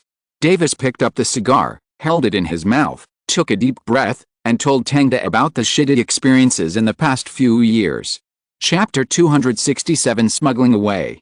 Davis has been in the underworld for the past few years. After Raymond died, he liked to live a life of drunkenness and debauchery, spending the property left by his brother every day and hanging out with his brothers. Before Faith died, the Godfather could still control Davis. But after Faith died, Davis had no one to control him. He didn't listen to Batman at all, and later simply blocked his phone and stopped meeting him. If he continued to spend money like this, although the money would be spent quickly, the remaining money would still be enough for Davis to live a happy life for more than 10 years. However, at this time, Lau Kei found him. Lau Kei was the new boss who inherited Faith's gang, and the guy who lit Tang a cigarette at the beginning. The reason why he found Davis was that he was attracted by his money and wanted to cooperate with him to do a big deal, smuggling a batch of leaves from Mexico. Lau Kei said that the profits were extremely lucrative, and he took care of the transportation and sales, as if Davis could get a return as long as he invested money. It happened that Davis was planning to open a bar recently, and the money in his hand was really not enough to spend, so he hit it off with Lau Kei and invested most of his money in it. The result was very smooth. The leaves shipped from Mexico were quickly sold out, bringing Davis 3 times the return. This made him distracted, thinking that he couldn't make much money by opening a bar, so he might as well cooperate with Lau Kei and make money by smuggling. The two hit it off and expanded the scale of transportation, with each transaction being larger than the last. Even Davis saw that the money was so easy to make, and he sold his villa and car, all in, intending to make a big profit. But an accident happened. Because they had a conflict with another black gang in New York, Lau Kei and his low-priced sales robbed the original black gang's customers, causing them to lose a lot of money. So one night, Lau Kei's transportation route was attacked by them, and all the goods were directly robbed. This robbery directly made Davis and Lau Kei lose their underwear. The two gangs opened fire. Even Davis took his brothers to ambush members of the opposite gang. This fight lasted for several months, and both sides suffered casualties and destroyed many of the other side's strongholds. Davis and his gang had successfully recovered their batch of goods, but someone secretly notified the police and confiscated all the goods. Davis and Lau Kei declared bankruptcy directly. The two men gnashed their teeth and simply took up their guns to do something big. They killed several leaders of the opposite gang and robbed a lot of leaves. After selling them, the two finally filled some holes. When they were about to pursue the victory, Lau Kei was shot and killed at home one night. Davis escaped because he did not go home that day, but went to his girlfriend Akati, the black girl who was photographed by Tang with a gun against his head. After Lau Kei's death, the gang began to fall apart. Davis was unwilling to admit defeat. He took the remaining brothers who wanted to fight for their lives and talked with the opposite gang. With a spirit of fearlessness, they finally agreed on their respective sales maps. After that, Davis became the boss of the gang and led everyone to sell leaves to make money. If the plot continues to develop like this, Davis may become a big drug lord, and be arrested by the police and in prison after obtaining a lot of money. But things are unpredictable. His girlfriend Arkady shot and injured someone's leg during a conflict. And that person was the son of the Chief Justice of the New York court. After this incident, the New York police quickly investigated Davis thoroughly, and confiscated the goods when the gang was transporting the leaves, and also detained a large number of gang members. As for Davis, the police issued a wanted order. Davis had to start fleeing, but it was not easy to escape from New York City. He thought of Tang in his entanglement, and then he came to the downstairs of the Norton Eye Company to wait. After listening to his oral statement, Tang pulled the corner of his mouth. "Where's Arkady?" "She's fine, she's just locked up." Davis explained, "The court should sentence her to a few years in prison." Tang touched his chin and felt that this girl was really a bit of a bad luck for Davis. "You know, Raymond's death was because of the people Arkady brought in." Unexpectedly, Davis was wanted this time, and it was still because of Arkady. Facts have proved that disasters are not always beautiful. What are you going to do next? Tang's gun never left his waist. He would not leave his life to an illusory fate. He had to control the situation. "My next step, the plan failed. How about letting me leave?" Davis raised his hands. The fighting in the past few years has made him calmer than that stupid young man. He will not let his temper run wild. Tang nodded without denying it, but did not put down the gun. "Maybe you can help me with something," Tang suddenly said, abroad. "What is it?" Davis frowned and looked at Tang. "No hurry, you will know in a while." Tang did not speak, and the two continued to blow the sea breeze. Not long after, two cars suddenly drove over at high speed and stopped in front of Tang, and then several big and strong men came down from the cars, all carrying guns, and they looked very difficult to mess with. Davis thought they were the police coming to arrest him at first sight, and subconsciously wanted to pick up the gun to resist. As a result, Tang waved his hands. "Don't move, Davis, he's my man." "Your man." Davis gritted his teeth, thought for a moment, and finally did not pull out his gun. On the one hand, he felt that if Tang wanted to mess with him, he didn't have to do it so obviously, and on the other hand, facing 5 black muzzles, he had no chance of survival. Although he was a little reckless, he was not stupid. Several big men quickly controlled him, put on a hood, and pressed him into the car. But what Davis didn't see was that the person sitting in the passenger seat at the moment was Tom, the culprit who killed Faith. After making sure that Davis had been properly controlled, Tom came to Tang's car. "Leave that matter to him," Tang ordered while driving. "He looks a little more powerful now than before." Tom nodded and agreed. "No, that's not what I'm looking at, but he has nothing to do with us. I don't want others to think that I did this." Tang said this, paused for a moment and added, "After all, Harvey Weinstein is deeply rooted in Hollywood. If he finds a target, he will definitely come up with some fancy tricks. But if the target is just a piece of air, or a desperado, he will have nowhere to use his strength. Yet, confirm the things on Davis later, and then arrange a smuggling route for him. I want to see him appear in the Philippines in 3 days." "Okay." Davis was taken to a quiet place. When he took off his hood, he saw the living room of an unfamiliar villa in front of him. "Go take a shower, man." A black bodyguard smiled and patted Davis on the back. Davis did not resist, but walked directly into the bathroom, took off his clothes, and got into the bathtub. When he came out after taking a shower, he found that his clothes had been taken away and replaced with a brand new sweatshirt. The guest followed the host's wishes. After Davis put on his clothes, he pulled his collar and walked out of the bathroom. "Come, have a drink." In the living room, Tang was holding a glass of beer and inviting Davis. "What do you want me to do?" Davis leaned on the soft sofa. He hadn't been so relaxed for a long time. Although this was not his territory, he didn't have to worry about being shot here. "It's very simple. Help me find someone in the Philippines." Tang handed over a photo. The photo showed a beautiful girl with a good figure, but her expression was a little panicked. "Your mistress? Or did she steal your money and run away?" Davis asked bluntly. No. Tang shook his glass. "She has nothing to do with me, but she has something to do with my enemy." "I see. Kidnap her and threaten your enemy." Davis felt that he had guessed Tang's intention. But Tang still shook his head. "Don't guess blindly, Davis. I'm not a gangster. Why should I kidnap others? This woman is called Ambula. She has evidence of my rival's crime, but her previous resistance was unsuccessful, understand? Strictly speaking, she is my partner. So I should treat her gently." "No, you just need to help me find her. There are all kinds of people in the Philippines. I will give you some financial support. So I can leave New York." "Of course, no problem." Davis took a deep breath. "I will be back." Tang took a sip of wine and said, "This has nothing to do with me, as long as you are not afraid of being arrested by the New York police." "Okay, by the way, Arcoti, can you help get him out?" Tang shrugged. "Who do you think I am? The court is not run by my family, and we are on a one-on-one basis. You help me find someone and I help you leave. It's that simple, buddy. This is fair." "That's right." Davis nodded thoughtfully. "You are right, Tang. Let's do it. The things you need will be delivered to you in the next 2 days." Tang clinked his glasses with Davis, then stood up. "We'll talk about the rest after you leave here." After handing the matter over to Davis, Tang walked out of the villa and returned to the car. Harvey Weinstein has been making frequent efforts in the past 2 years. On the one hand, he has won a lot of Oscars, and on the other hand, he has also suppressed burning public relations. Fortunately, Tang has found this guy's weakness, that is, the model who fled America and sued Harvey for sexual harassment, Ambula.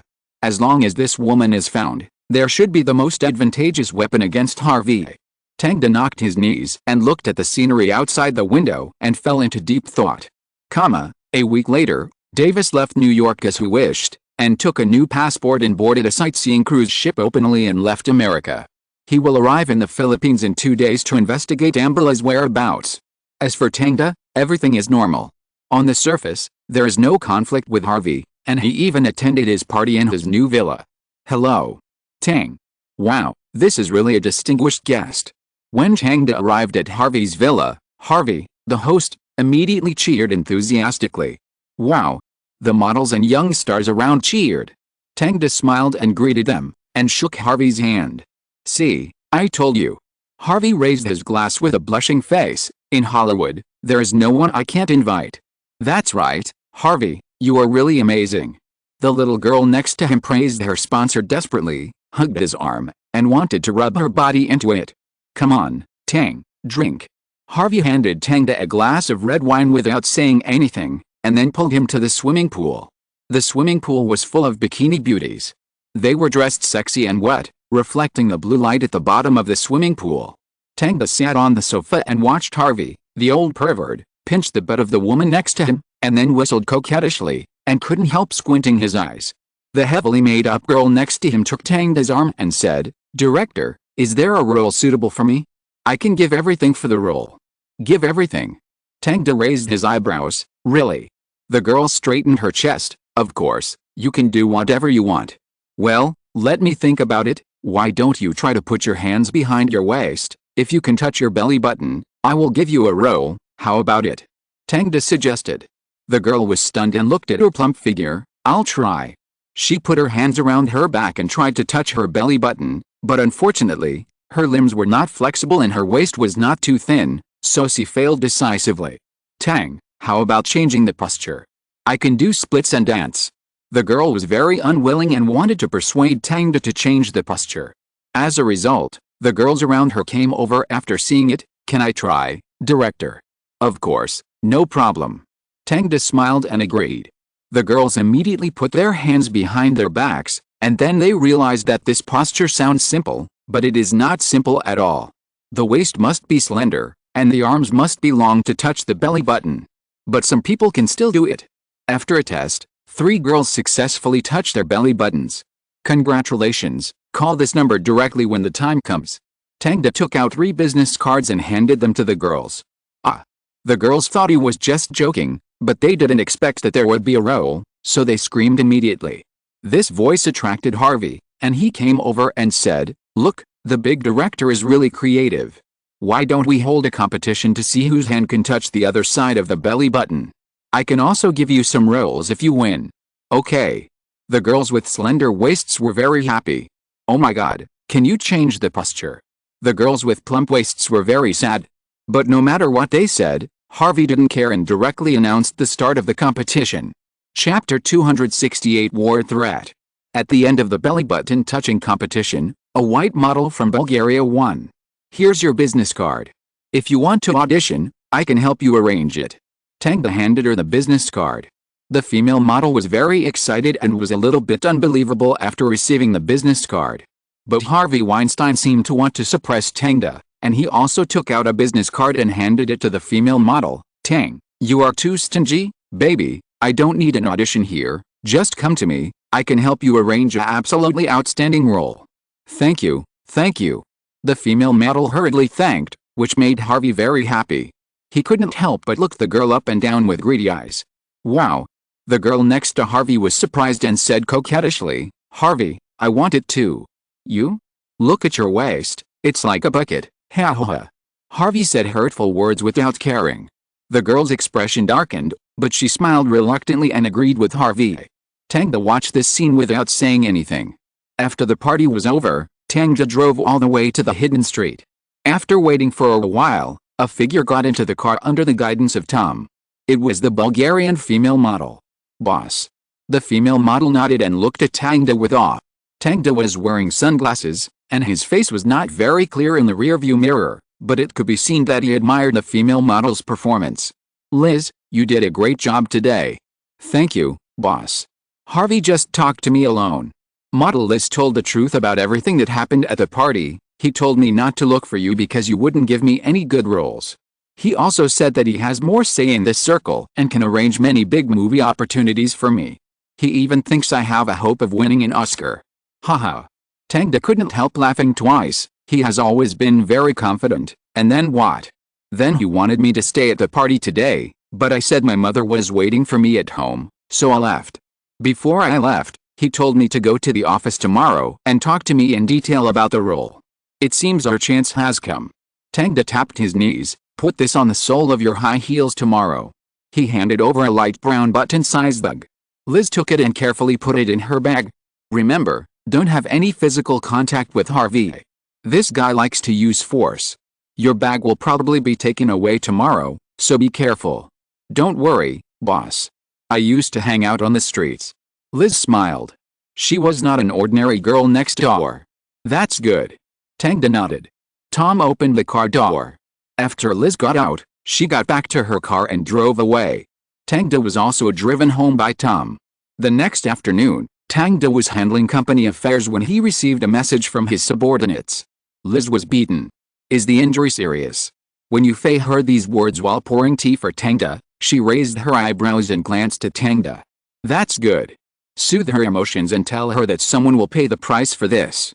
Is it not going well?" After Tang hung up the phone, Yufei came behind him and stretched out her slender and tender hands to massage his shoulders. It should be said that it was too smooth.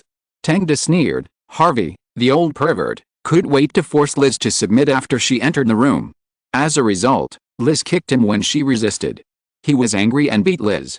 Maybe he has become accustomed to his status as a superior. Yao Fei guessed, but I think he will react soon and go to public relations with Liz. "That's perfect." Tang nodded. "I'm ready and just waiting for him to show up."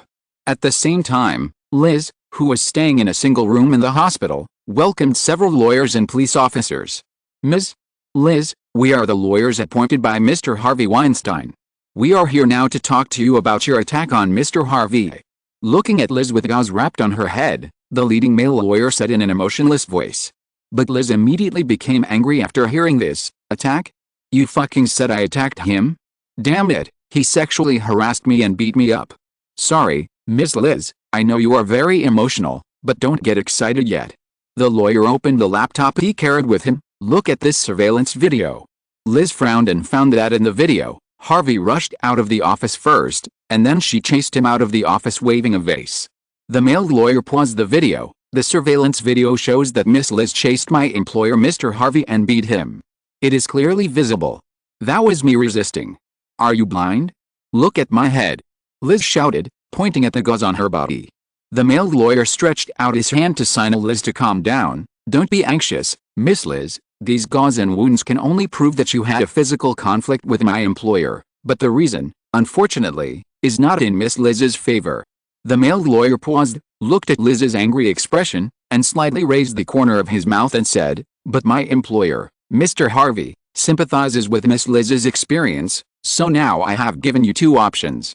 First, you can accept our mediation and compensate my employer, Mr. Harvey, for medical expenses and reputation loss. We have calculated it, and this number is probably enough. Liz looked at his outstretched finger. $30,000. No, $3 million. The lawyer's lion-like mouth scared Liz. You are really crazy. This is strictly calculated, Miss Liz, there is no problem.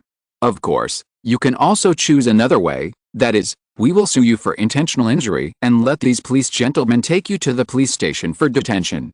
When the male lawyer said this, the police immediately stepped forward. Our New York police will act impartially, don't worry. Fairness. Liz sneered twice. Seeing that she was about to be forced into a dead end by this group of people, she gritted her teeth and said, what if I have evidence? I have evidence that Harvey wants to sexually assault me. What? This move caught the other lawyer off guard. His indifferent expression finally couldn't be maintained and he showed surprise. But out of professional needs, he still stabilized his voice and said, I must remind you, Miss Liz, if you are referring to Mr. Harvey's invitation and some other people's testimony, it is meaningless because it is not direct evidence. Of course I know. Liz laughed. It's not these insignificant things, it's the recording. I recorded the evidence that Harvey wanted to sexually assault me. He said he liked me, wanted to praise me, and wanted to touch my silky body. Is it sexual assault? The male lawyer finally frowned. He didn't expect Liz to be prepared. This was completely inconsistent with Harvey's statement. Because they checked Liz's bag and clothes, and didn't find any bugs. So where did this recording come from? This reminded him of what happened a few years ago. Just when the male lawyer was silent, the policeman hurriedly said, you can give the evidence to our police without worry. If Harvey really tried to violate you, we can sue him after investigation and evidence collection. Forget it. Liz snorted coldly, I don't plan to sue Harvey for the time being, and don't think about making me hand over the evidence. Tell Harvey that I will not let him go. I have handed the evidence to the person I trust most. If anything happens to me, she will publish the evidence, so don't think about targeting me. Ms. Liz, words are not enough.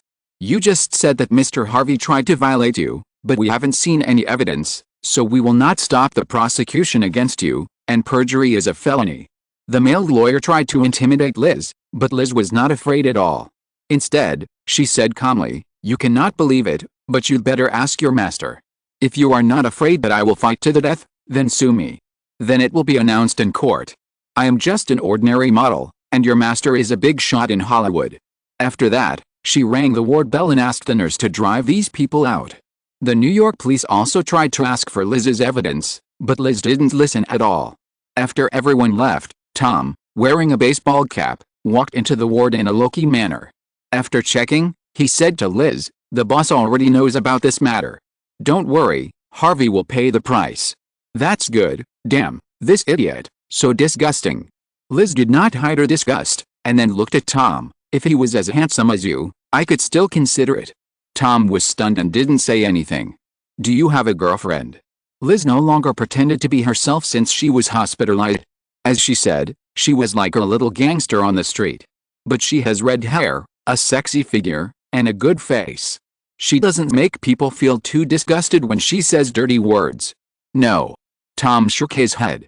Then why don't you find one? Is it because there is no suitable one around the boss? Liz asked Tom excitedly, which caught Tom off guard. But Tom was also a straightforward person, and he didn't hide it. I'm too lazy to look for it. It's troublesome. Hey, men, how do you usually solve personal problems? Liz asked very fiercely. Those women on the street. Tom was also outspoken. Perhaps Liz's temperament reminded him of the days when he was in the army. The women there were also very direct. I knew it, but it must be a bad feeling. She doesn't even know what position you like. Liz shook her head. Maybe. Tom felt that even he couldn't stand Liz's questioning. Fortunately, Liz didn't continue to talk in depth because she had a headache and needed to rest. 2 days later, just when Liz was about to be discharged from the hospital, Harvey's lawyer came again. But this time, he brought a team of bodyguards. After entering the ward, these people directly turned it inside and out, and only let the lawyer in after confirming that there were no eavesdropping devices. Liz looked at the situation and sneered. Why, are you afraid that I will record your ugly faces? This is just a necessary small measure. The male lawyer said. After careful consideration, Mr. Harvey decided not to pursue Miss Liz's fault, and is willing to pay a considerable amount of medical expenses to comfort Miss Liz's injured body and mind. Oh. Liz opened the cigarette box with interest and lit a cigarette for herself. You don't mind if I smoke a cigarette? No problem. The male lawyer nodded. The money is about $1 million US. As long as Miss Liz is willing to hand over all electronic devices and promise not to have backups, the money will be handed to you in the form of an anonymous check. Then what? Liz exhaled a puff of smoke. Are you going to get rid of me with just this little money? The male lawyer was very sensitive to the smell of cigarettes. He put his finger to his nose and asked, Miss Liz, do you think it's too little? We can continue to talk, but I must make it clear that this money is only medical expenses and mental damages, and does not include any other meanings. So? I'm not blackmailing you. Liz smiled and said, I won't give you the evidence. Forget it. Seeing that Liz didn't bite, a burly bodyguard came over and held Liz down, while another bodyguard pulled out a gun. Are you trying to threaten me? Let me go. Liz saw that they were trying to do this and shouted, I've given all the evidence to my good friend. If I die or get hurt, she'll send it out and sue you. I'm not kidding. The male lawyer was silent for a moment and then held out his hand. The two bodyguards immediately stepped back, allowing Liz to regain her freedom. Okay, Miss Liz, you can tell me what your conditions are. The male lawyer explained. Mr. Harvey is very sincere. Don't let things get to the point where they are irreversible, okay? Liz was also a little scared. She looked at the people around her and said, then don't try to control me. Let me think for a few days. If I have any requests, I will contact you. Okay. The male lawyer threw a business card on the bed. I hope Miss Liz will be quick, otherwise we will be very sad if any accidents happen. Liz didn't say anything. After they left for a few minutes, Tom walked into the ward. If you save me at this speed, I'll be dead. Liz couldn't help complaining. Tom didn't have any apologetic expression. I have been listening outside the door. If they loaded a gun, I would come in. Fortunately, they didn't load the gun. Liz picked up the cigarette box and threw it to Tom. It should be okay this time. No problem, you did a good job. I believe the boss will be willing to give you a generous reward. Tom took out a cigarette from the cigarette box that was no different from other cigarettes, gently broke it open, and immediately revealed the silver gray metallic luster inside. Chapter 269 Sexual Assault Scandal. Tang naturally had to be prepared for both situations. If Davis did not find the victim of Harvey's sexual harassment, then he would have to rely on Liz's recording to prove that Harvey committed a crime. However, this was not appropriate, because Harvey was beaten, and was beaten badly. As long as he played the victim in front of the American people, maybe the public opinion would forgive him at that time. Moreover, there were Harvey's people in the New York court, and they would defend Harvey. So Tang naturally hoped to do both. Davis and Liz would both produce ironclad evidence, and then report Harvey together and let this guy go to jail. As for why he was so eager to kill him. Because Harvey's Weinstein Company had already snatched away many Oscar judges who were well publicized by the Burnett Company. This year, the movie The King's Speech that he was responsible for publicizing had already locked in many awards in advance, and even the movies under Norton I could not compete with it. It can only be said that Harvey's connections in Hollywood are indeed extraordinary, so it would be best if this stumbling block could be removed as soon as possible. 3 days after Liz was discharged from the hospital, Harvey's lawyer found Liz's home again, but unfortunately they still failed to reach an agreement. Harvey's people had no choice but to leave.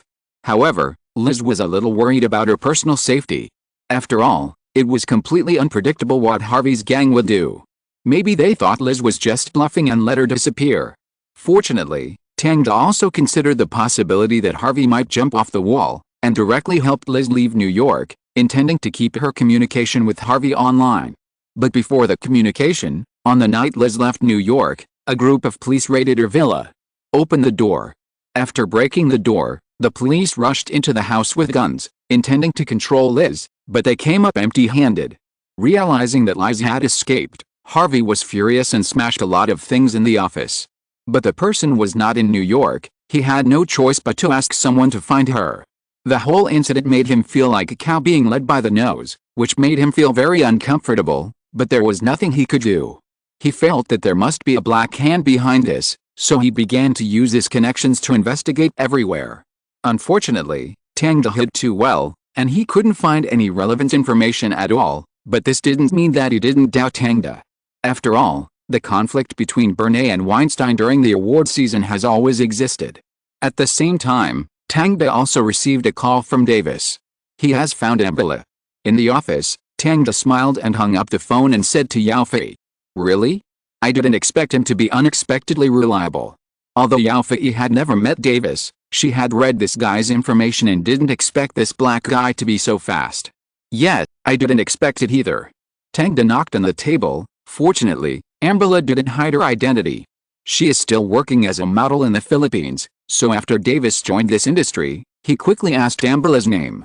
He is a model. Yao Fei was a little surprised. Haha, for a black man, Davis's conditions are pretty good. Wait, Davis has already contacted Ambula. Maybe we will be able to talk to Miss Ambula in person soon. As Tang said, Ambula and Davis soon met in the apartment. You found me through Abumoni? What do you want to do? Although Ambula didn't know what the black man in front of her was going to do, she felt a little uneasy. Davis looked at Ambula's vigilant boyfriend and shrugged. Don't worry, I'm not looking for you. I'm not interested in you. Someone asked me to come and bring you a message. What message? Ambula asked. Davis answered truthfully, now is the best time to help you get justice. The person who persecuted you will face various criminal charges soon. What? Ambula stood up in surprise. What are you talking about? Harvey, you know. Davis didn't say much. Ambula's eyes widened, looking at him in disbelief. Are you Harvey's man? Don't get me wrong. Listen carefully, we want to kill Harvey. Davis patiently explained. If it were in New York, he would have pointed a gun at the woman and asked her to hand over the evidence. But this is the Philippines, and the success of this matter is related to his future, so he must be cautious and restrained. In the years after his brother's death, this reckless black guy finally learned to suppress his temper. Okay, I know, dear. Can you go out for a while? Ambula seemed to recall the unbearableness of the past, and hurriedly asked her boyfriend to leave the room. The boyfriend looked confused and looked at Ambula and Davis, not knowing what the name Harvey meant. But out of respect, he still left the room. So what's going on? Ambula asked the doubts in her heart. Davis explained, we have discovered Harvey's crimes, sexual assault, sexual harassment. If we want to bring down this disgusting old man, we need evidence. You can't do it. Ambula said bluntly, he has people in the New York police and the court, and the media is manipulated by him. You can't do anything to him. Haha. Davis smiled, do you think we are ordinary people? Are we opponents? Do you understand, beautiful woman, opponents are equal. Ambula's heart skipped a beat, so you can send him to jail. Although she escaped from New York in the past few years, she has been immersed in the panic of the past and has never escaped from nightmares. For her, Harvey's actions and the police's partiality have filled her with fear. If this matter can be resolved, she is willing to help Davis, but first of all, she must protect herself. That's right, but this matter needs you to talk to our people. I'm just a messenger. Okay, when will we talk? Tomorrow morning, still here. Davis replied to Tang after he and Ambula reached an agreement. The next morning, Tang sat in his single-family villa. In front of him was the well-known reporter Tirad, with whom he maintained a secret contact. Since he became friends with Tang in the past few years, he has emerged in the news industry and published many famous news contents. While gaining personal reputation, he also caused a lot of trouble for Tang's opponents. Now, he has got another chance to become famous, reporting on Harvey Weinstein's sexual assault case and bringing down this Hollywood big devil. Are you ready? Tang asked the reporter Tirad in front of him. Tirad was a man with short blonde hair. He picked up his notebook and recorder and nodded, "No problem." "Then let's start." Tang dialed the phone, turned on the speakerphone, put it on the table, and quietly watched Tirad and Ambala communicate. "Hello, Miss Ambala, just call me Tirad." Tirad greeted in a serious voice. "Hello, Mr. Tirad." Ambala's voice revealed a little timidity. "I'm a reporter from the Washington Post. Don't worry, there will be no obstruction to this article. I will publish it from the most fair and objective perspective." Okay. Then can you tell me what happened?" Ambala's story lasted for 15 minutes. After she finished, Tang and the others also roughly understood what Ambala had experienced. She was harassed by Harvey in the hotel. Harvey knocked on her door and asked her to open the door, saying that he swore by his children that he would not do anything to her. After she opened the door, Harvey rushed in and took her into the bathroom to attempt to sexually harass her. In the end, she was rescued by the police. However, after she sued Harvey, it was revealed that she had participated in obscene parties, which changed the direction of public opinion. In addition, she was threatened by the New York police, and even her brother was threatened with personal safety. All signs showed that she could not sue Harvey, so she could only accept Harvey's compensation and leave New York. At the same time, the police also took away all her electronic devices, which were probably destroyed. But Ambala was careful and kept her original recording records. For Tang and his team, this recording is the key evidence.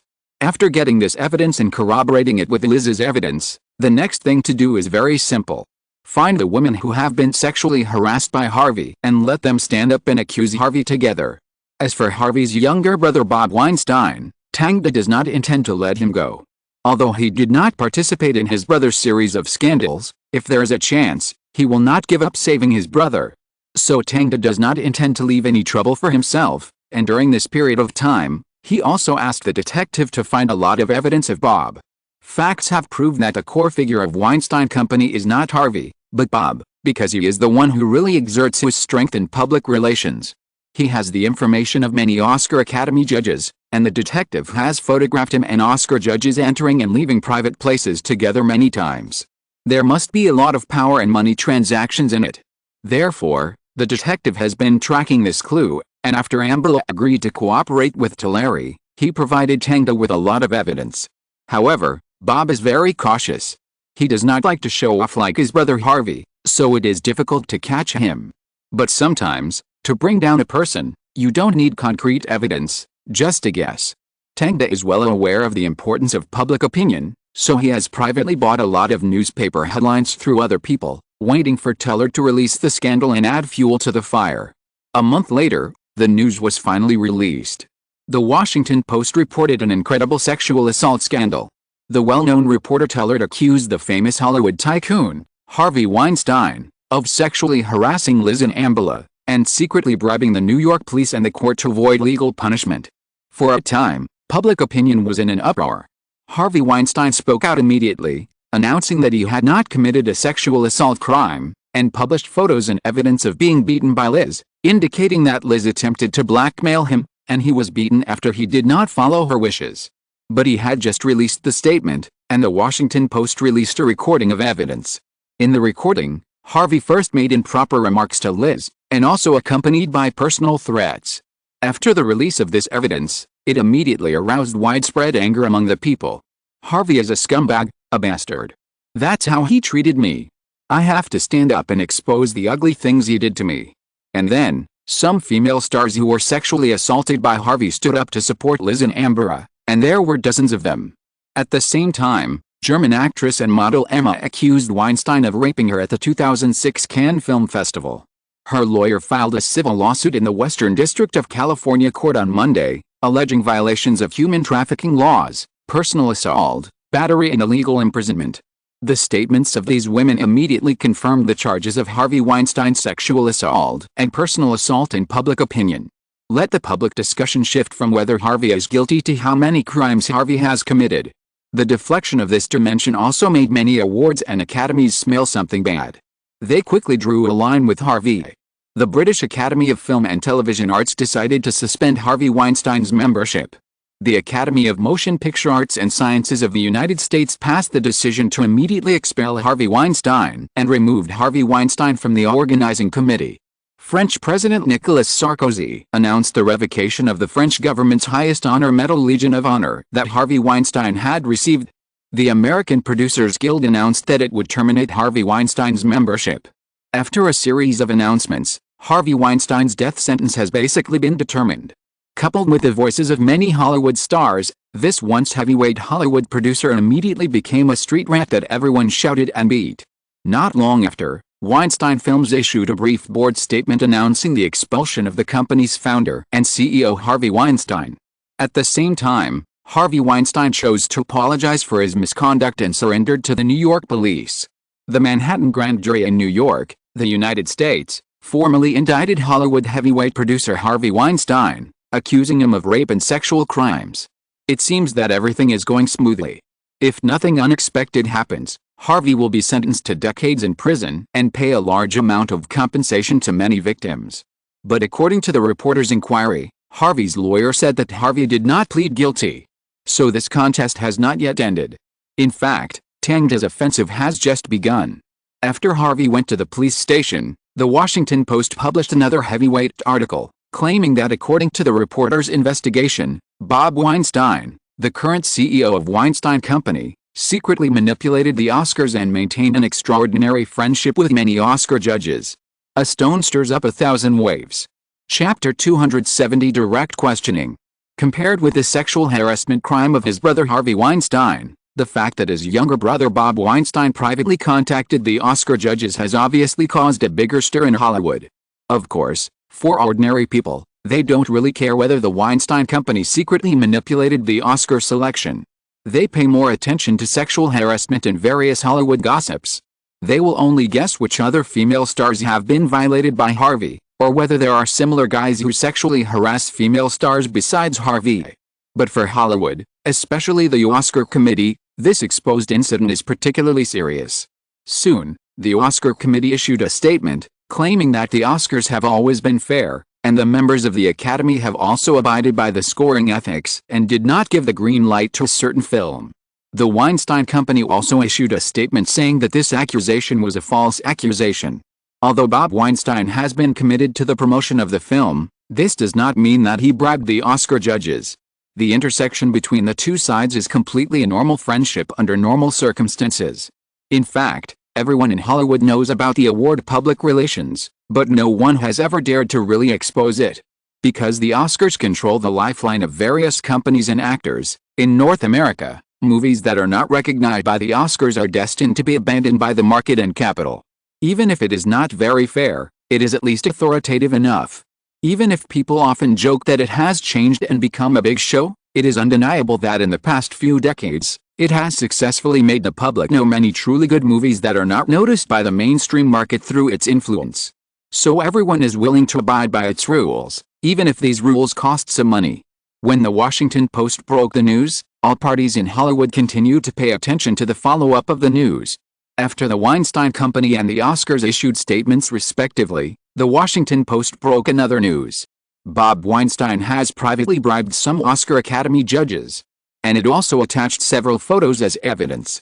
In the photo, Bob Weinstein and a certain Oscar judge in his 70s had a good conversation and entered a red wine estate together. The photographer seemed to be hiding in the tree, using a telephoto lens to shoot the whole process of their meal through the leaves and floor-to-ceiling windows. At the table, Bob Weinstein handed a document to the Oscar judge, who nodded and smiled, and the two continued to drink. When the Oscar judge walked out of the wine estate, he had a small wooden box in his hand. But before he could see clearly, the judge got on the special car arranged by Bob and left. After these photos were released, most people directly believed that they had traded power for money, and a small number of people believed that they were normal gifts of friendship. Bob Weinstein also immediately stood up and claimed that he and the Oscar judge had been friends for many years. This time he invited him to come to let him taste the taste of the newly brewed red wine, and the document was just the two of them discussing the issue of red wine shares. Oscar simply did not respond.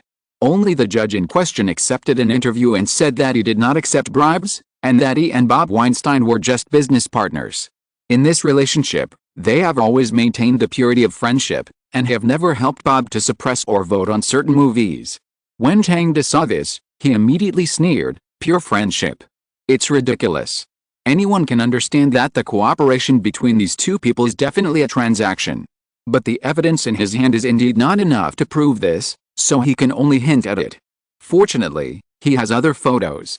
Not long after, photos of Bob Weinstein's friendly exchanges with many Oscar judges appeared in reports of various media. Now they can't use the same words to prevaricate. After all, you can say it's friendship with one person, but can you also say it's friendship with a group of people? Then Tang should applaud their friendship. But even so, Bob Weinstein firmly denied the accusation against him. So a rumor spread. "Have you heard that this boss Bob likes men, and he likes old men?" "Yes, I saw the photo. They are so close, holding hands, just like lovers." It turns out that the old men in the Oscars also like men. No wonder Bob didn't follow in his brother's footsteps. It turns out that his sexual preferences are different from his brother's. One likes women, and the other likes old men. Wow. So exciting. As we all know, Hollywood gossip spreads the fastest. In just 3 days, everyone knew the news. Even if someone didn't know, someone would tell him. Such news made many Oscar judges feel insulted, and they all expressed their intention to sue the media that spread the news for defamation. But the news was spread so secretly that no one knew where it came from, so in the end, several judges who couldn't bear the humiliation directly announced that they would withdraw from the Oscars. Bob Weinstein was also listed on the unwelcome list by the remaining judges of the Oscars, and he has been in a state of panic. Since being involved with him means becoming a homosexual, it would be more satisfying to cut off the relationship directly. For Tang, doing this step is enough. He wanted to lift up Oscar's bright and beautiful robe to reveal the dense lice inside, but this was not something he could do at the moment. He had only one goal all along, to discredit the Weinstein brothers, to hit their company's business, and to send them to prison so that they could be out of sight and out of mind. Now that he had succeeded, the rest depended on how many years Harvey Weinstein would be sentenced to. But at this moment, something unexpected happened. Bob Weinstein suddenly invited Tang to a private cocktail party. What does this mean? In the office, Tang touched his chin and guessed, "Does he know that I did all this?" Yu Fei, who was sorting out the information on the side, replied, "I don't think so. Maybe this cocktail party is to unite the public relations bosses." "You're right." Tang thought for a moment and felt that Yu Fei's guess was right. From Bob Weinstein's perspective, this matter was obviously aimed at their company, and even the entire public relations group. Maybe some big crocodile wanted to muddy the water and get involved. So it was normal to want to communicate with people in the same industry, but why did he go directly to Tang? Logically, Bob should go to the CEO of Burnett Public Relations. So he directly rejected Bob's invitation and asked Yao Fei to tell the other party that he didn't have time. But he still underestimated Bob. In the afternoon of the next day, Leonardo suddenly called him. "Tang, are you free these 2 days? A friend wants to invite you to a cocktail party." "Cocktail party?" Weinstein. How about it? I didn't expect it. It seems that if I don't participate, the next person who calls may be more important. It's hard to say. It's nothing, Tang, he just wants to talk to you. Okay, I'll put down what I'm doing for the time being and go there. After hanging up the phone, Tang called Tom to the office and arranged some things with him. 2 days later, Tang drove his car to a secret manor outside the suburbs of New York. There are flowers everywhere, and there is also a spectacular art garden, which is filled with many naked sculptures and neatly trimmed green plants, which looks like a scene from a fantasy movie. As soon as Tang got out of the car, a butler and a servant came to serve Tang. "Welcome. Tang, it's so hard to see you." At the entrance of the yard, Bob Weinstein came out with 2 glasses of wine and came to Tang. Tang picked up a glass and smiled, "I'm just too busy. I have to be busy with movies and companies. God, why is there so much to do in this world? Do you want to take a break?" Relax. Bob Weinstein smiled mysteriously, as if hinting at something. Tang didn't answer, of course not. To be honest, I like the feeling of being busy. Bob Weinstein nodded and didn't continue. After the two walked into the cocktail party, they found that in addition to Leonardo, there was an unexpected person here. Kevin Spacey, the man who won the Oscar for Best Actor for American Beauty and made the world know him through House of Cards, is now sitting on a chair with his iconic hairstyle and holding a glass of red wine. When he saw Tang, he immediately stood up and said with a smile, "Look who it is. Wow, it's an honor to meet you for the first time, Don." "I'm honored too." Tang shook hands with him modestly, and then sat with Leonardo. During the drinking process, he found that Kevin Spacey often looked at him with a strange look. FXXK, this guy is not interested in me. Tang knew that Kevin Spacey's sexual orientation was male.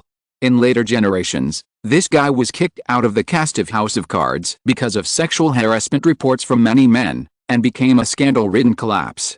By the time he was acquitted by the court, he was already 65 years old. Under debt, although he actively sought a comeback, no capital was willing to use him. After all, he was out of touch with the times at that time.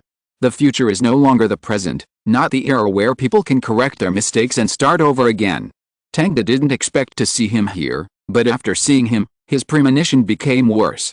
Kevin Spacey, Leonardo, Bob Weinstein, people who are not related at all gathered here. There must be a reason they can't refuse. This reason obviously has nothing to do with him, or in other words, he is just one of the necessary conditions for this reason. Thinking of this, he looked up at Bob Weinstein and said straight to the point, "Weinstein, so what is it that requires me to come here?" "Tang, okay, I won't keep you in suspense. In fact, I invited you this time to negotiate with you." Bob Weinstein's words made Tang's eyebrows jump slightly. "What do you mean? Talk? It seems that we have never been hostile." Tang asked in confusion. "Isn't it because you are involved in my brother's affairs?" Bob Weinstein narrowed his eyes and said with certainty. In his eyes, Tang's expression was only surprise. "What are you talking about? Harvey? Why do I want to deal with Harvey?" "Because of the Norton Eye, because of the Oscar." "You mean Bernay?" Tang smiled. "I admit that I am a shareholder of this company, but so what? Why do I need to spend so much effort to target you? Do you think I care about the Oscar?" "Don't care." Bob Weinstein stared at him seriously, and the two people next to him fell silent. "Do I need to care?" Tang calmly took a sip of wine and cut off the head of the Cuban cigar with a cigar cutter. "I have won all the Oscars I can get. For me, the Oscar is no longer challenging." He held the cigar in his mouth, quietly inhaled and exhaled smoke, and looked at Bob Weinstein through the layers of smoke with a flickering look. "Weinstein is very interesting. Are you saying these words to test me? Or do you want to have a new enemy?" Silence, for a moment, except for the sound of cigar inhalation. There was no other sound in the room. Bob Weinstein and Don stared at each other for half a minute, and then he suddenly laughed. "Sorry, Don, sorry, it seems that I misunderstood." Don didn't say anything, just quietly smoked his cigar. Leonardo said, "Okay, this matter must be a misunderstanding. Don has attended Harvey's party before. The popular Hollywood navel touching is his masterpiece." "Really?" Kevin Spacey was surprised to hear this. In addition to gossip, there is a small game that suddenly spreads among Hollywood female stars during this period, which is to touch the navel behind the back. Whoever can touch the navel will have a slimmer waist in the eyes of everyone. This game is more popular among female models because they make a living from this. Even during this period of time, Victoria's Secret also had famous models showing their hands touching their navels on the stage, which scared everyone. Kevin Spacey has also seen related challenges, but he didn't expect that the initiator was actually sitting in front of him. "Wow, Tang, you are amazing. Any game you play can set off a trend in Hollywood." "Thank you, that was just my random thought." During the conversation between the two, the atmosphere of the cocktail party finally eased. Tang didn't know whether Bob Weinstein was just testing him or had suspicions, but there was no doubt that he had no evidence. Otherwise, he would not have stopped asking. It was a pity that Oscar chose to be partial, otherwise Bob Weinstein would have followed in his brother's footsteps. But Tang had thought of such an ending before he planned it, and there were not many surprises. Now he was more curious about what Bob Weinstein was going to do next. If you're listening to this novel on a channel other than Fanfic World, It means they downloaded and uploaded it without effort. We cordially invite you to visit our channel, Mundo Fanfic Novelist. There you'll find the original version of this story, and you can explore many other novels of various genres. We're waiting for you to immerse yourself in a world of incredible novels. Chapter 271 Birthday Party. Bob Weinstein's purpose soon became clear. Because after drinking a glass of red wine, another person came to the manor. Hello everyone. The person who came was a middle-aged white man with curly hair, medium build, and a very friendly smile. He started to greet everyone as soon as he saw them. But Tang frowned slightly when he saw this person. Because he was so familiar with this person's face that he couldn't be more familiar with him, and even knew all his deeds and crimes. That's right, it was the island owner who committed suicide in prison, Epstein. Seeing him, Tang immediately realized why he felt that the current situation was a bit strange, because Kevin Spacey and Leonardo had both appeared on Epstein's list. Although there is no evidence that they landed on the island, there is no evidence that they have not landed on the island. Now it seems that Tang is Epstein's next invitation. Tang. Just thinking of this, Epstein came over enthusiastically and hugged Tang. I'm so lucky to meet you here. Hello, you are. Tang deliberately pretended not to know him. This is Jeffrey Epstein. He is a billionaire on Wall Street, Don. Bob Weinstein introduced Epstein to him, and then said, "It's an honor for you to come to my reception." Although the Weinstein Company is a big shot in Hollywood, it is still far behind the Wall Street tycoons, especially Epstein, who can be said to be all-powerful in the political and business circles and has a wide network of contacts. So no matter what the purpose is, Bob Weinstein hopes that his shaky public relations company can get in touch with Epstein. Maybe a few words from him will give the company a new lease of life. As for why Tang was invited here, it was purely because Epstein wanted to meet this new and great director in Hollywood. I see. Tang shook hands with Epstein and sat down with him with a smile on his face. After exchanging a few pleasantries with Bob, Epstein said to Tang, "I've seen your Lucy. It's so sexy. You made Scarlett look so sexy. I liked this movie, so I've always wanted to meet you, the great director. Thank you for your love." Tang remained calm and just politely greeted him. After chatting for a while, Epstein suddenly suggested that everyone play golf. There is a private golf course behind the manor. After several people came there, they showed their golf skills one by one. However, Tang was not keen on this sport, so his golf skills were not very good. Fortunately, his eyesight was sharp and he could control his strength very well, so he was not inferior to others. As they played, Epstein might have felt that it was a bit monotonous, so he said, "Why don't we make a bet with golf?" What bet? Among the crowd, Kevin Spacey was the most familiar with this Wall Street tycoon and had the closest relationship with him. Let's bet on a cruise ship. After Epstein finished speaking, the expressions of several people were a little interesting. If you lose a golf game, you have to buy a cruise ship? That's not a yacht. Fortunately, Epstein added the next moment, for the cruise trip, I know there is a very niche route. If anyone wins, he will pay to take the other people there to play. I guarantee that the scenery is very good. I testify that the niche route is indeed good. Kevin Spacey smiled. If Tang didn't know what they were talking about, he might have really believed their lies. However, he did not show any doubts on the surface, but just reached into his trouser pocket and secretly sent a text message. Who wins? This is really interesting. Leonardo was eager to try. For this group of people, money was not a problem at all, so winning the game to pay, this kind of game seemed more special. Besides, he had always won more and lost less in previous games, and he was very confident. Bob Weinstein did not notice anything wrong, nodded and picked up the club. Then let's start. Seeing that everyone was having fun, Epstein smiled and announced the start of the game. 20 minutes later, the golf game officially ended. The winner this time was Epstein. Tang, who had watched the whole game coldly, could see that he had hidden his golf skills before. Okay, I won, so I'll notify the cart to pick us up now. Epstein took out his phone and called the captain of the cruise ship. Are we going now? Leonardo asked, how long will it take? Don't worry, it will be quick. Epstein smiled. My cruise ship has been parked at the port, ready to go at any time. Wow, so what is that niche route? Bob Weinstein asked. Epstein explained, it's near Mexico. It's a very mysterious canyon. Every time we go there, we can see different scenery. Will it be dangerous?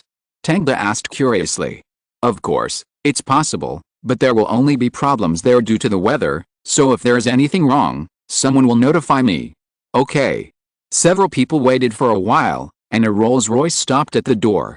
But just as they were about to get in the car, Tangda's phone suddenly rang. Hello. Tangda exchanged glances with a few people, and they immediately laughed in tacit understanding and stopped talking. Jessica, what's wrong? I'm going out for a drink with a few friends later. Tangda's expression was very happy at first, but then his eyes froze and his expression became anxious. What? Elena is sick. Fever. Has the doctor come? Have you taken medicine? Too much, but there is no improvement. Tangda hung up the phone, spread his hands and apologized. It's a pity. My daughter suddenly fell ill. Her mother is almost worried to death. I have to go home. It's just a minor illness. It shouldn't be a problem. Bob Weinstein pretended to be an experienced person and said, what the child needs at this time is a good sleep. Is Elena sick? Have you seen a doctor? Leonardo was more anxious, because he had seen Tangda's daughter and liked this cute little angel very much. I've seen it and taken medicine, but it's still crying. Jessica said the baby kept calling my name. Sorry, I have to go back. Leonardo, you know, Elena is my angel, everything to me. Tangda's expression was very serious, as if there was no doubt. Then go back quickly. I understand a father's worries. I was the same when my child was born. Epstein seemed very considerate. He didn't embarrass Tangda and let Tangda leave directly. When Tangda returned to the garage of the manor and drove out of his car, he saw that the Rolls-Royce had already left the manor. He didn't leave in a hurry, but called Tom. Tom, follow them, be careful, don't take risks. Understood. Tom agreed on the phone. Then Tangda drove back to New York City. Although he didn't expect Epstein to appear at the cocktail party, he and Tom had already determined a series of code words. According to the different code text messages he sent, Tom would call him at different time periods. He didn't want to be on the list, and he had no interest in Epstein's perverted hobbies. But Bob Weinstein was also on this ship. I wonder if it was the influence of my butterfly flapping its wings. After returning to Jessica's place, Tangda saw the little princess Elena as soon as he entered the door. The little girl was playing with building blocks on the table in the living room. Her little face was full of smiles, and she didn't look sick at all. Elena, look who's back. After seeing Tangda, Jessica immediately guided her daughter to look at the door. Elena turned her head and saw that it was Tangda. She immediately shouted, Daddy, hold me. She stretched out her white and chubby little arms like lotus roots and opened her arms to Tangda. Tangda immediately ran over, picked up his daughter, and turned around in place. Baby, did you have fun playing at home today? Happy. Diddy and Rafi played with me. Elena answered Tangda's question in stuttering English. Diddy is a German short-hair cat and Rafi is a French bulldog. They are all companions that Tangda personally selected for Elena. Since the little girl got these two pets, she has played with them every day. However, out of consideration for their health, Jessica only allowed them to play for 2 hours. For the rest of the time, Diddy and Rafi were separated in another living room. Will you be happier to see your dad? Tangda gently rubbed his daughter's little face with his cheek. The skin that seemed as smooth as milk was slightly cool, just like the best jade. Yes. Elena kissed Tangda on the face, and then hugged him tightly. Look at you, so proud. Jessica rolled her eyes. Every time she saw her father, Elena couldn't remember her mother, which made her very jealous. Haha, don't be so stingy. Tangda hugged Jessica and passed Elena's kiss to her. Then several people played in the living room for a while. Tang, Carmela said she will come over later. Jessica suddenly received a text message, put down the phone, and said to Tangda, okay, what's up with her? Tangda didn't go back to Carmela's place recently. On the contrary, Jessica and Carmela communicated more. It's to celebrate Louis' 15th birthday. Birthday? Well, I don't remember it. Tangda shrugged and called Tom to ask him to prepare gifts for his brothers. Time flies. Counting from when he traveled through time to now, 8 years have passed. The two younger brothers have also entered adolescence from little brats, which caught him off guard. And when he saw the two little guys, the feeling of the passing of time became more obvious. The two dwarfs at the time have grown up. Louis is 1.73 meters tall, and Regis is 1.68 meters tall. Tangda has no doubt that in a few years, the height of these two little guys will be taller than him. Hello, brother. Regius is still as well behaved as when he was a child, but there's a pair of glasses on his nose, obviously nearsighted. Hello, brother. Louis is still cynical, with brown curly hair and a bad smile. Tang has no doubt that this guy is popular with women in school. Long time no see. Tang took them to the living room. Elena in his arms looked at the two uncles with confused eyes, then waved and said, "Hello." So polite. Regius came over and teased Elena with his hands, while Louis stood there and nodded without much response. "Come on, sit down." After several people sat down, Carmela and Jessica took the Michelin chef to the kitchen to work, while Tang held his daughter and chatted with his two brothers. "I heard that you formed a band." Tang looked at Regius first. He was only 13 years old, but he had already formed a band in school. "Yes, it's called Weird Bird." Regius looked shy, but Carmela said that he was the bassist in the band. "That's a really bad name, Regius." Louis complained without hesitation, "Brother, what do you think? It's really strange." Tang raised his eyebrows. "So what kind of music do you mainly perform?" "Funk music, rock and roll." "Are you planning to release an album?" "Ah." Regius was a little surprised when he heard this. "I haven't thought about it." "Then are you interested in releasing an album?" Tang poked his daughter's little face with his hand and said, "Although I can't give you the best producer, if you are willing, I can let the company help you make an album in 3 or 4 months." "Really? That's great." Regius' face turned red. "Everyone in the band will go crazy if they know." "Nothing, it's my gift to you." Tang confirmed the album while chatting and laughing. But Louis was immediately unhappy. "Brother, this is obviously my birthday," he yelled, vowing to get a better gift than Regius. "But I heard that you have been picking up girls recently. What should I give you? Should I give you a stack of that?" Tang didn't say it because he was worried that Eleanor would learn this word. "Hey, who said that?" "It must be Carmela." Louis muttered in dissatisfaction, "I've only dated 3. 3 isn't enough." Tang smacked his lips. "You'd better be careful. If you get someone pregnant, don't expect Carmela and I to help you raise the child." "Don't worry, I have a plan." Louis pouted. "Besides dating a girlfriend, I'm also working hard, okay? Tell me about it." Tang asked with interest. "I'm shooting, playing with photography." Louis defended himself. Tang was a little surprised when he heard this answer. "You, playing with photography?" "Of course. Can I?" "I'm just a little surprised." Tang didn't expect that this lively and active brother could actually calm down and do photography. No matter what the purpose was, it was still quite unexpected. "I'm shooting videos recently. I think I like videos more than photos. So brother, buy me a camera." Louis didn't show any hesitation at all and directly put forward his ideas. "No problem, I'll ask Tom to buy you whatever you want." "Wow, that's great. I'm going to take my camera and shoot a movie." "Are you sure it's not for adults?" "What do you mean by adults, Dad?" Elena asked in confusion. "Well, it's just some philosophical movies, Elena. You're still too young now, you'll know when you grow up." Seeing his daughter's curiosity gradually increasing, Tang quickly picked up his daughter, found Jessica, and asked her to take care of his daughter first. Without his daughter around, Tang's chat with his two brothers became more unscrupulous. By the time dinner was ready, the relationship between the three had become much closer. Chapter 272, Collected.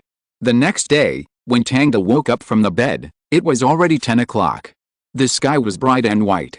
The room was decorated with wood tones. But before Tang woke up completely, the little angel Elena climbed to her father's neck, pinched his face and said, "It's time to get up." "Oh, baby, you woke up so early." Tang hugged the child and kissed her affectionately, then sat up from the bed. Looking at the fragrant garden that Jessica took care of outside the floor-to-ceiling window, Tang's mood suddenly improved. After having dinner with his family, Tang drove back to the company. As soon as he entered the office, he saw Tom sitting outside the office waiting for him. "Come in." Tang knew what he wanted to report, and without hesitation, he let Yaofei leave the office. After the door was closed, Tom took out a memory card and handed it to Tang. "I followed them to the port last night and took pictures of them leaving the port." Tang inserted the memory card into the computer and looked at the photos.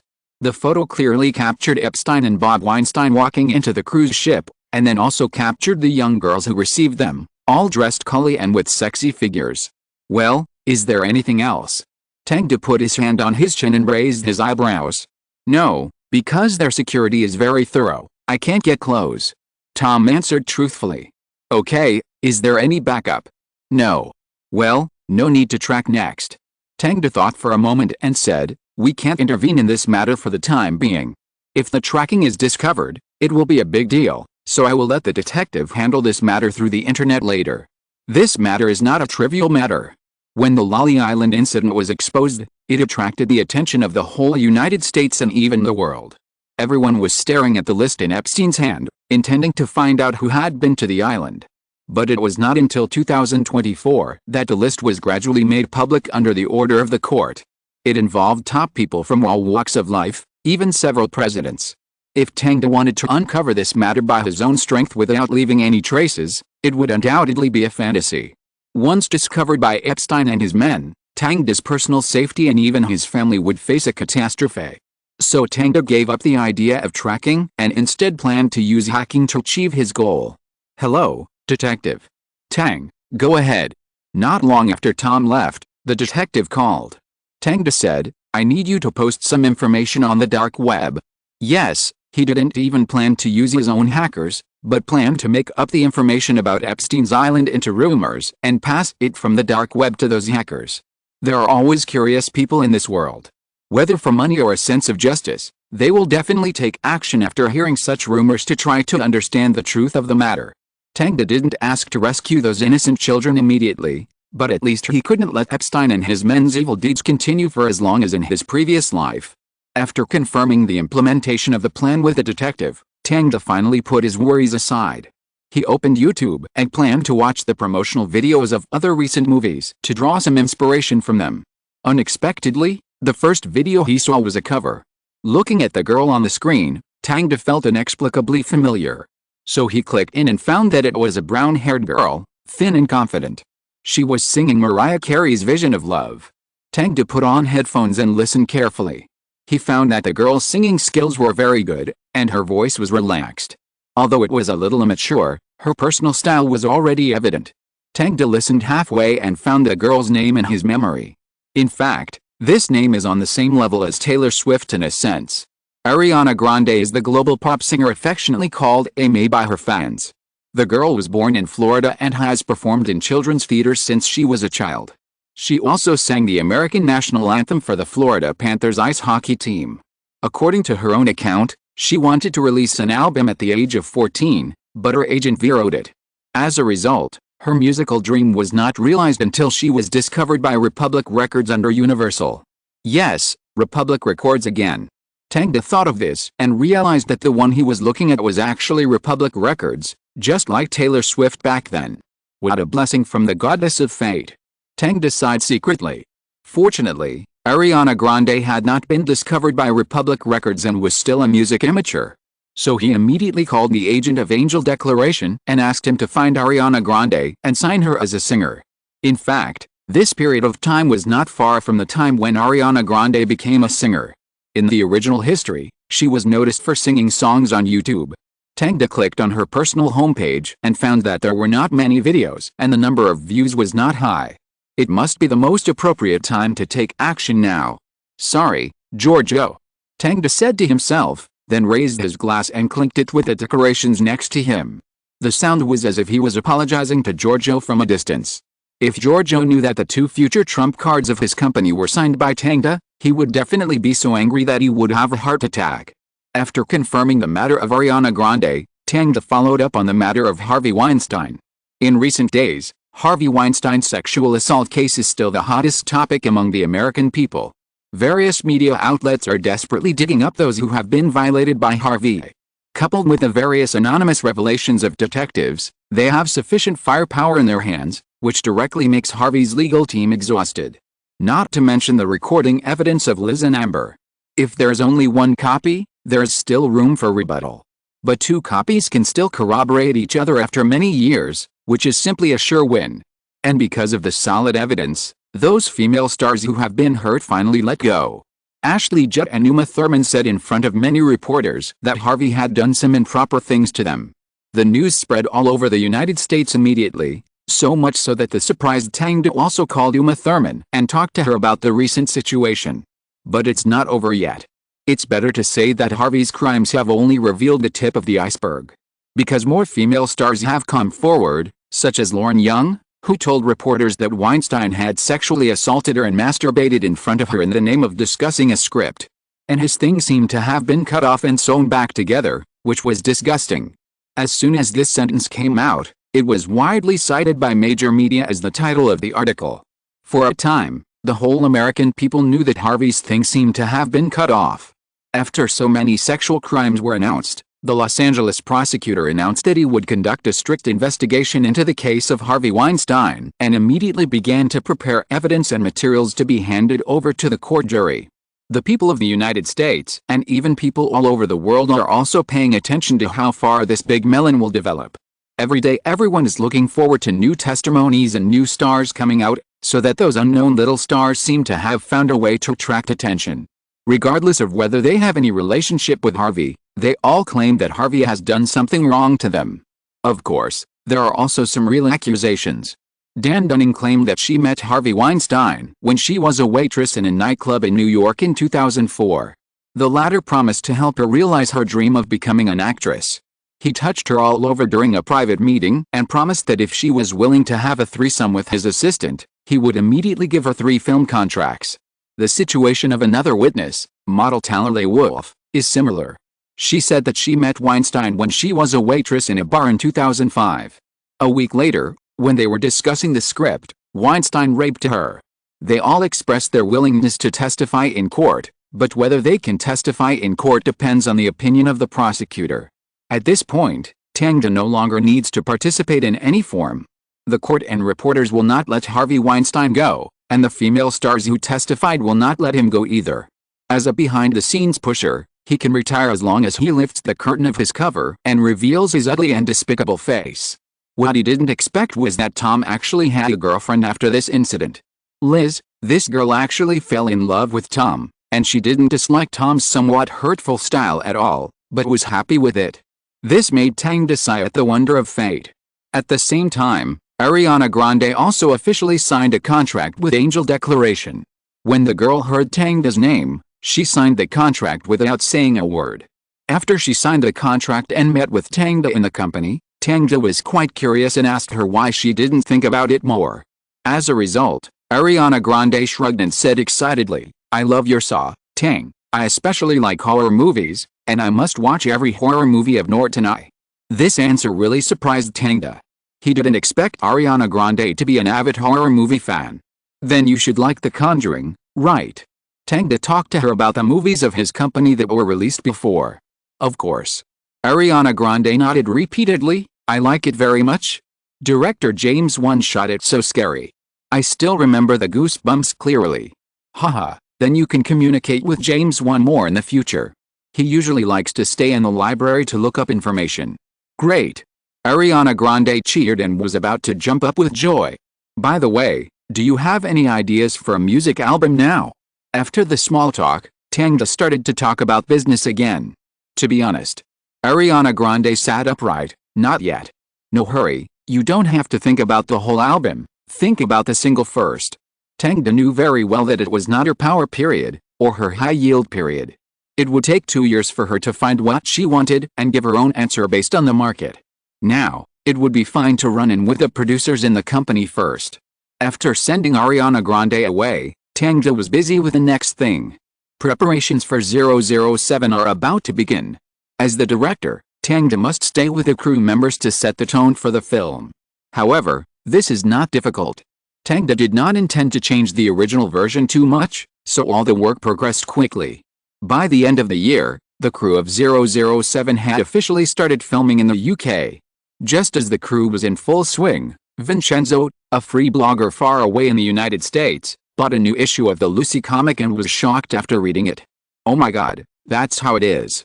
He never thought that a comic would bring him an incredible shock to his worldview. Although with the successive release of the Lucy Earth chapter in the past few months, he has been receiving shocks and ups and downs in the plot during this period.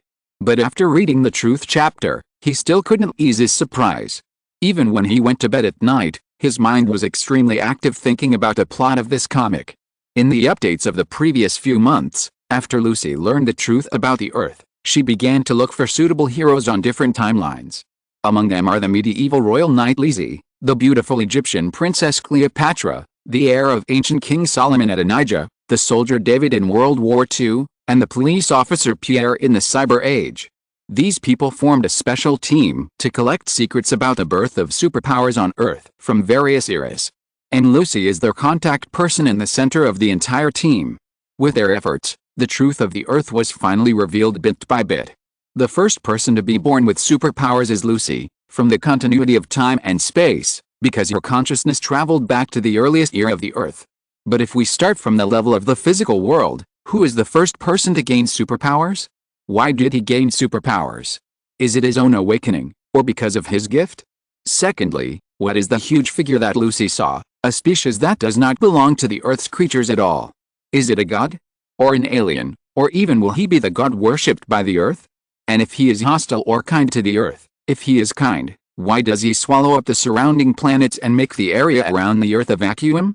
If he is malicious, why doesn't he swallow up the Earth? Is there anything else on Earth that can compete with him? These questions are raised one after another in the comics and are revealed little by little as the plot unfolds. This issue of Lucy has the words "The Truth About the Earth" written on the cover, and the official also announced that the plot of this comic will explain all the previous doubts. So this issue of the comic has sold out, and there is a long queue outside the comic store. Vincenzo planned to grab 2 copies for collection but didn't have the chance. After he finished reading the whole book, he decided to grab a few more copies, because he believed that this comic would become a masterpiece in the eyes of comic fans. Chapter 273 The Truth About Earth. The plot of The Truth of the Earth chapter of Lucy starts with Pierre. After Pierre was invaded by CPH4, he gained the ability called Fluid, which can control his body to turn into liquid like water and pass through any gap.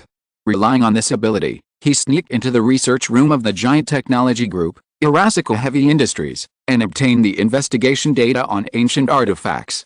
The data showed that after analyzing the composition of CPH4, they found a special element, which is the key factor for people to become superpowers.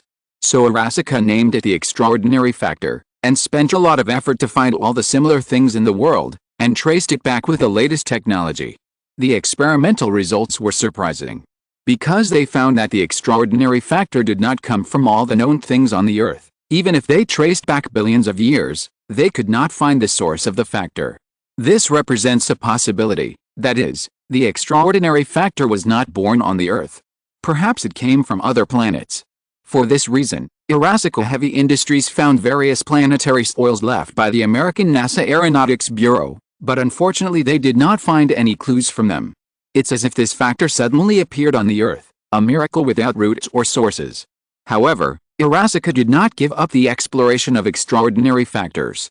They subsequently conducted various experiments on the bodies of hostile superpowers.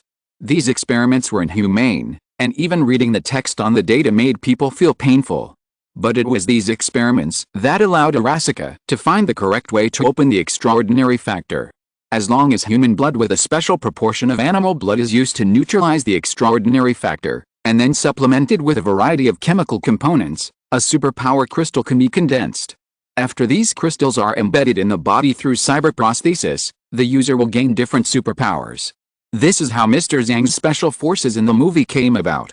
However, there are also great sequelae to doing this, that is, superpowers must replenish the medicine within the specified period, otherwise they will fall into a mental breakdown. That is, cyberpsychosis.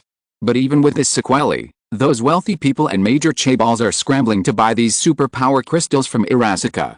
After all, they will feel more at ease if they can actually control the troops in their hands. Under such circumstances, the appearance of the super body made all the chaebols and wealthy people panic. A superpowered human who is uncontrolled, can travel at will, and cannot hide any secrets represents the collapse of their authority. Therefore, they spent a lot of effort to strangle the super body Lucy. Even put Lucy in dangerous situations several times. Fortunately, with the help of partners such as Pierre, she finally escaped and expanded her abilities. Pierre stole the Irasica data this time under her plan to find out the relationship between CPH4 and aliens. In fact, the information in the hands of the super body is more comprehensive. Because she knew the answer in advance, Lucy can focus more on the investigation of the universe. According to their investigation, the Earth changed in the Cretaceous period. Before that, the starry sky was not as lonely as it is now. From the Earth, you can find countless planets as vast as the sea. But after the Cretaceous period, the starry sky that the Earth can see seems to have changed. For this reason, after searching all the clues, they found that the truth may be hidden in the dust of history and is mastered by the original superpowered person. That is, the first person to obtain superpowers. To this end, they traced the origin and calculated back based on the history of the world. Finally, they found that the first superpower was born in the tribal era, located in the eastern continent. Superbody gathered with others and brought their spiritual bodies back to the primitive tribal era. Here, after experiencing a series of things, they found that in the largest tribe, there was a great witch named Johansson, who was in charge of the medical and sacrificial activities of the tribe and had a noble status. However, this great witch named Johansson was not difficult to see, because he often had to run between tribes and busy with treatment. Therefore, Superbody Lucy and others soon met Johansson. I thought it was a white-haired old man, but I saw a handsome boy with braids. And the moment he saw Superbody Lucy, he smiled and said, "You are finally here." Superbody Lucy and others were very surprised. They didn't expect Johansson to predict their arrival. They all agreed that he should have the ability to predict. But their guess was wrong, because Johansson's ability was actually to pray for blessings from heaven. Simply put, it is a wish come true. As long as you worship through some rituals, you can get guidance from the dark. According to the normal historical progress, Johansson has been busy for the tribe all his life, and he did not pass on his abilities to the next witch of the tribe until he was about to die. However, the established history was broken. The appearance of Super Lucy allowed the world to break through the original timeline and have new possibilities. But no one knows that the initiator of everything is Johansson, because he has been offering sacrifices to the heavens and asking someone to break this sad fate and pass on the truth of history. But this prayer has not been successful until the unique Lucy appeared in front of him. So what is the truth of history? Lucy and others gathered around the campfire, waiting for Johansson's story. The truth of history. Johansson became serious and said to Lucy and others, "Maybe you don't believe it, or think these things are too absurd, but everything is true. I learned it after I got superpowers." He slowly stood up, looked at the bright starry sky, and said shockingly, "This starry sky surrounding us is actually an illusion." "What? What did you say? How is it possible?" Everyone in the super team was shocked. Only Lucy remained calm and asked, "Who deceived us?" Johansson replied, "It was God." "God? Is there really a God?" "God? No." Facing everyone's doubts, Johansson shook his head and said, "Although I don't know what God you are talking about, judging from the name, it is not the God I have seen." "Is that so?" Lucy did not dare to use real images to restore everything she saw, because her sixth sense beyond ordinary people told her that once she showed her appearance, she would be sensed by him. She could only draw a rough outline on the ground in the form of a stick figure. "Yes, it is him." Johansson gave a positive answer, "Not only him, but also a ring god, a snake god, and a flame god. These four gods use a curtain to cover the world and separate us from the galaxy. Is it like a pet in captivity?" Pierre cursed, "How shameless. I don't know whether to describe it as a pet. In fact, mortals cannot understand God, and what we see may not be the truth." Johansson felt that there might be another hidden secret.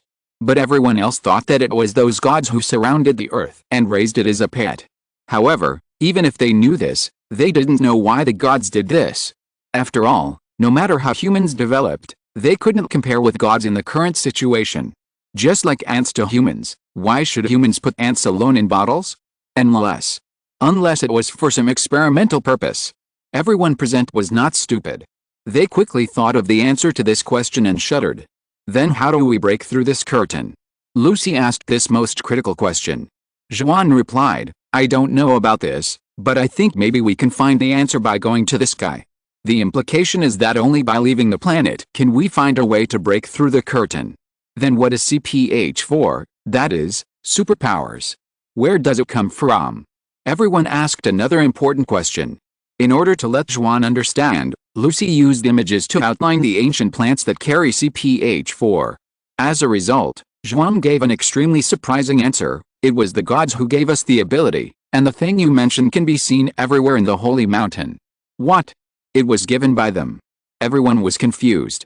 Since the Earth was hidden in the curtain, why did they throw CPH4 on the Earth? But if you look at it from the perspective of the experiment, it is even more terrifying. Are we all guinea pigs? There was no response to Pierre's question, because under such a huge macro perspective, people who originally had some sense of superiority because of their abilities immediately felt that this ability was not worth showing off. After that, they communicated with Juan for a while, but Juan did not give more answers. So now that the source of CPH4 and the truth of the world have been figured out, the Ultra Squad only has one problem left. That is how to break through the curtain set by the gods. When Vincenzo saw this, his mood fluctuated with the emotions of the Ultra Squad. He wanted to rush into the comics immediately to help them tear the curtain of the Earth apart and see the true face of the gods. Unfortunately, this comic is about to end here. When everyone returned to the modern era, Pierre suddenly thought of something and joked, "If what we see is a fake starry sky, what about America? Their previous moon landing was also fake." Lucy looked at him and nodded. "There is a 99.9% probability that it is fake." "You are so rigorous." But before everyone could rest for long, the troops of Irascible Heavy Industries found them following the clues of the stolen data. Then, an extremely oppressive villain, Atom Hammer, whose whole body was replaced with a cybernetics, appeared. When he appeared, the comic stopped abruptly. "I will die without the superbody." After reading it, Vincenzo had a calm face after shooting, as if he fell into fatigue. Even when surfing the forum later, Vincenzo replied to this sentence under every post discussing superbodies. As a result, this sentence became popular as expected. "I'm going to die if I don't see the Lucy movie. I'm going to die if I don't see The Conjuring 2. I'm going to die if I don't see the new 007 movie. If Harvey doesn't die, I'm going to die." This sentence has spawned many variations. With its short and sharp words and teasing meaning, it immediately set off a wave of replies on the internet saying, "I'm going to die if I don't see XX." The Lucy comics also broke through the circle and became famous among passers-by. Seeing this, Norton's Eye directly announced a new official website for the movie. When you open it, you can see the figure of Lucy and a big logo. Lucy 2. Wow! It's finally announced. Many fans were excited after seeing it, but they were exhausted again after seeing the time. Because the estimated shooting date announced on the official website is 2012. That means there is still a year before the shooting will start. This made fans very anxious and they started urging the movie to be shot as soon as possible on YouTube. Some bloggers also began to study the comic plot of Lucy 2. Vincenzo is one of them. With the fan base he has accumulated before, he now shoots videos analyzing the plot of Lucy 2, which has received a good number of views. While the internet was discussing Lucy 2, Tang's filming was also getting better. Boom! Looking at the exaggerated explosion scene in front of them, everyone else took a few steps back. Only Tang faced the flames of the explosion with satisfaction, and then said to the assistant director, "Arrange a few more air compression cannons tomorrow. I want the whole scene to be more mixed." "No problem." The assistant director wiped the sweat from his forehead and felt that Tang's requirements for the explosion were really high. Generally, directors only need the prospect of the explosion to look violent enough, but Tang wants to show the explosion in a 360-degree surround. For this purpose, they laid a circular track to let the camera quickly circle around the explosion point, and used more explosives than ordinary commercial films. But Tang was still not satisfied and continued to add explosion points. Even the blasting team was sweating profusely at Tang's request, fearing that someone would be killed by accident. Among all the people, only Cindy, who played the female agent, knew why Tang did this. Because last night when she knelt in the bathtub, Tang said that he would prepare for the next Lucy, and 007 would be his testing ground. Lucy 2 was destined to have more exciting scenes and more exciting fights. Tang was also doing this for the first time, so he had to prepare in advance. The next day, when Tang stood in front of the new blasting point, wearing sunglasses and watching the entire explosion, he nodded and felt that the effect was almost there. Cindy came over and stood beside him. "It looks amazing." "Yes, this scene can be finished." "Director, your phone." The assistant director suddenly handed over the phone. Tang was silent for a while after answering the phone, and then said, "No problem." "What's wrong?" After he hung up the phone, Cindy asked curiously. "It's an invitation from the Oscars. To be honest, I don't really want to go because I have participated too many times." Tang shrugged, thinking that the Oscars were nothing new. But I have to go this time. Tang touched his nose, because Anne got a nomination. Really? Is there a chance to win? Cindy was a little surprised. 50% probability. Tang narrowed his eyes as he looked at the busy crowd in the distance, and didn't say the rest of the words. In fact, Bernays Public Relations has put a lot of effort into this. Maybe Anne Hathaway really has a chance to win an Oscar this time. Chapter 274 New Film Audition. The new Oscars were held as scheduled, and Tang participated in the whole process. This year's Oscars had many innovations. For example, they bid farewell to the host of comedians for the first time and chose young people as hosts instead. 32-year-old James Franco and 28-year-old Anne Hathaway stood on the stage to host the show. In addition, this year's Oscars also adopted many virtual stage concepts and introduced virtual reality technology. However, in Tang's view, these technologies are really nothing new. He cares more about who wins the major awards. And this year's Oscars did have new changes in the awards. Perhaps it was because of the exposure of Weinstein's public relations scandal that the Oscar judges' votes deviated from history. First of all, the works of Norton I Company. Lucy was nominated for Best Picture and Best Visual Effects, Despicable Me was nominated for Best Animated Feature Film, and The Conjuring won 2 awards for Best Sound Editing and Best Sound Effects. The second was The King's Speech, which won 3 awards for Best Picture, Best Actor and Best Supporting Actress. Anne Hathaway won the award successfully. When the award was announced, she, as the host, stood on the stage to receive the award. However, the Best Director award that should have belonged to The King's Speech was taken by The Social Network. The Best Actress award still belongs to Natalie Portman in Black Swan. From this series of awards, it can be seen that the Oscar judges' judging ideas still remain on the old-time movies with exquisite packaging, but this is a space for the media to discuss and has nothing to do with Tang. He only cares whether Anne Hathaway won the Oscar. After the Oscars, Tang and Anne Hathaway got in the car together and returned to the villa in Los Angeles. Click. Tang turned on the lights in the living room, and the warm yellow immediately filled the room, dyeing everything orange. Have a drink. Tang took out a bottle of champagne from the wine cabinet. Looking at the logo on it, he suddenly thought of Henry. When he was in the Heinz group, he drank the champagne collected by Henry. I didn't expect that he also collected a lot of champagne now. No matter how expensive it is not worth mentioning in front of him. Watching the champagne bubbling in the glass, Tang gently picked it up and handed it to Anne Hathaway, who had just changed her clothes. She was wearing a white pajamas with a wide neckline, revealing her delicate collarbone and thin ravines. After taking the champagne, she quickly drank it all, and then poured herself another glass. Drink slowly. Tang persuaded. But Anne Hathaway shook her head. I want to get drunk once. Okay. Tang hugged her, and the two sat on the sofa, turned off the lights, leaving only the quiet moonlight shining into the living room from the French window. Since the villa is located on the top of the mountain, the two of them can see the bright starry sky when they look up. Anne Hathaway looked at the scene in fascination, took a sip of wine and said, "Thank you, Tang." "Why thank me?" Tang shrugged. "I didn't do anything. Do you think I don't know?" Anne Hathaway turned her head and stared at him and smiled. "Bernays PR, if it weren't for them, I wouldn't have won this award. Every winner is like this. If you don't act well, PR is useless." Tang explained. "I know, but I still thank you very much for making my dream come true." Anne Hathaway took a sip of wine. "This is just the beginning. It's only the Best Supporting Actress, and there's still the Best Actress waiting for you."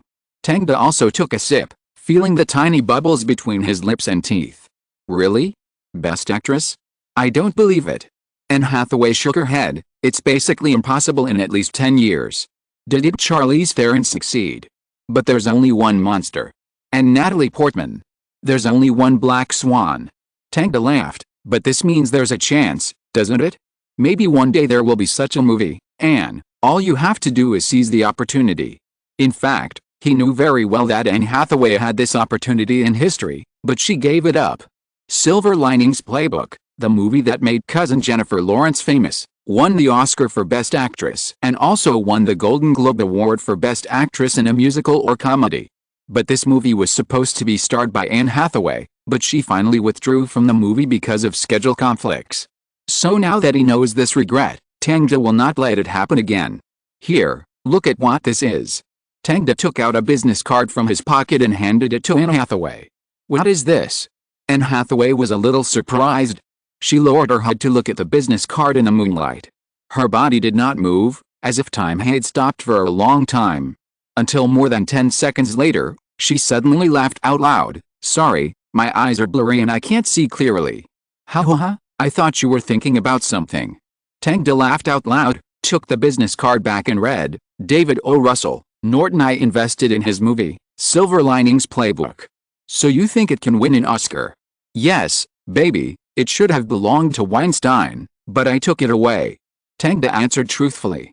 This movie was indeed favored by Weinstein. Everything had been negotiated, but because both brothers had scandals, the director hesitated and finally handed the investment of the movie to Norton. Tang didn't expect that he would have an unexpected surprise. He couldn't help but sigh that if he could bring down Weinstein, then Norton might become a regular guest at the Oscars in the next few years. It's so brutal, but I like it. That disgusting guy should go to jail. Anne Hathaway has also been paying attention to the Weinstein case recently, but she didn't know that the instigator of everything was sitting in front of her. She took back the business card and nodded, since the great Captain Tang said so, I'm serious. If there's no Oscar actress, you must compensate me. The great Captain Tang? Where did this come from? Tang thought the title was a bit funny. Anne Hathaway's face flushed and explained, didn't you watch the recent Friends? You were mentioned in it. This sentence describes that your vision is as accurate as the captain's. This sentence came from the crew of Lucy. It was said by actor Rob Salley during an interview. Because of its exaggerated expression, it has become a Hollywood joke. I see. Tang didn't expect that he would become the object of ridicule in this drama one day, and couldn't help but curl up the corners of his mouth. It seems that the great Captain Don is very happy. Anne Hathaway took another sip of wine, and then suddenly wondered, so why does director David have an O in his name? I don't know, maybe his parents think it's cool. Really? Don O. Norton. Anne O. Hathaway. Ha ha ha. Anne Hathaway was amused by this strange name, and fell back and forth in Don's arms. When she calmed down, Don stared at her eyes silently. The moonlight seemed to flow into her eyes at this moment, forming a clear spring, which was particularly clear. Don lowered his head slightly, and the two people's lips touched each other, and then they never separated. Don, right here. Okay, no problem. The moonlight added a layer of halo on the white skin, which looked like warm jade. Don gently leaned over, hugged Anne Hathaway's shoulders, and lay on the floor.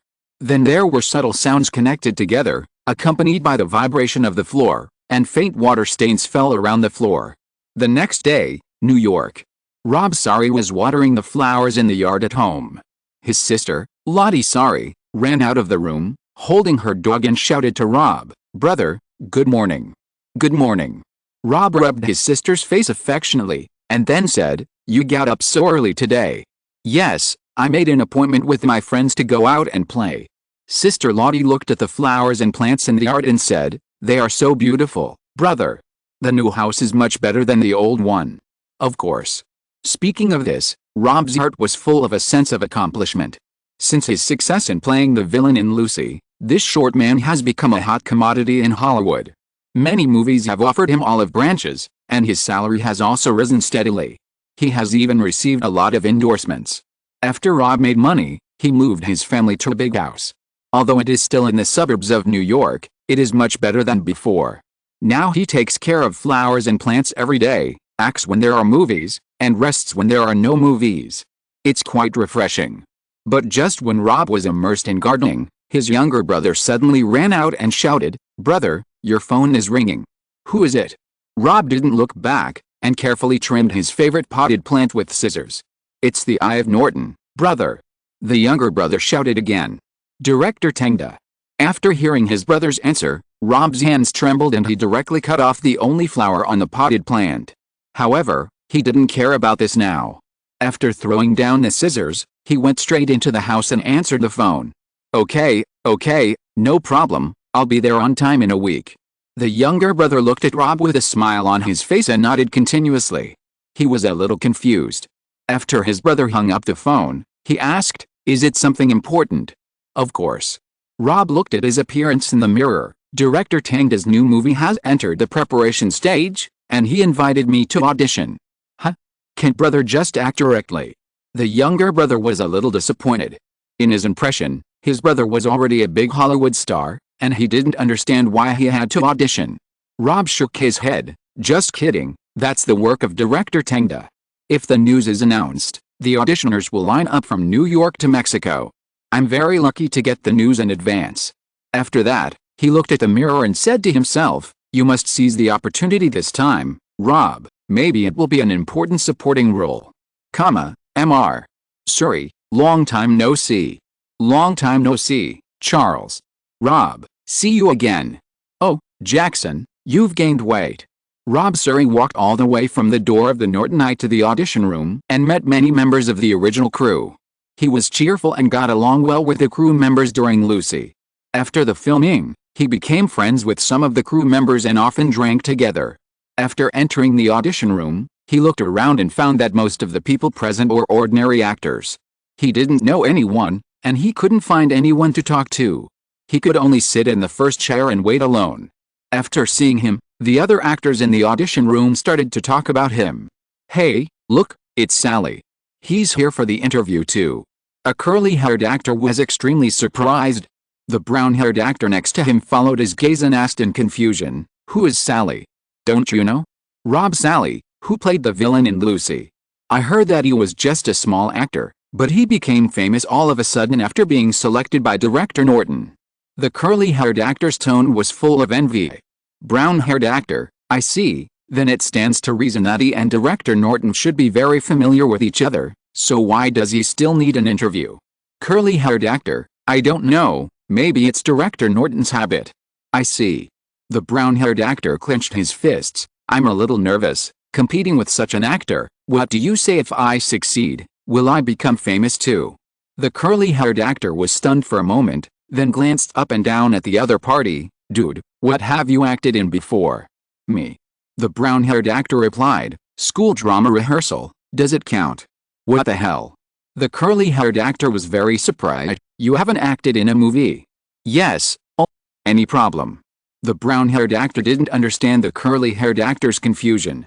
Nothing, I can only say that you are really lucky, but if you want to be professional actors. The curly-haired male actor twitched his lips. Don't hold your hopes too high. Don't be so depressed, man. Maybe the director likes someone like me who has never acted before. In addition to the two of them, other actors also discovered Rob Surrey. In addition to being surprised, some people came forward to ask for 2 autographs. This feels really good. Rob Surrey pursed his lips and felt a little nervous, because he began to worry that if this role did not belong to him, he would become a joke in the eyes of these people. Maybe the media would say so at that time. Rob, the villain in Lucy, interviewed for Tang's new movie and was eliminated. The one who defeated him was an unknown.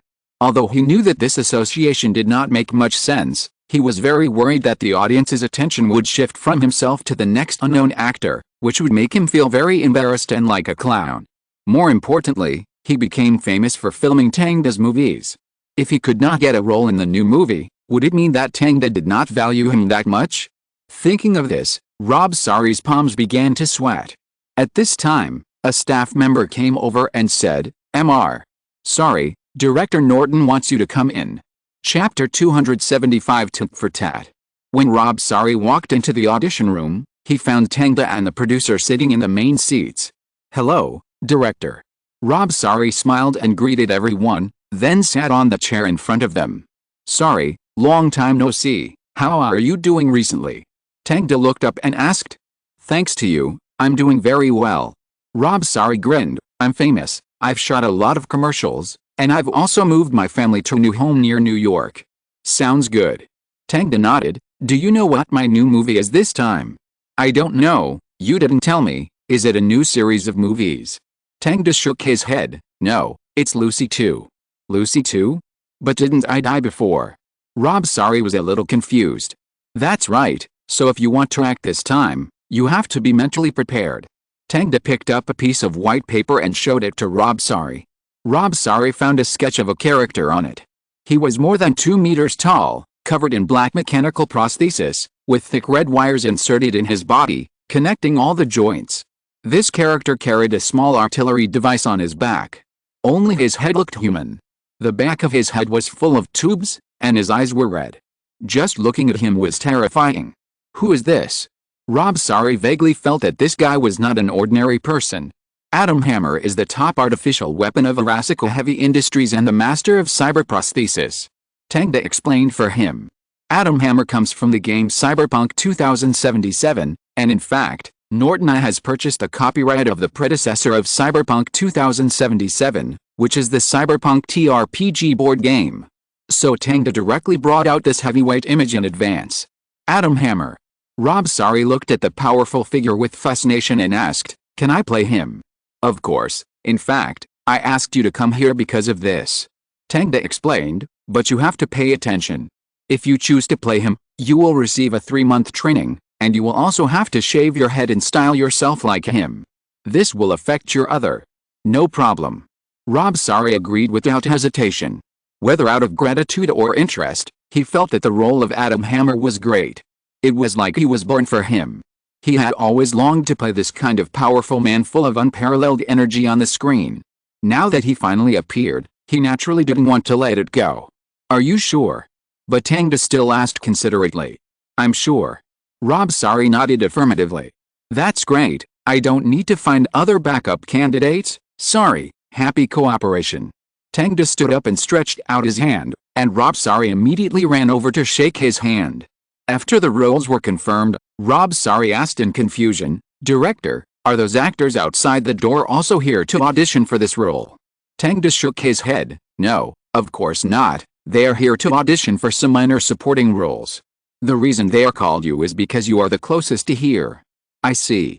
Rob Sorry's heart was relieved. Tangda's words dispelled his doubts. It turned out that the director did not think there was anything wrong with him, but it was just a coincidence. "That's good." Rob Sorry, who was relieved, left the audition room after thanking him. Tangda also started auditioning the next actor. In fact, it was not too difficult, because they were not looking for any special roles. The curly-haired actor and the brown-haired actor were both selected. They will appear as minions in the movie. After deciding on the candidates, Tangda looked at the character design draft and the script again. This movie will tell the story of the Lucy Ultraman excavation team and the story of the confrontation with the Arasico Heavy Industries. Although the comics have already told the truth about the Earth, the progress of the movie is obviously not that fast, especially the people in the team, each of whom is actually worthy of a movie. However, compared with the reputation and spread rate of Marvel and DC, the worldview of Super Sec is still too little known, and it needs more preparation to accumulate audiences. So after Tangda arranged the sequel to Lucy, he also put the movies of other members of the team on the schedule.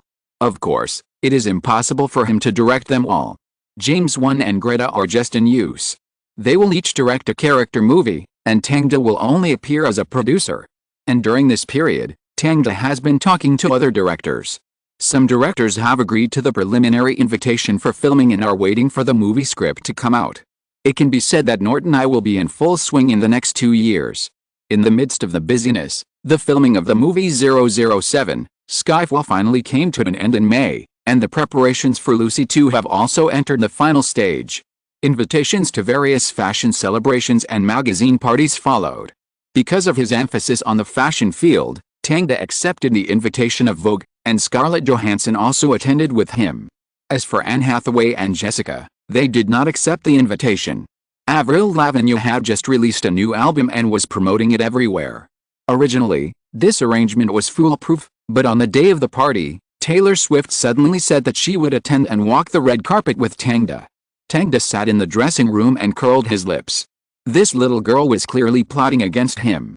But it must be said that Tangda was now in a dilemma, because he and Scarlett had already confirmed that they would walk the red carpet together, and now Taylor was coming too, which was obviously a bit embarrassing. But before he could think of any countermeasures, Taylor went straight into his dressing room. She was wearing a light pink dress today, with golden hair and bright red lipstick, and she looked much more gorgeous than before. "Tang, your clothes are so handsome today." Taylor sat on the sofa behind Tangda, looking at Tangda through the makeup mirror with a smile on her face. "Thank you for the compliment. Your outfit today is also very beautiful. This lipstick suits you very well. It is darker than the color you wore last time." Tangda complimented her back.